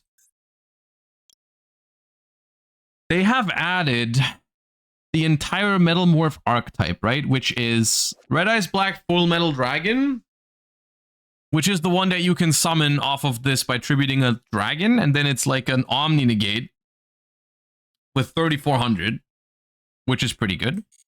Then there's Metal Illusionist. This card's normal as special. You can set a Metalmorph trap from your deck. If max Metalmorphs in your grave, draw a card. There is... What else? There's Metal Zoa, which is a machine, but you have to tribute a fiend for it. Reveal this card, settle Metalmorph trap from your deck, shuffle this card into the deck. Twice per turn when your opponent activates a monster or effect, spell card, target a face-up monster, destroy it. And then they added this one, which is this is new, right? This is not even out in the TCG yet. I think this is an Alliance Insight card. You can activate Metalmorph traps the turn they were set. You can only use each effect once per turn. You can send a face-down card you control to the grave, special summon this card from your hand. If this card is normal or special summon and you have max Metalmorph in your field or grave, you can add a Metalmorph trap from your deck or grave to your hand. This card's cool. So what I'm thinking is maybe a Bestial Fiendsmith Metalmorph pile, because if you have extra Fiendsmith stuff, you can turn it into Metal Zoa. If you have extra Bestials, you can turn them into full metal. And this thing, funnily enough, you can declare one type. This card becomes that type. This is just a light fiend if you want it to be. You know, this is like a normal summon that gets you a +1, and then it's also a light fiend. So I'm thinking maybe that's something we can cook. I do have pretty much enough to make all those things happen. I have 3 Metal Zoa, 3 Metal Claw, 3 Full Metal, just 2 Illusionist. Like, we can probably just craft one. Yeah, okay. Quick toilet break, and then we'll throw something together and then try it out a little bit.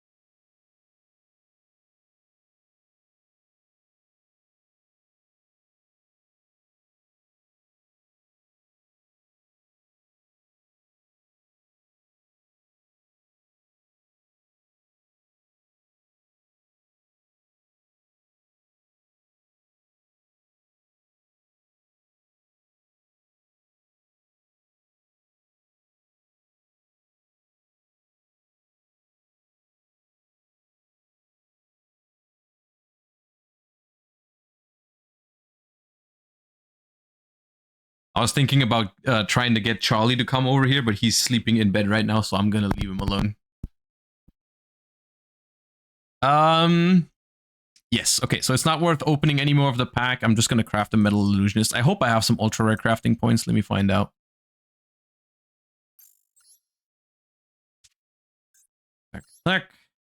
Okay, so the idea is Metal Morph, Bestial, Fiendsmith. Okay, Metal Morph. Do they all mention Metal Morph?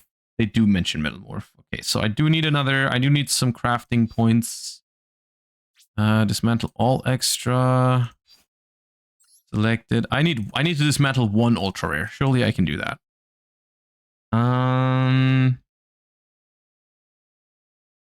You don't need 3 Chirozos, do you? Yeah. And then Metal Morph. Yeah. Okay, need to craft the 3rd. So you're gonna play 3 of this. So which one is actually good? These are good. I don't know if we play 9. We might play less. This is Incoming Machine. Add a monster that mentions Max Metalmorph or a Metalmorph trap from your deck or graveyard to your hand. If you control a Metalmorph trap, you can banish this card from your grave. Target a defense position your opponent controls. Change it to face-up attack position. Okay, I don't know. That's kind of weird bonus effect. But that is just a Rhoda for one of these guys. So that's not bad. They all do mention Max Metalmorph, right? This mentions Max Metalmorph. This mentions Max Metalmorph. And this also mentions Max Metalmorph. Okay. Where is Max Metalmorph? Here. This is tribute a face-up monster. Special summon a monster from your hand, deck, or grave. Then you can equip this card to it. It gains 400 attack. Can't be destroyed by spell or monsters. Also, your opponent cannot target it with monsters or spells. Do you play more than one of this?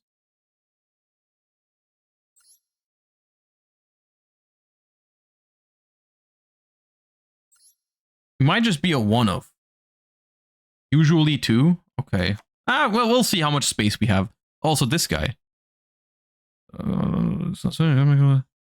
Like, the thing is, do I actually max out on these? Like, is it worth drawing multiple of these guys together? Because they do get some neat bonus effects if I already have the stuff. I'm not sure if it's, like, how I'm feeling about this. So, like, Flame Coating Metalmorph. Tribute a face-up monster that mentions Max Metalmorph. Special summon one monster that can, like, ignoring its summoning conditions. No, this one does not seem worth it. The Flame Swordsman is pretty good too. Metal Flame Swordsman. Reveal this card in your hand. Oh, this just Rhoda for these. Right, this just Rhoda for these guys. That's a lot. This is a big archetype. I thought it was like a small thingy.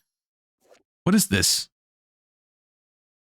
If your opponent controls a monster, it's in your hand, special summon this card. Then if Max Metalmorph is not in your graveyard, your opponent can special summon a monster from their hand. During your main phase, you can set a Metalmorph trap from your deck. Special this from your hand, then your opponent can special a monster from their hand. Then you set Metalmorph trap from your deck. Don't know if that's worth. I don't know how big I want to be. I mean, this is 20 Metalmorph cards. Surely that's not it yet. So we're going to play a Bestial package, which I'm not sure how big it's going to be yet. I'm not sure how big the Bestial package should be. We're playing a Fiendsmith package.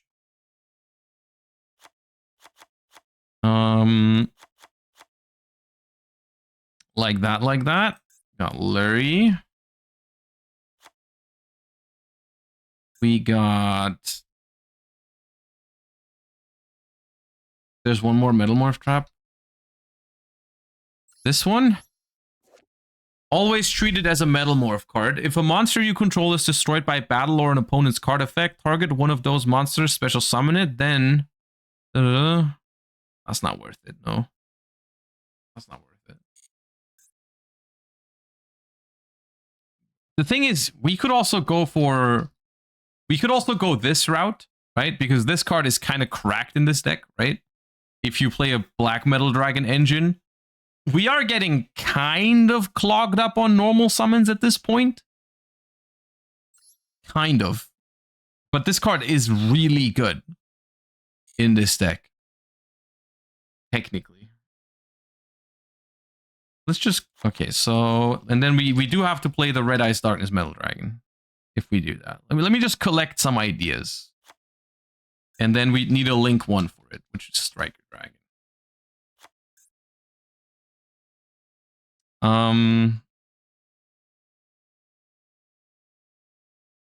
We do need our staples. Maxi, Ash Blossom. Baylor is also probably good with Bestials in the mix.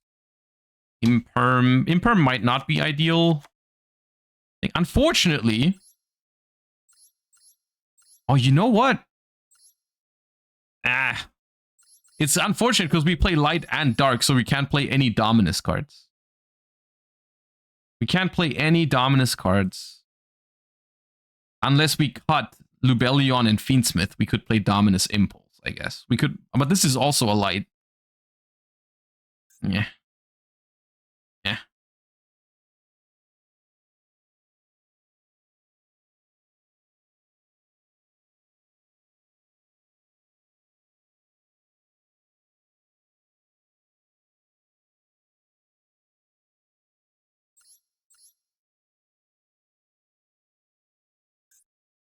One Metal Zoa. It is. So, okay, hold up real quick. This one adds any card that mentions Max Metalmorph. This one...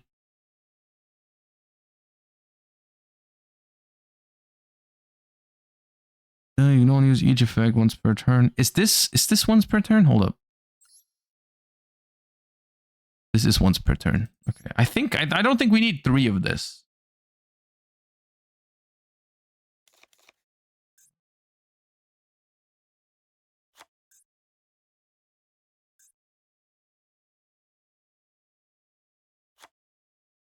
Heal. Play a Caesar in here. Appaloosa maybe.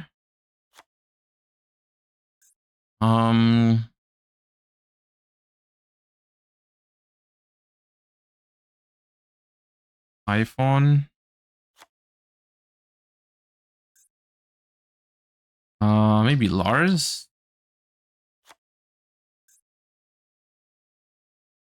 Baron. Can we easily make Baron? This is level 7. We have some level 3 tuners, I suppose. We have some level 1 tuners. I could see myself playing a second ISP and an IP.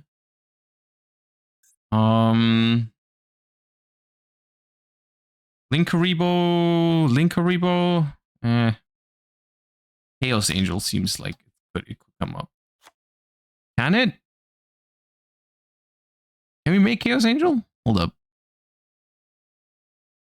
Only if we use Ash as a tuner, I think.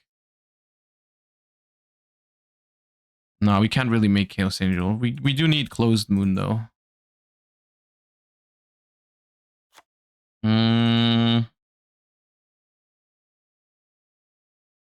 And then let's just play a second Requiem. Whatever.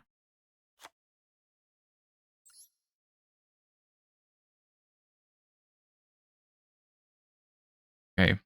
I just want to get a feel for what this deck is trying to do before I decide on. I could see myself going like minimal engine in this, or maybe bigger engine. I'll have to understand it first.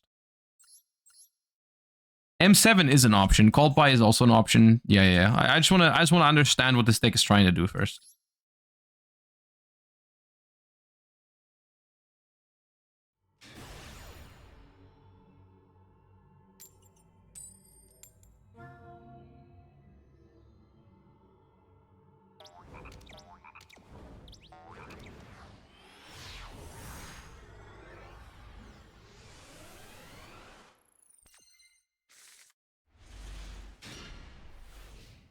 Okay.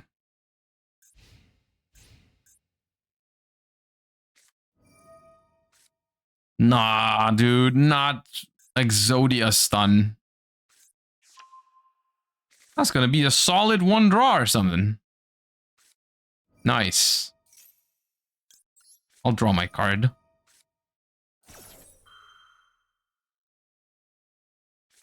No, I won't. Dude, you just ashed Upstart Goblin. What the hell? Anyways.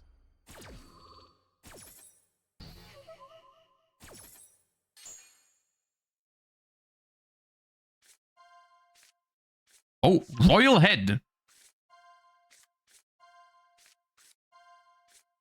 Okay, 1 Exodia piece in hand is good news, at least.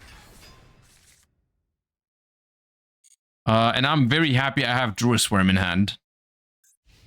That is very helpful.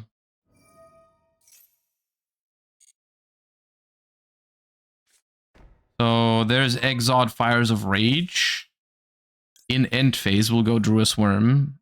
Try to banish this. Here. Okay, so. Oh.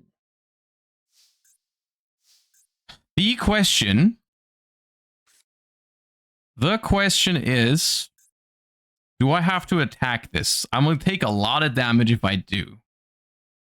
But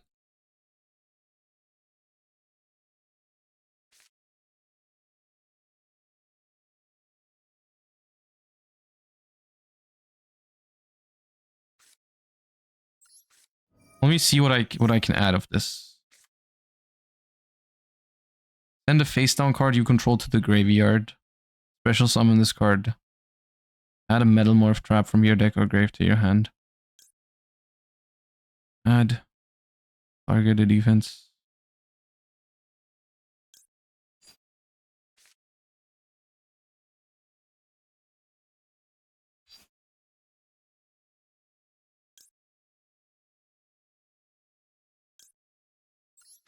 Okay, let's add max metal morph. Let's set max metal morph. I'm committing into the Exodia trap. I'm not sure if it's correct.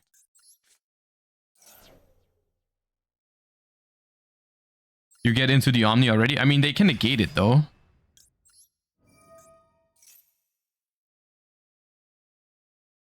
So having this in the graveyard is good, right? So I'm gonna add the one from deck.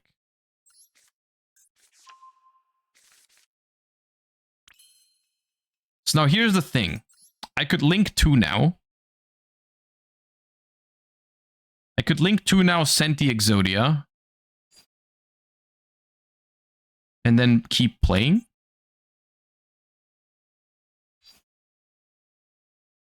So, yeah. I think the most expandable one is probably IP Masquerena. Go for that one. Set the trap, it's activatable. Yeah, but they have a spell trap negation.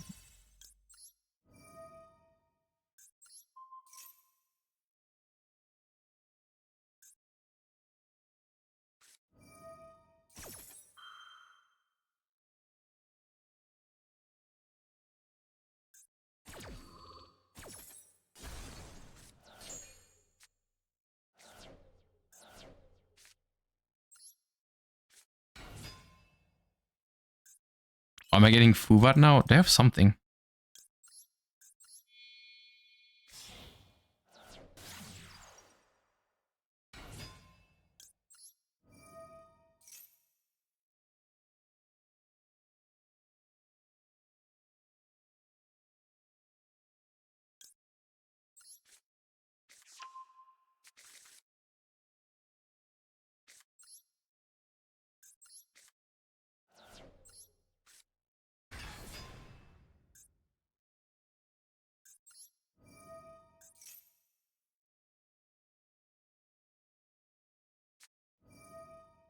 Ooh. That is not what I was going for, but okay.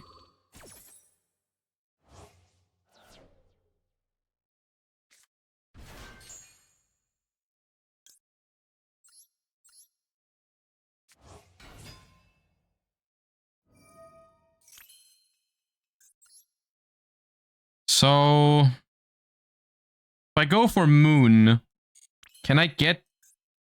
No. Where's this?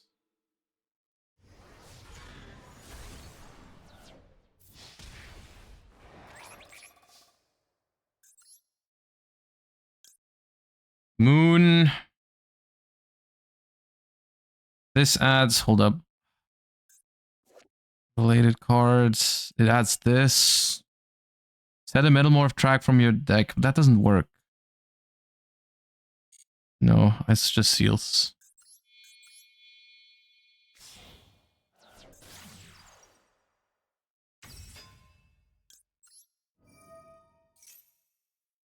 Ooh, we can add this too. Wait, this adds everything in this deck. Okay, but I already used this one.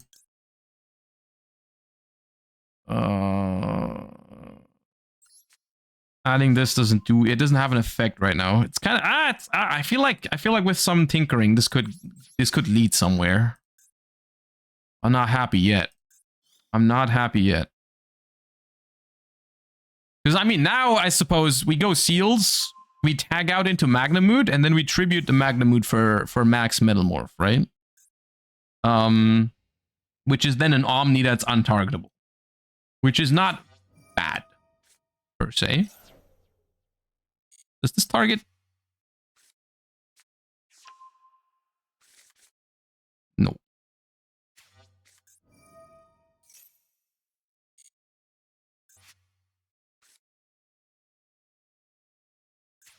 They do have Ankh in hand. Okay, so that makes 2 Ankh. Wonderful.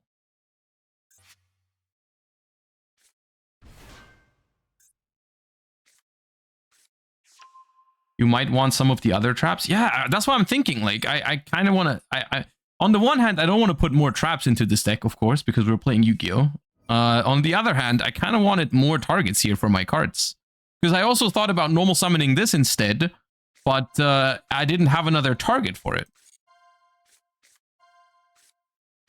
Okay, so head in hand and another Ankh. Another Ankh.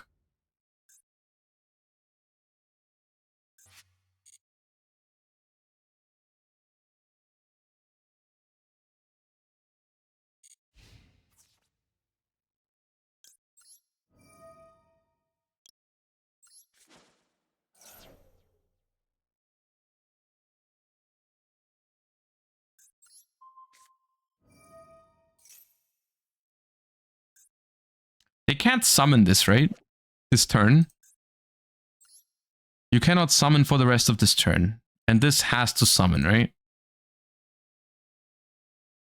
Send that card to the graveyard if you do special summon this card. Okay, so they have to summon. So activate Magna. And then max it up.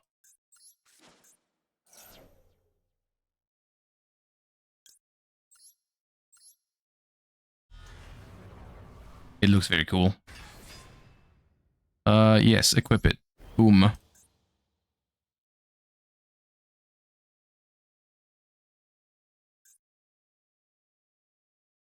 It is a very cool card.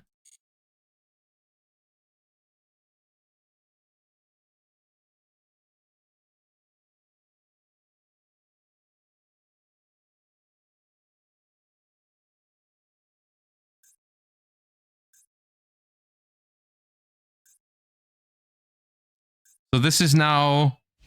When your opponent activates a card or effect, you can negate the activation, then you can inflict damage to your opponent equal to the original attack of an attack position monster they control. Sick. I'll have a Lubellion.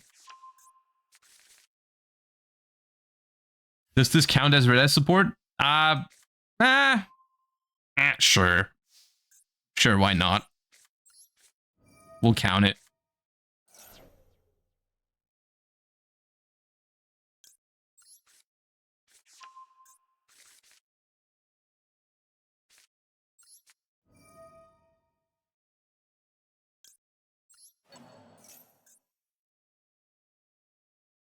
Don't know if I have game this turn. I mean, I can go for Fiendsmith, so yeah, I do. I can go for Fiendsmith protected by an Omni negate, so I'm probably fine. The fact that this is just Fiendsmith support is funny.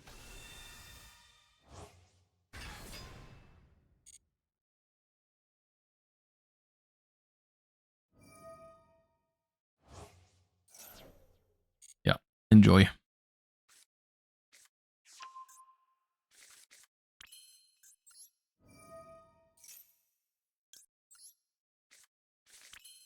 Alright, normal summon. Unfortunately, can't use the effect because I don't have any more trap cards, but I can make it a fiend. And then... boom.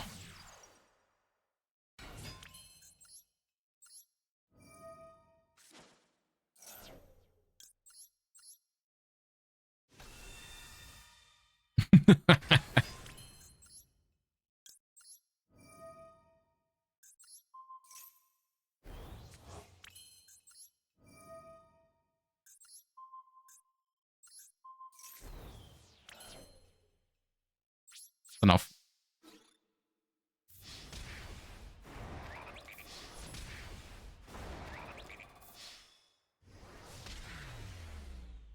There we go. So I think there's two problems here. Well, I mean, there's more than two problems, but two problems I wanna think about for a second. The first one being that I feel like a little bit too many normal summons in here because we're on 7 normal summons. We got 3 of this, and 1 of this. Yeah, even though 7 and 45 is not that bad. At the same time, I kind of want to play more of the Metal Morph stuff, but then the problem is there's probably just one flame coating, right? And then you just have enough. Tribute a face-up monster that mentions max Metal Morph. Special summon a monster that cannot be normal summoned or set and mentions max Metal Morph from your deck, ignoring its summoning conditions, then you can equip it. So the deal with this card is that for this one, you can summon all of them, right? It doesn't matter what you tribute. You can summon, if you want the Omni Negate, you can summon the Omni Negate, even if you're not tributing a dragon. The downside is that you cannot tribute Bestials for it or anything else, right? Like you have to tribute a monster that mentions max Metal Morph. And my problem here with this deck right now is the fact that it does very little at actually, like, it's very good at getting the trap cards because everything searches, but it's not super good at getting tribute fodder, is it? Like, it feels like a lot of the stuff in the Metal Morph archetype, I mean, this puts a body on the board because it's a normal summon, and then this can put a body on the board. But that's it. But, you know, you need all 3. Yeah, you might not need all 3 black full metal thingies. Maybe 2 is enough. This seems neat. But... sure.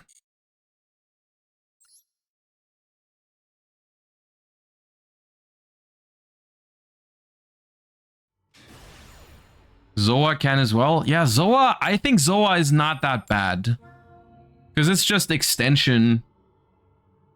And it is, okay, that's Tenpai. That's not a great matchup, I don't think, unless our hand's crazy, but we'll find out.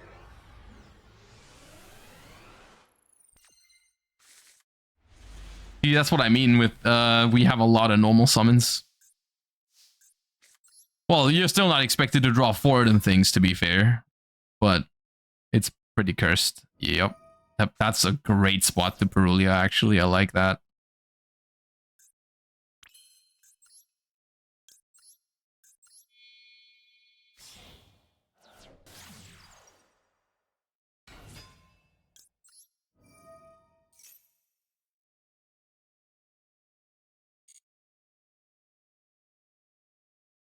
They're not going to get punished for it at all.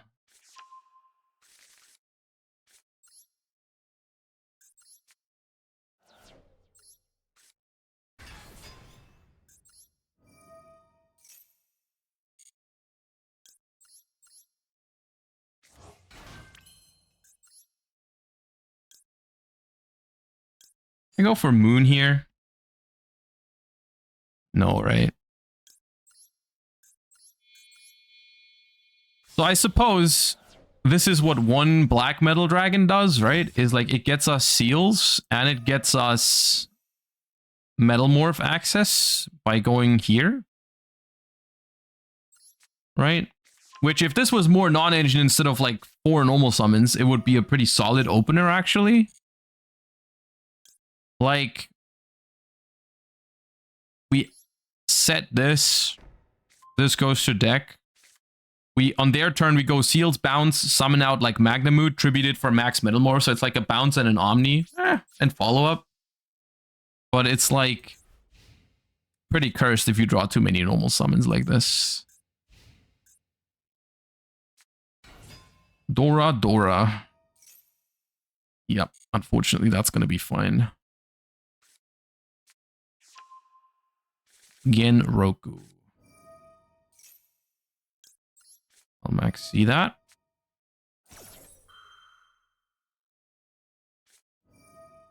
Okay. Love that for me. Love that for me. Absolutely great.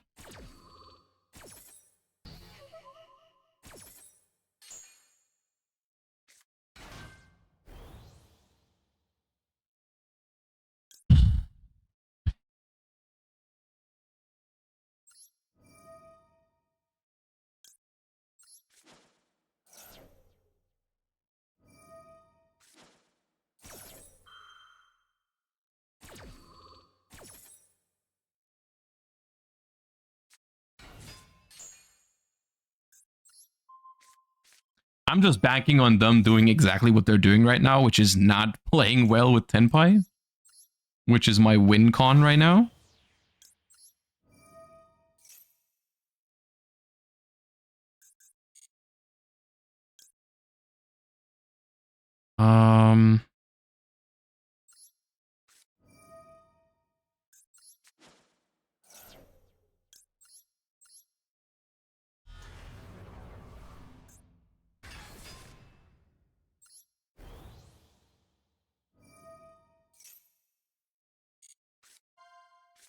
Oh, Kaiman in deck. Cool.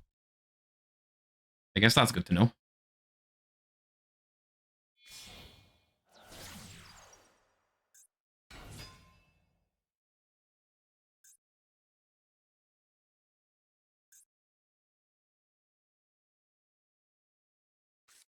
Yeah, there's still a second Kaiman, technically. Yeah. This doesn't do anything now. Because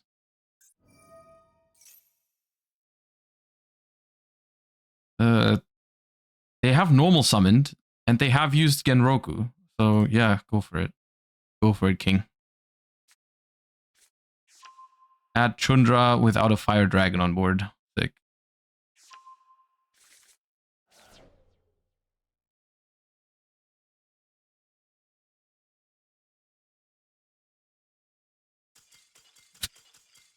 Okay, we should have lost that game. With 4 normal summons, we should have lost that game. There's no way. There is no way that just happened. Okay. They had Lightning Storm too.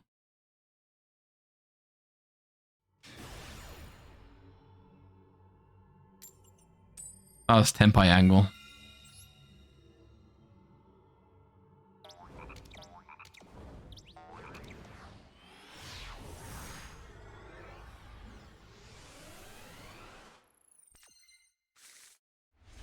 Now this is more like it. You know, 1 normal summon, non-engine dude, extender here. Yeah, this hand bangs.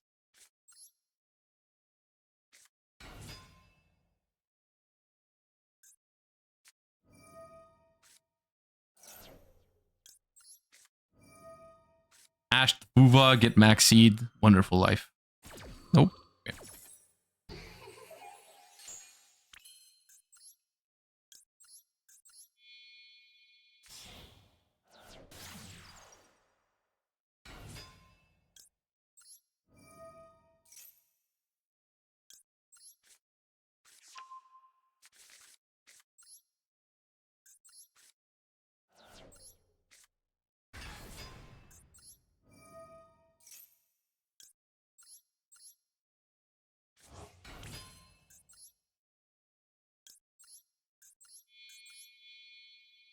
This hand actually could have gone for Moon. This hand could have gone Fiendsmith combo, but it's also better into Nibiru with this.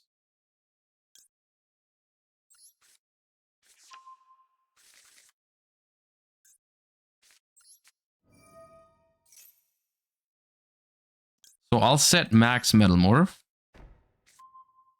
This goes back into the deck. I could now do this. And add this thing.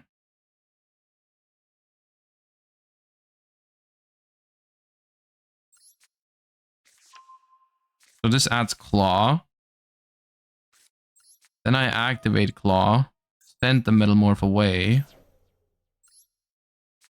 Special Claw. Activate Claw.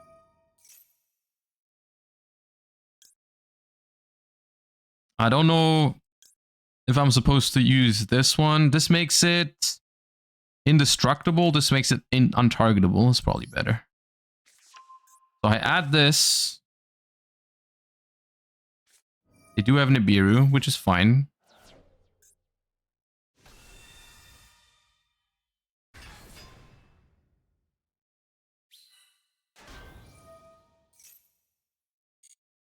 Seals for Magna?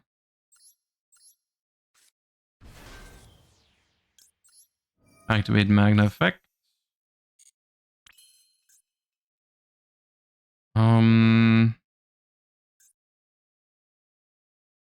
go Fiendsmith combo here. Probably worth it.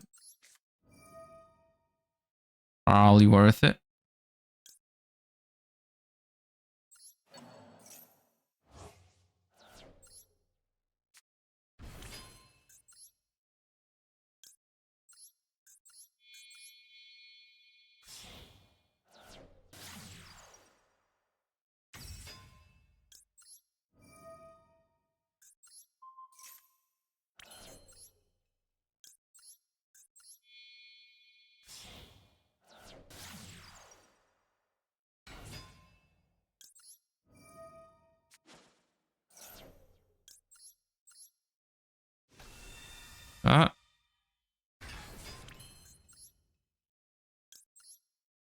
We can make Desiree use the trap to go into Metalzaw. No, because I went through Magna. I'm still gonna have a dragon on their turn, right? Like, it's actually quite it's quite powerful too, because I can go summon Druid Worm, tribute it for max Metalmorph, and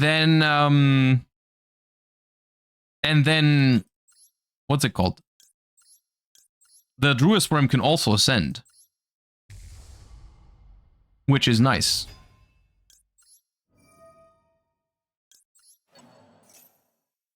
Let's summon this Engraver. If I add it to hand, add track, Lurie, summon Lurie, no.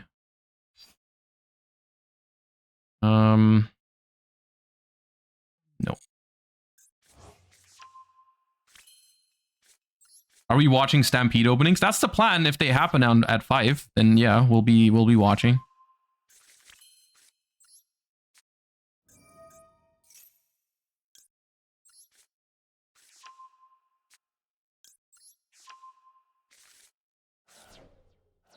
It should be in 18 minutes, yeah. If it's in 18 minutes, we'll watch it together, see what's going on. Let's make that.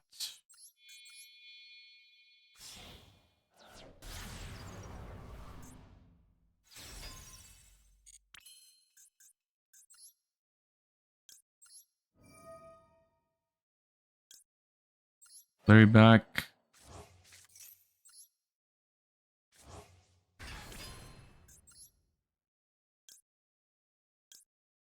In such a simplified game state, what's better, Lars or Caesar? I feel like it might be Lars. Go Lars.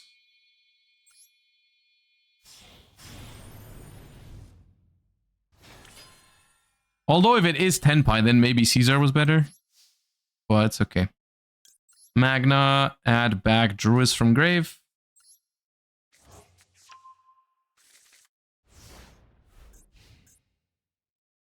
Bobo Stupid, thank you for the 12 months. Welcome back. Appreciate the full year. Thank you. Okay. I think it's likely it's Tenpai, so maybe I should have gone for Caesar, but it is not. Okay. Cool. Deception. Not too worried about Deception.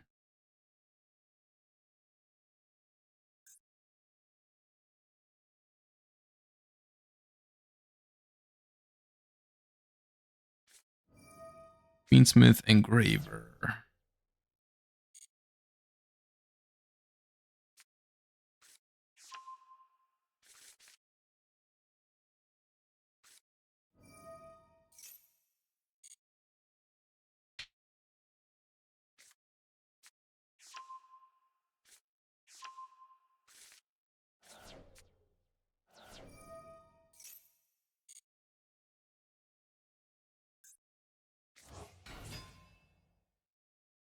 All right, watch this.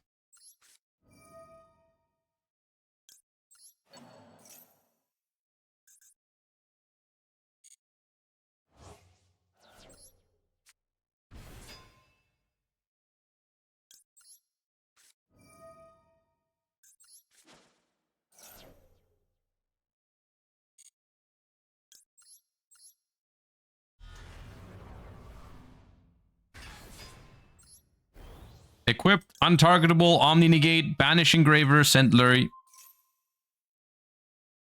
Absolutely annihilated. Yep, that's right. That's right.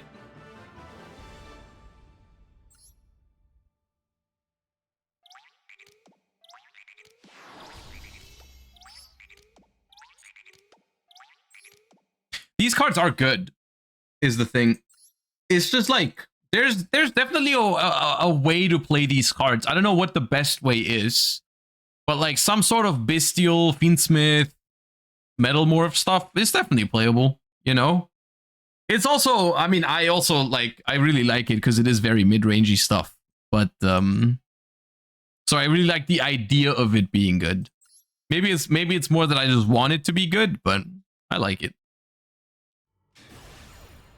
You can use it as an engine. It might just be better off as an engine, to be fair, because I'm struggling to see exactly how much value they can provide if you draw them in multiples. Because it's like, when I draw one of these cards, I'm feeling very happy about it. When I draw like 5. I also haven't normal summoned the Illusionist once. Maybe this is a hand that does that. This hand is good, though. I like it.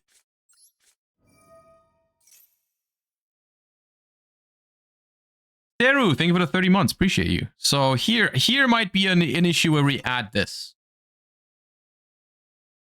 We might add this here because we don't have a normal summon. Let's add it. Let's add it. So let's go ahead and normal summon it and use its effect. We'll set max Metal Morph.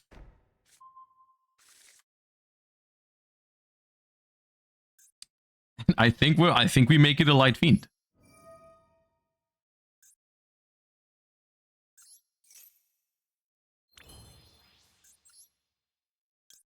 I think we make it a Light Fiend.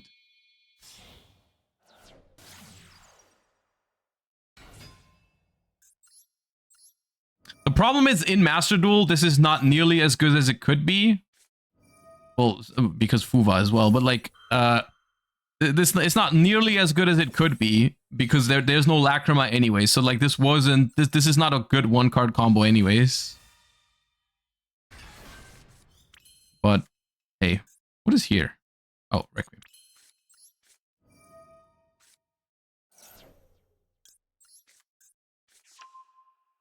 It also is worth mentioning that it's not a fiend in the graveyard, right? And that is sometimes a big deal. The fact that that's not a fiend in the graveyard does make some Fiendsmith lines more awkward, especially without the Lacrima in rotation. It makes things a little weird. But it like we're not gonna combo into this Fuva anyways. We're just gonna like chill. Regained and chill, my favorite activity.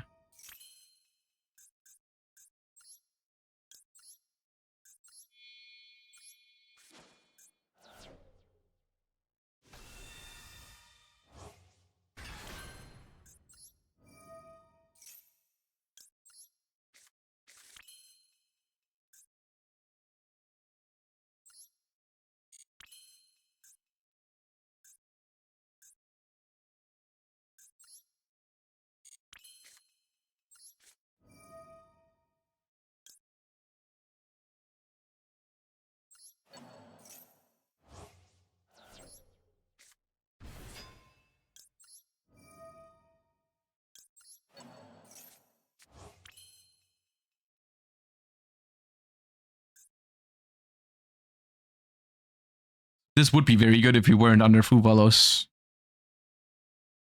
It would be a very nice pickup. I am still considering giving them 1 draw to make Lars.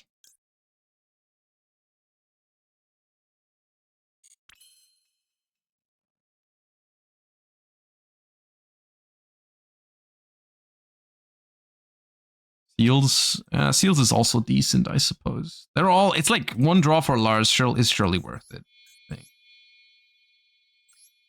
I'm a Lars.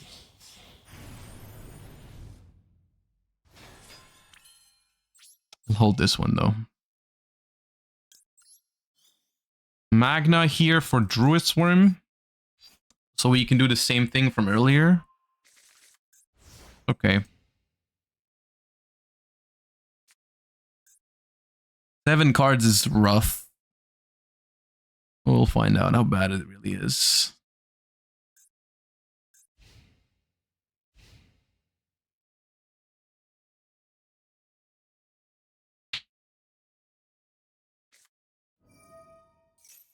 It is Tenpai.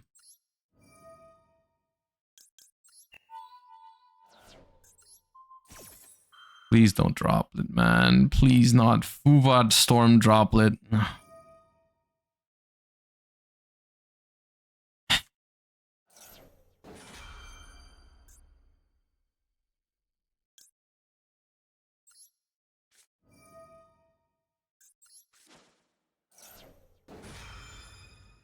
You can still summon the Omni? Yeah, and then they droplet. Oh, okay. Sure.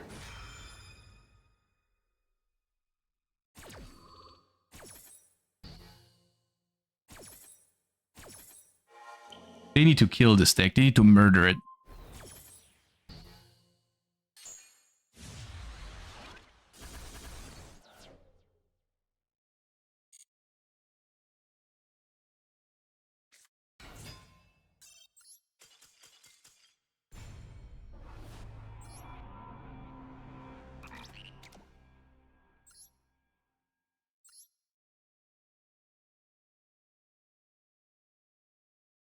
One Kaiman is not enough, I'm also pretty sure.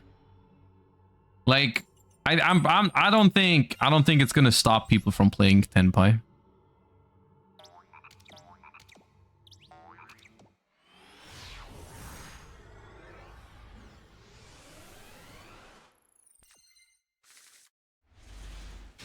That's nice.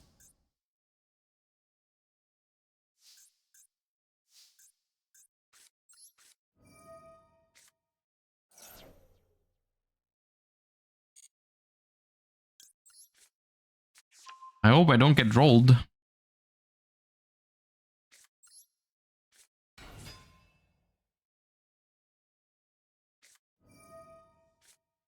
Like, Uva is not even that bad for me, but I still want to really ash it. Which is the core problem with Fuba in a game where Maxi also exists. Because if it's now Maxi, yeah.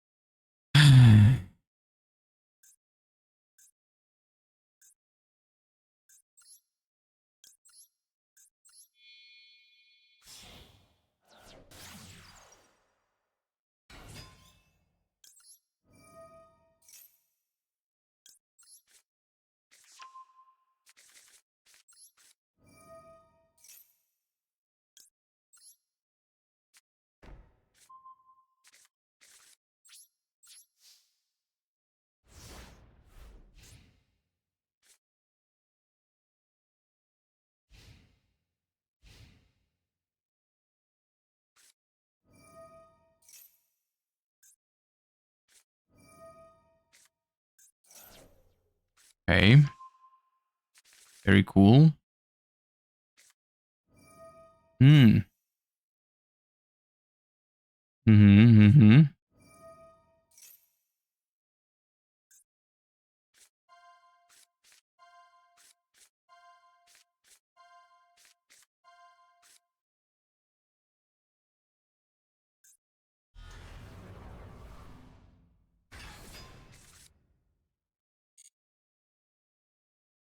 Wow.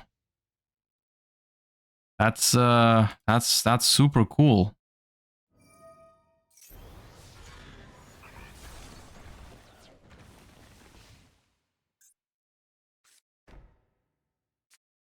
Yeah.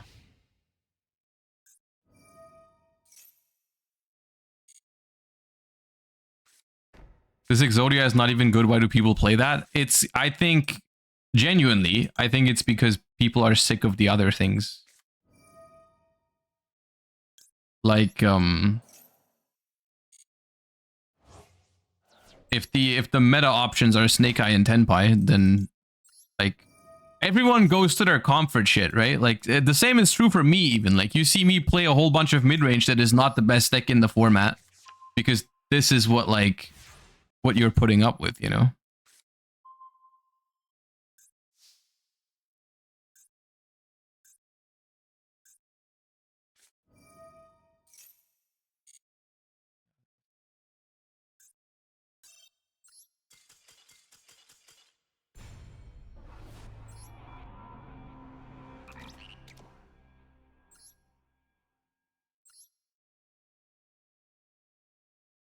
I think meta bad is copium. Stun players just want low effort wins. To an extent, you're right, but there's definitely more of them right now. Like you can't. I don't think you can really deny that. This is like the format ever since Tenpai's release and Snake Eyes dominance is the most stun you've seen in Master Duel. I'm convinced that's the case. Like, yes, you're right. There's always some stun Andes, but there's more right now than there's ever been.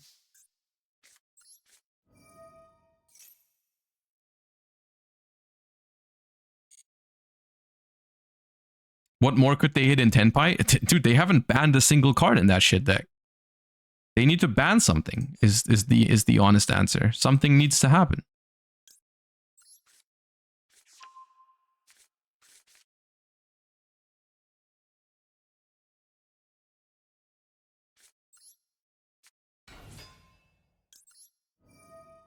Tenpai keeps stun in check. No, Tenpai loses to stun.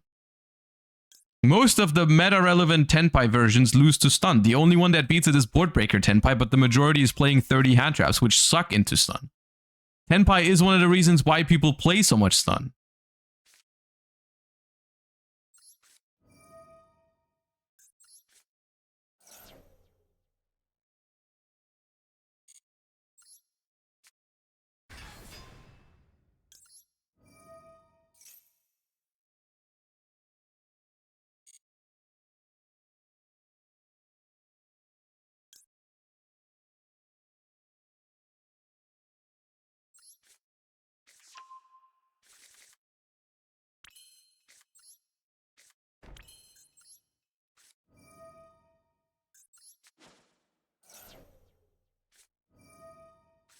Kind of sad.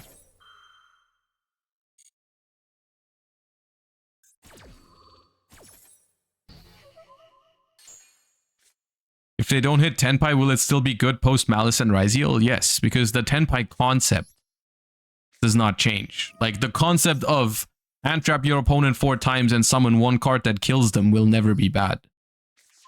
Unless they just hit the deck. In best of 1 too. Like there's like as a concept that'll always be good unless the cards go away. The same is true with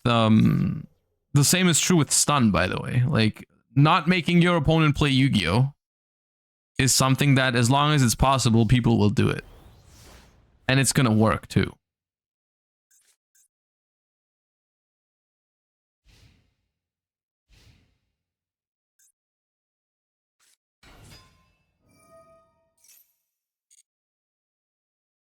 What's Terror Top doing here?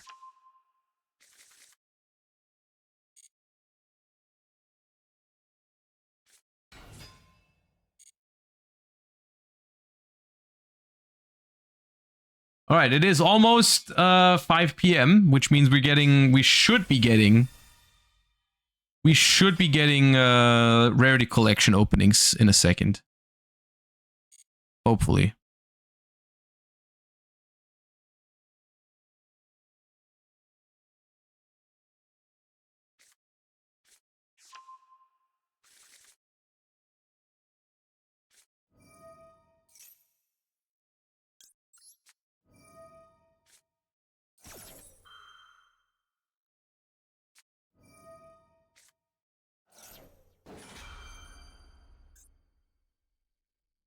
Yeah, dude, let's watch it. Let's watch rarity collection openers, dude. We're being mini gamed anyways.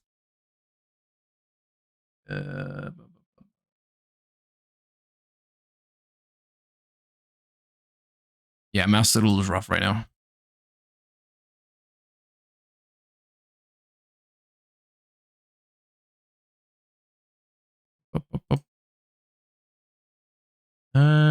Okay, so where are those influencer openings for rarity collection? Anyone got the link?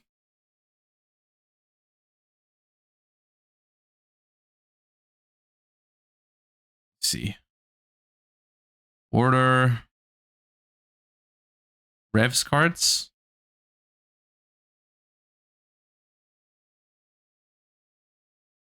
I can't see one on Revs cards channel.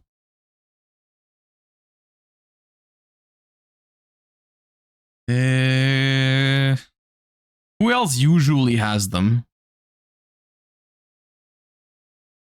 Quarter Century Stampede.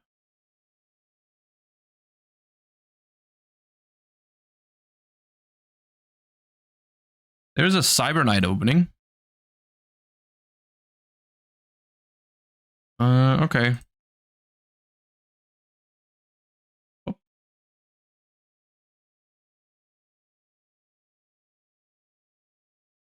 I like how 50% of you guys are saying it's not today, and the other half is just sending the links. Which is funny to me. Anyways, CyberKnight was the first one I got sent, so we're going to take a look at it here.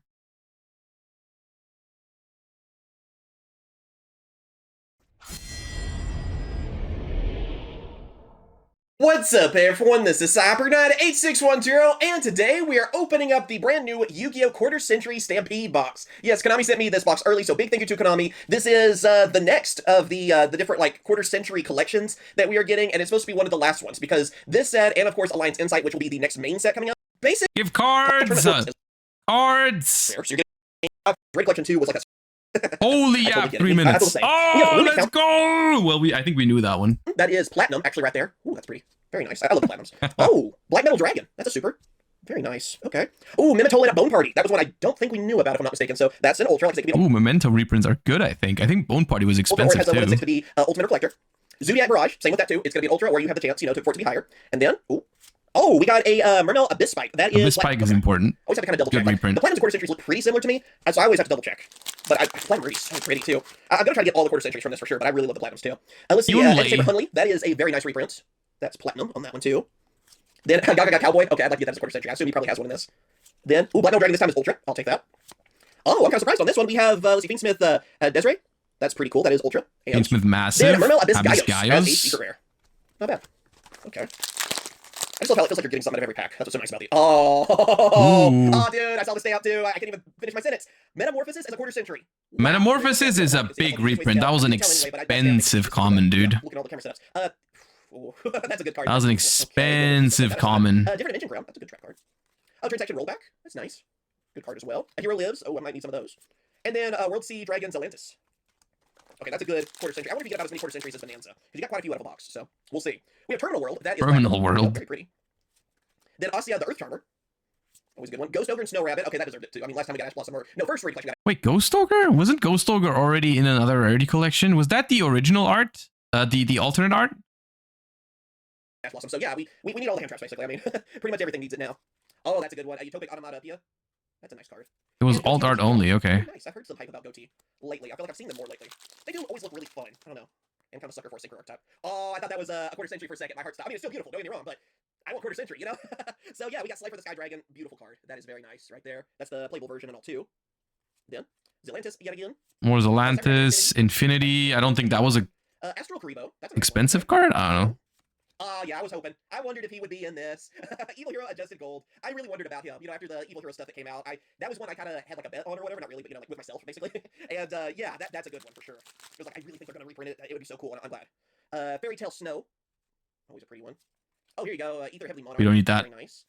Crystal Clearing Synchro Dragon. That's another good one. I like that card too. I like the big synchro monsters. Another Adjusted Gold. I don't know about Rarity. I'm going to have to probably try to get QCR. I like all Rarity on that one, though, too.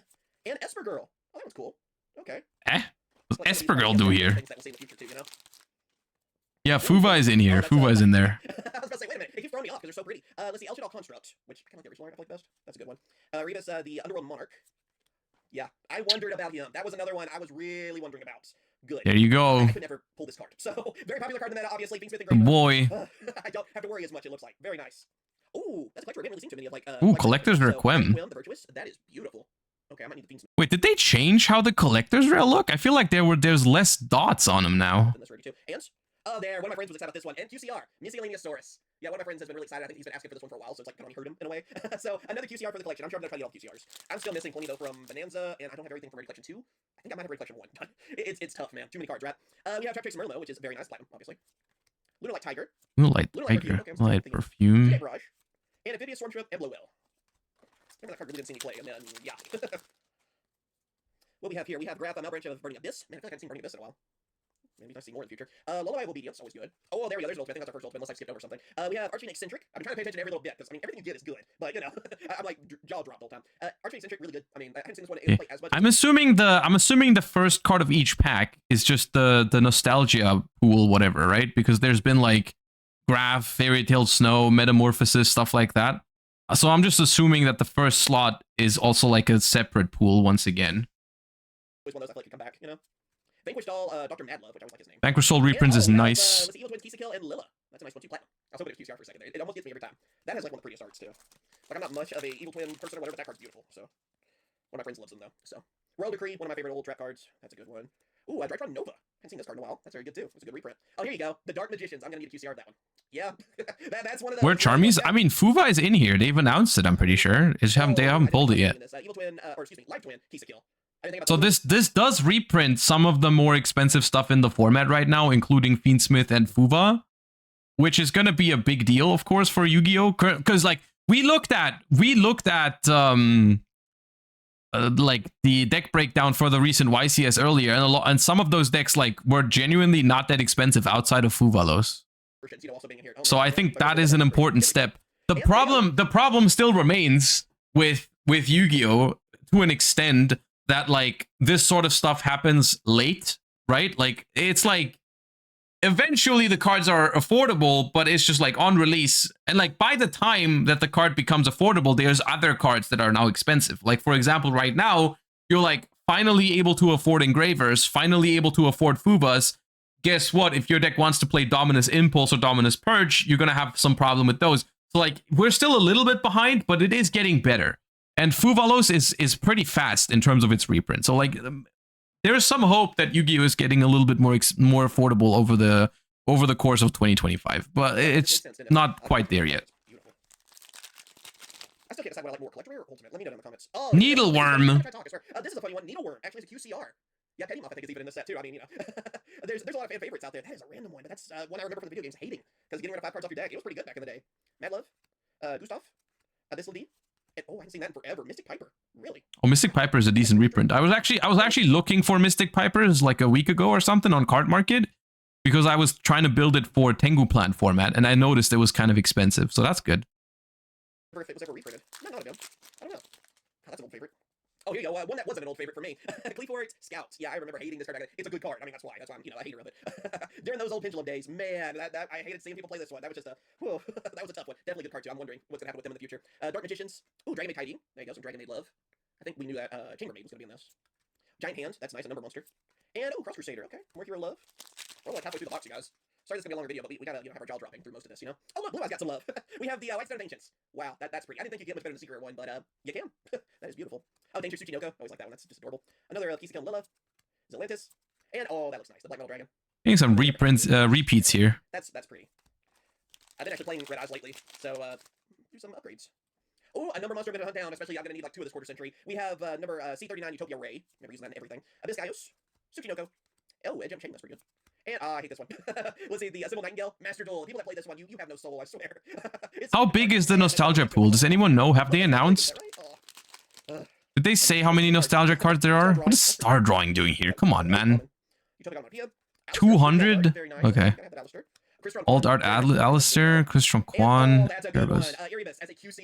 Why is Erebus not in the nostalgia pool, dude? That card's 10 years old. Monarchs just have that extra, you know what I mean? Like, there's just something beautiful about seeing a Monarch on here. So, the Underworld Monarch is his full name if you didn't know. But yeah, just they need QCRs. If you're building Monarchs, you gotta have them as QCRs, I feel like, right? Is it wrong to do anything else? So, that is 4 QCRs from a box so far. Again, I know they can, or at least with the names of other ones, they could vary a little. So, but I'm gonna try to just keep counting and give you guys an idea. Nothing's ever, I guess, guaranteed. Union Hanger. Oh, yeah. Very nostalgic card for me. Gaga Magician. Man, I haven't seen that in a while. Unlocked Memory, right? Lunalight Leo Dancer. That's another one. Crystron Phoenix. Again, Crystron's... And how big is the core set outside of the nostalgia pool? Some reprints, so that's nice. And Secret Password, more Evil Twin / Life Twin. I usually just say Evil Twin for them, so it's just easier. Oh, I'm gonna need this one too. There's so many number monsters. I'm like, oh, I'm gonna need every rarity. 80. Yeah, number 17, Leviathan Dragon, one of my favorite number monsters. I really like this one. I think he's just a really cool looking card, so not bad. All right, Leo Dancer, Mimitolan, we saw that one already. Cross Crusader, we saw that. And oh, that's a pretty one. Salmon Great Raging. That's a good reprint too. Phoenix, we knew about this one. I think that was announced. I feel like I remember that. That is. Ooh. Those, I mean, they make any card just look so much better. That card looks cool anyway, in my opinion, but. Wonder if you can build a full deck of just platinums. Let's see, Utopia the Lightning. That's another. 105. Okay. We're gonna need QCR. Heavy Infantry, Atlantean Heavy Infantry. Metaltronus. I forget, maybe it's the second one. Hita, the Fire Charmer Ablaze. That is collector rare. That's really pretty, actually. Of course, all the Charmers, especially the ones, because they work in almost any deck. Whatever deck works with their archetype, or typing. And the Dark Magicians. So glad those Charmers are actually really good and useful. That's a pretty good QCR. There, we actually got another QCR here. Yugioh Armor. Yeah, especially if you're playing some past formats and stuff too. You want to try out Yugiohs from back in the day. Hate Yugioh, dude. I don't know. Hate Yugioh. That would be pretty cool. That was a really powerful archetype back in That's the day. not that bad. A good card to have as QCR, honestly. So that gives me, what, 5? Yeah. Metaltronus is a nice rarity upgrade. So that's a really good reprint too. Maybe they'll be fairly easy to build. Chamber Dragon Maid. Chamber is a good reprint. And Infinity. Cyber Dragon Infinity. You'll have to get Chamber Maid. We do know that... Show me the Fuva, come on! Dragon Maids. Let's see, we have a Spiral Master Plan. I haven't seen Spiral since such a long time. Something in my head refuses to recognize Spiral Master Plan as a nostalgia pool card, but I guess it is 8 years old at this point. For a while. Morphine Smith. Oh, there you go. Vanquish Soul, Caesar Valis. I always thought this card was really cool. I never really built Vanquish Soul. That's a cool boss monster. He's pretty scary too. He's a kill. And Gaga Magician. I don't know what to ask for. Another Fiendsmith or two would be nice. They're evil hero. We'll see. Oh, here you go. Pudding Cess. That's a good one too. I know a different friend will really want that. Not always with stuff he's excited about. Head Jump. Splash Mage, that's a good one. Ultimate rare. A lot of different decks out there are using this. It's a really good link. You know, it's just kind of one of those generic links that, or not really generic because it does evolve cybers, but it almost feels generic because it does work in a lot of things. So let's see, Dark Magician. Oh, that's Fuck also that card. ultimate. So there we go. We got double ultimate and Automata Para. That looks really cool too. So yeah, okay. I need that Dark Magician as a QCR, but an ultimate. That's a step in the right direction. Sometimes it depends on the card. I don't mind having the ultimate instead, to be honest. Let's see, Tour Guide from the Underworld. Alt Art Tour Guide. Obviously. Line up. We haven't seen Line yet. I don't believe. There is Raging Phoenix again. Another line. It's always funny when you get like a double in the same pack. And Terraforming. Well, can't go wrong with Terraforming either. So many decks can still use Terraforming. I mean, that's like one of those staples and everything, you know? Oh, that's nice. Dark Burning Magic. That's going to be a good QCR. This is a platinum version, obviously, but I'm just saying, I'm going to need that. I'm happy to have this version, don't get me wrong, but we're going to need some more copies. That is beautiful. Alistair, again, Alt Art. Esper Girl. Left Arm Offering. Hey, we haven't seen that yet. That's another good one. And, QCR. They did it! They actually did it! I was wondering. That's the Alt Art. Alt Art Lady Labyrinth. Actually, no, we didn't know That's that. pretty I was sick. really hoping- QCR to pull, dude. Makes me wonder if the Guide Stars also then in here. Maybe. Probably. I haven't pulled one yet. But yeah. That's okay. I need 2 more. Well, actually, like 4 because I need one for my. Those are probably QCR only, right? Is that how it worked in the past? I'm not sure. It might be though. I love this alt art. Like, look at this. That is so pretty. It could be. Because again, that's our last chance for QCRs, dude. It's not. I don't think it's confirmed yet, but it might be. QCRs, and we're down to last pack. They did that with the Shizuku, right? Maybe. But it wasn't in a rarity collection, I don't think. We got Critias. Thank you, Critias. Okay, I'm gonna have to get all my dragons then. Shin's Dojo. Remember how this spike? That is collector too. Ooh, look at that. That is beautiful. God, there's not a bad collector rare, I swear. Or was it rarity collection? And yeah, transaction rollback. Unfortunately, no die bell. But yeah, I can't believe they actually had Lady Labyrinth in this. So yeah, our QCRs, I think we did really. I'm very happy about that. But I'm happy about all of them, to be honest. I mean, we got a Monarch. We got some nostalgia. Okay, let's do another one. Quarter Century Stampede. Cards ever made in Yu-Gi-Oh! Actually, that's pretty crazy. So let me know what you guys think about or whatever. What are you thinking on it? For me, I mean, yeah, I'm excited about it. You can't really do wrong with these sets. To be very honest, these sets have been some of the best things coming out of Yu-Gi-Oh! And even though if we're looking at the end of the QCR, watch this one real quick. Subscribe. One of the very last quarter century secret rare sets is just around the corner, and that is of course we have the nostalgia pool, the base set, we got Motrami Buenos in here, so that's really nice. I wonder if things like Dominus Impulse will be in here actually. So very interested to see what we have in the set. Quarter century Petite Moth is gonna be funny. Yeah, for the nostalgia pool in this set, Konami did a poll online where you could vote for, you know, what cards you wanted to see in the nostalgia pool. The cards with the most votes typically earned a slot in the pool. So we'll see what some of those are. Starting off here, we have a Pearly Noir. This was a we haven't seen this in the other one at all. It is here. You guys are saying Fuva short printed, which it might very well be. At the same time, it's not that unusual to miss a couple of cards out of an entire opening. Like, I don't think we saw a single Noir in the other one either. It might just be like, we also haven't seen a single Link Rebo, even though that was the nostalgia pool, I think. I think Link Rebo might be nostalgia. You can probably tell by the set number, but yeah. The Link Rebo Platinum Secret Rare, very, very nice. Into the Secret Rare Traptrix Sarah. The Traptrix reprints, very cool. Archfiend Ascent. It is a big set. Love that. And we have, with 5 cards per pack. Really, really nice. This is one of my favorite cards right now. Where every slot can be every card except for the nostalgia pool. So like, yeah. Calm down for now, all right? Let's just wait until the set comes out and we see how many Fuvas are around. It's gonna do something for the price of Fuva regardless. Followed by a Platinum Secret, very shiny Platinum Secret. Wind-Up Carrier Zen Mighty. Okay, cool. My love. Zen Mighty. Yeah, that's nostalgia right there. The original art this time. We had the alternate art in Rarity 2.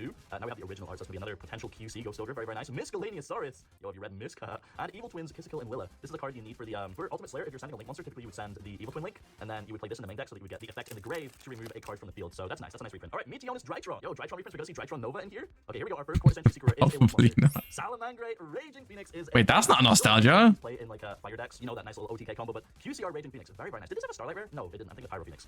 Okay, very, very cool. We have 2 QCs, 1 pack. Yo, 2 No, this is the nostalgia. Ultimate Eh? Rare. You can see that ultimate rare there. Mystic Piper. And How is Mystic Piper not nostalgia? I'm confused. Pendulum, the Draco Slayer. Okay, we got some Pendulum cards in here, man. Very cool. I'm confused. Traptrix, Sarah. All right, we're real hot on the luxury rarities here. We got Luna Light Tiger reprint, another quarter century secret. Dude, we are popping off right now. It is a Night Beam. So you know, if your opponent like thrusts into a deep barrier, Don't make fun of Night Beam anymore. Funny stuff. Night Beam, very, very nice. Into the secret rare Splash Mage. That's very nice, actually. Highest rarity of this card is like an ultra rare. Really, really nice. We have Apprentice, Illusion Magician, always a nice reprint for those Dark Magician stands. And an ultra rare Luna Light Tiger. Show me like a Chaos Angel, a Abyss Yoda's Patter, things like that. We got secret passwords into. Are we gonna have like most of the Evil Twin deck in here? Platinum secret rare Mermail Abyss Megalo. That was really like really him. That doesn't really play this anymore, but it's still a very, very pretty looking card. Into the big Welcome Labyrinth secret rare. Very nice reprint right there. Transaction Rollback is also in here. Yo, we got the Labyrinth pack and the Guiding Quan the Virtuous. What a pack, dude. Wow. Okay. Quan has a Starlight rare, right? We get Court Century. We get the full Court Century branded deck. Onomatopera. We got Utopia reprints into. Yo, wait a minute. What? Whoa, what? Elector's Rare Engraver. Smith Engraver. Did not see that coming. Wow. This already has a Court Century printing, so it's not going to be available as a Court Century in the set, meaning we do still have to pick this up from, what was it, Infinite Forbidden, I think? But yeah, Engraver in the set is really, really nice. Platinum Secret Rare, we have Xyz, Universe, very pretty. Is this Utopia? That's just like Xyz support, I guess. A Hero Lives, Secret Rare, very cool. This already has a Secret Rare, right? Like a Speedo Secret Rare, I think. And Astral Karibo. Okay, dude, Engraver took me by surprise there. What the heck? We have Ether, the Heavenly Monarch, into a Platinum Secret Rare, number 30, Acid Golem of Destruction. There is a lot you can do with this card in Master Duel. I don't think it's legal in TCG. We have a Secret Rare Luna Light Tiger, Onomatopera, and a Gagaga Magician. We got a lot of the Zexal, Gagaga, Utopia support stuff in here. We got Chien's Dojo, Platinum Secret Rare, we have Soul Charge. Ooh, it's gonna be very pretty in Court Century Secret Rare. Secret Rare, Gagaga Magician, number 106, Giant Hand, into the Luna Light, Leo Dancer. Okay, we got a couple of Luna Light cards. Alright, I'm waiting for new crazy stuff. Pack, assuming it doesn't get upgraded to a Court Century Secret. Here we have Apprentice, Illusion Magician, very nice. Super Rare into the Ozza, the Earth Charmer, Immovable. Gonna be another Charmer QCR, love to see that, dude. Platinum Secret Rare, Slushy. We got a Slushy, baby.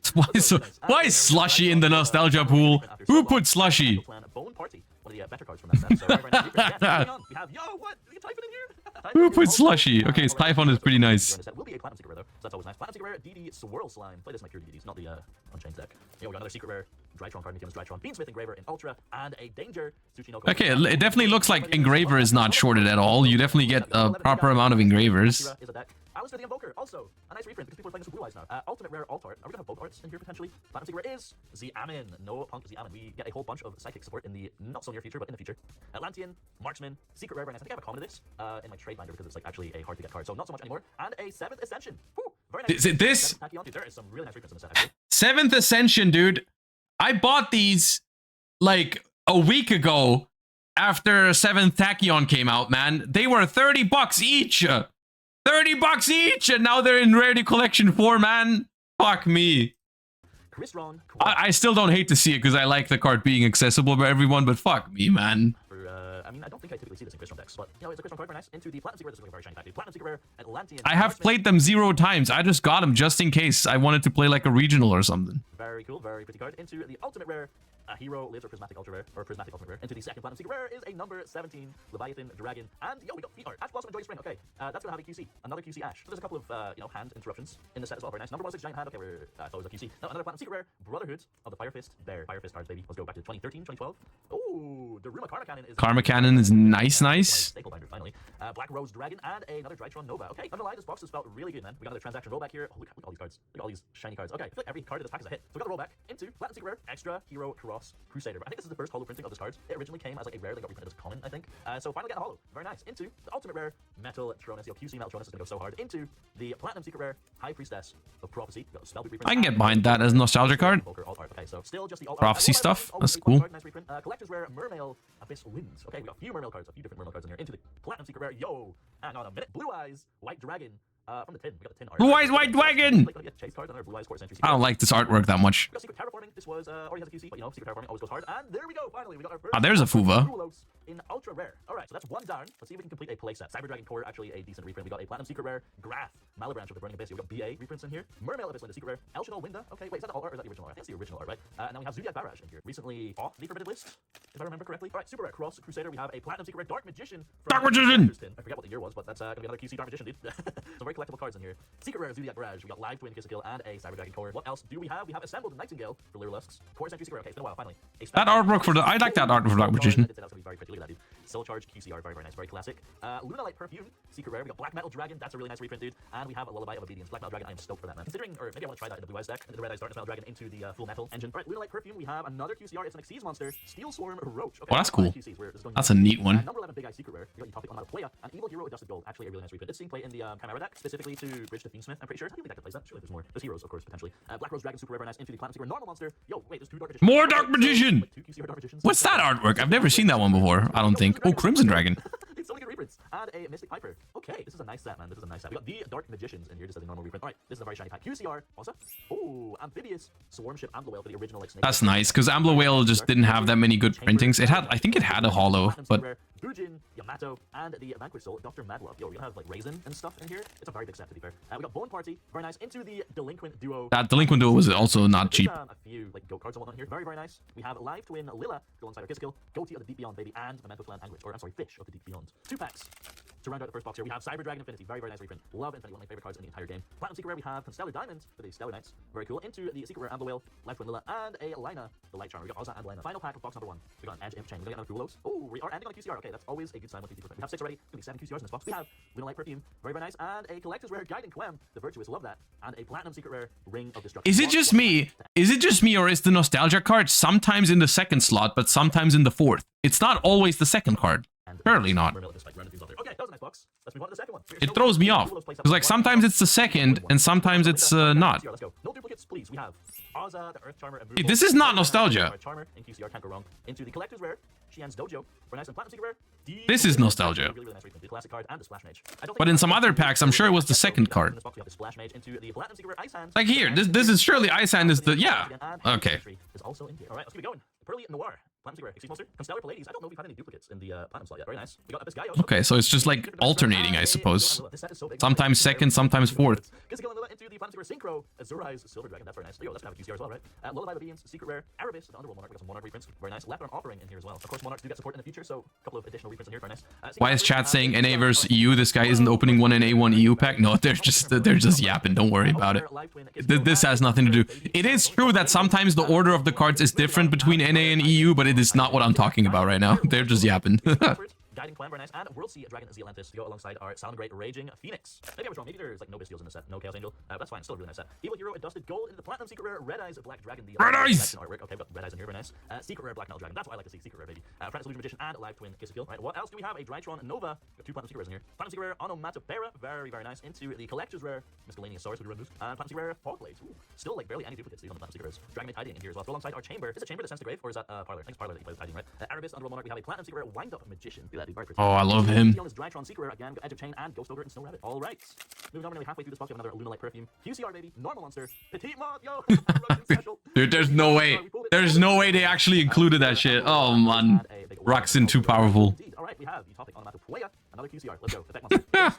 Galaxy Eyes, Photon Dragon. That's alt art. Look at that, dude. Look at that. Very nice QCR. Into Collector's Rare. Esper, little Psychic Tuner. Okay, Collector's Rare. Into the Platinum Secret Rare, Lovely Labyrinth of the Silver Castle. And finishing off with our Team Eccentric. All right, we're rounding out the first half of this box here. We have Assembled Nightingale into the Platinum Secret Starlies. Pilot Dynamo. We have a Secret Rare Crimson Dragon. Very, very nice. Gaga Magician and Abyss Gaios. Okay, let's go. Buenos, please. And Engravers. A couple of Engravers, a couple of Bueloses. That would be very nice. Xian's Dojo, we have a QCR Effect Monster.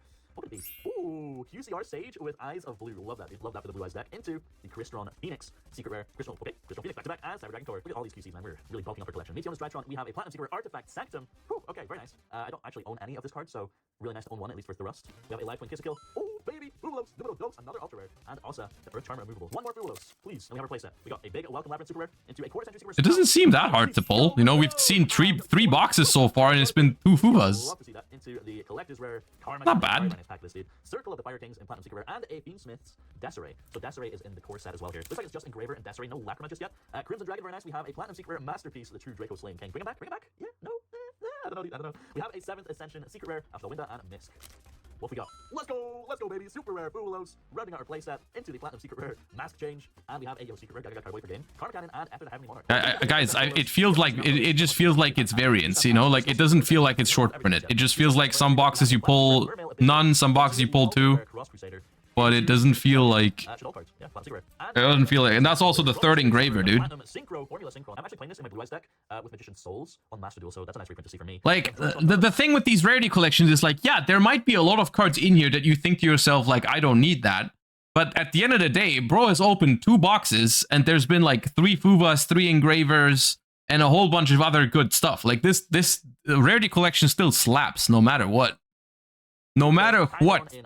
Like, this was like 3 Typhons as well. Like, it's still great. Even though there's Esper Girl. Sorry, Esper Girl, you just happened to be there. Secret Rare, Q7 Max, and the Dark Magicians once again here. We have both 13 QCRs. We have 4 packs left. If we get another QCR, I'm super happy. And we just did. Yo-yo Lina. Alright, QCR spell. What could it be? Ooh, wait a minute. Huh? Pot of Extravagance. Alt Art Pot of Extravagance in QCR2. Oh. Did not expect to see that. Collector's Rare, Drytron Nova, and the Platinum Secret Rare.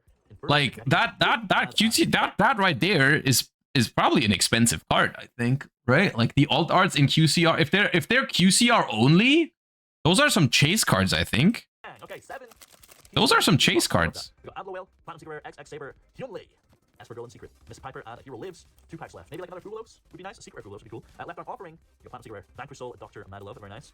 Ultimate Rare. Ooh, baby! It's not short. It's not short, guys. It's not shorted. There's no shot. That's a throwback right there. And a Vanquish Soul, Pantera. Yo, another Fulos or Engraver to round out the box opening.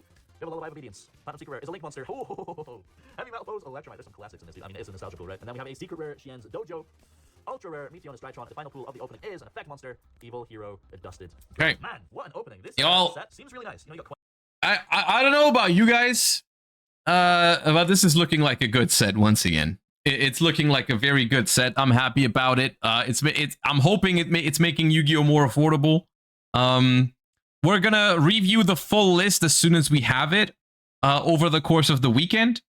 But so far, it's looking pretty good. Look, not every card in here is for everyone. Of course, there's some cards that are duds. Not everything in here is a great pull.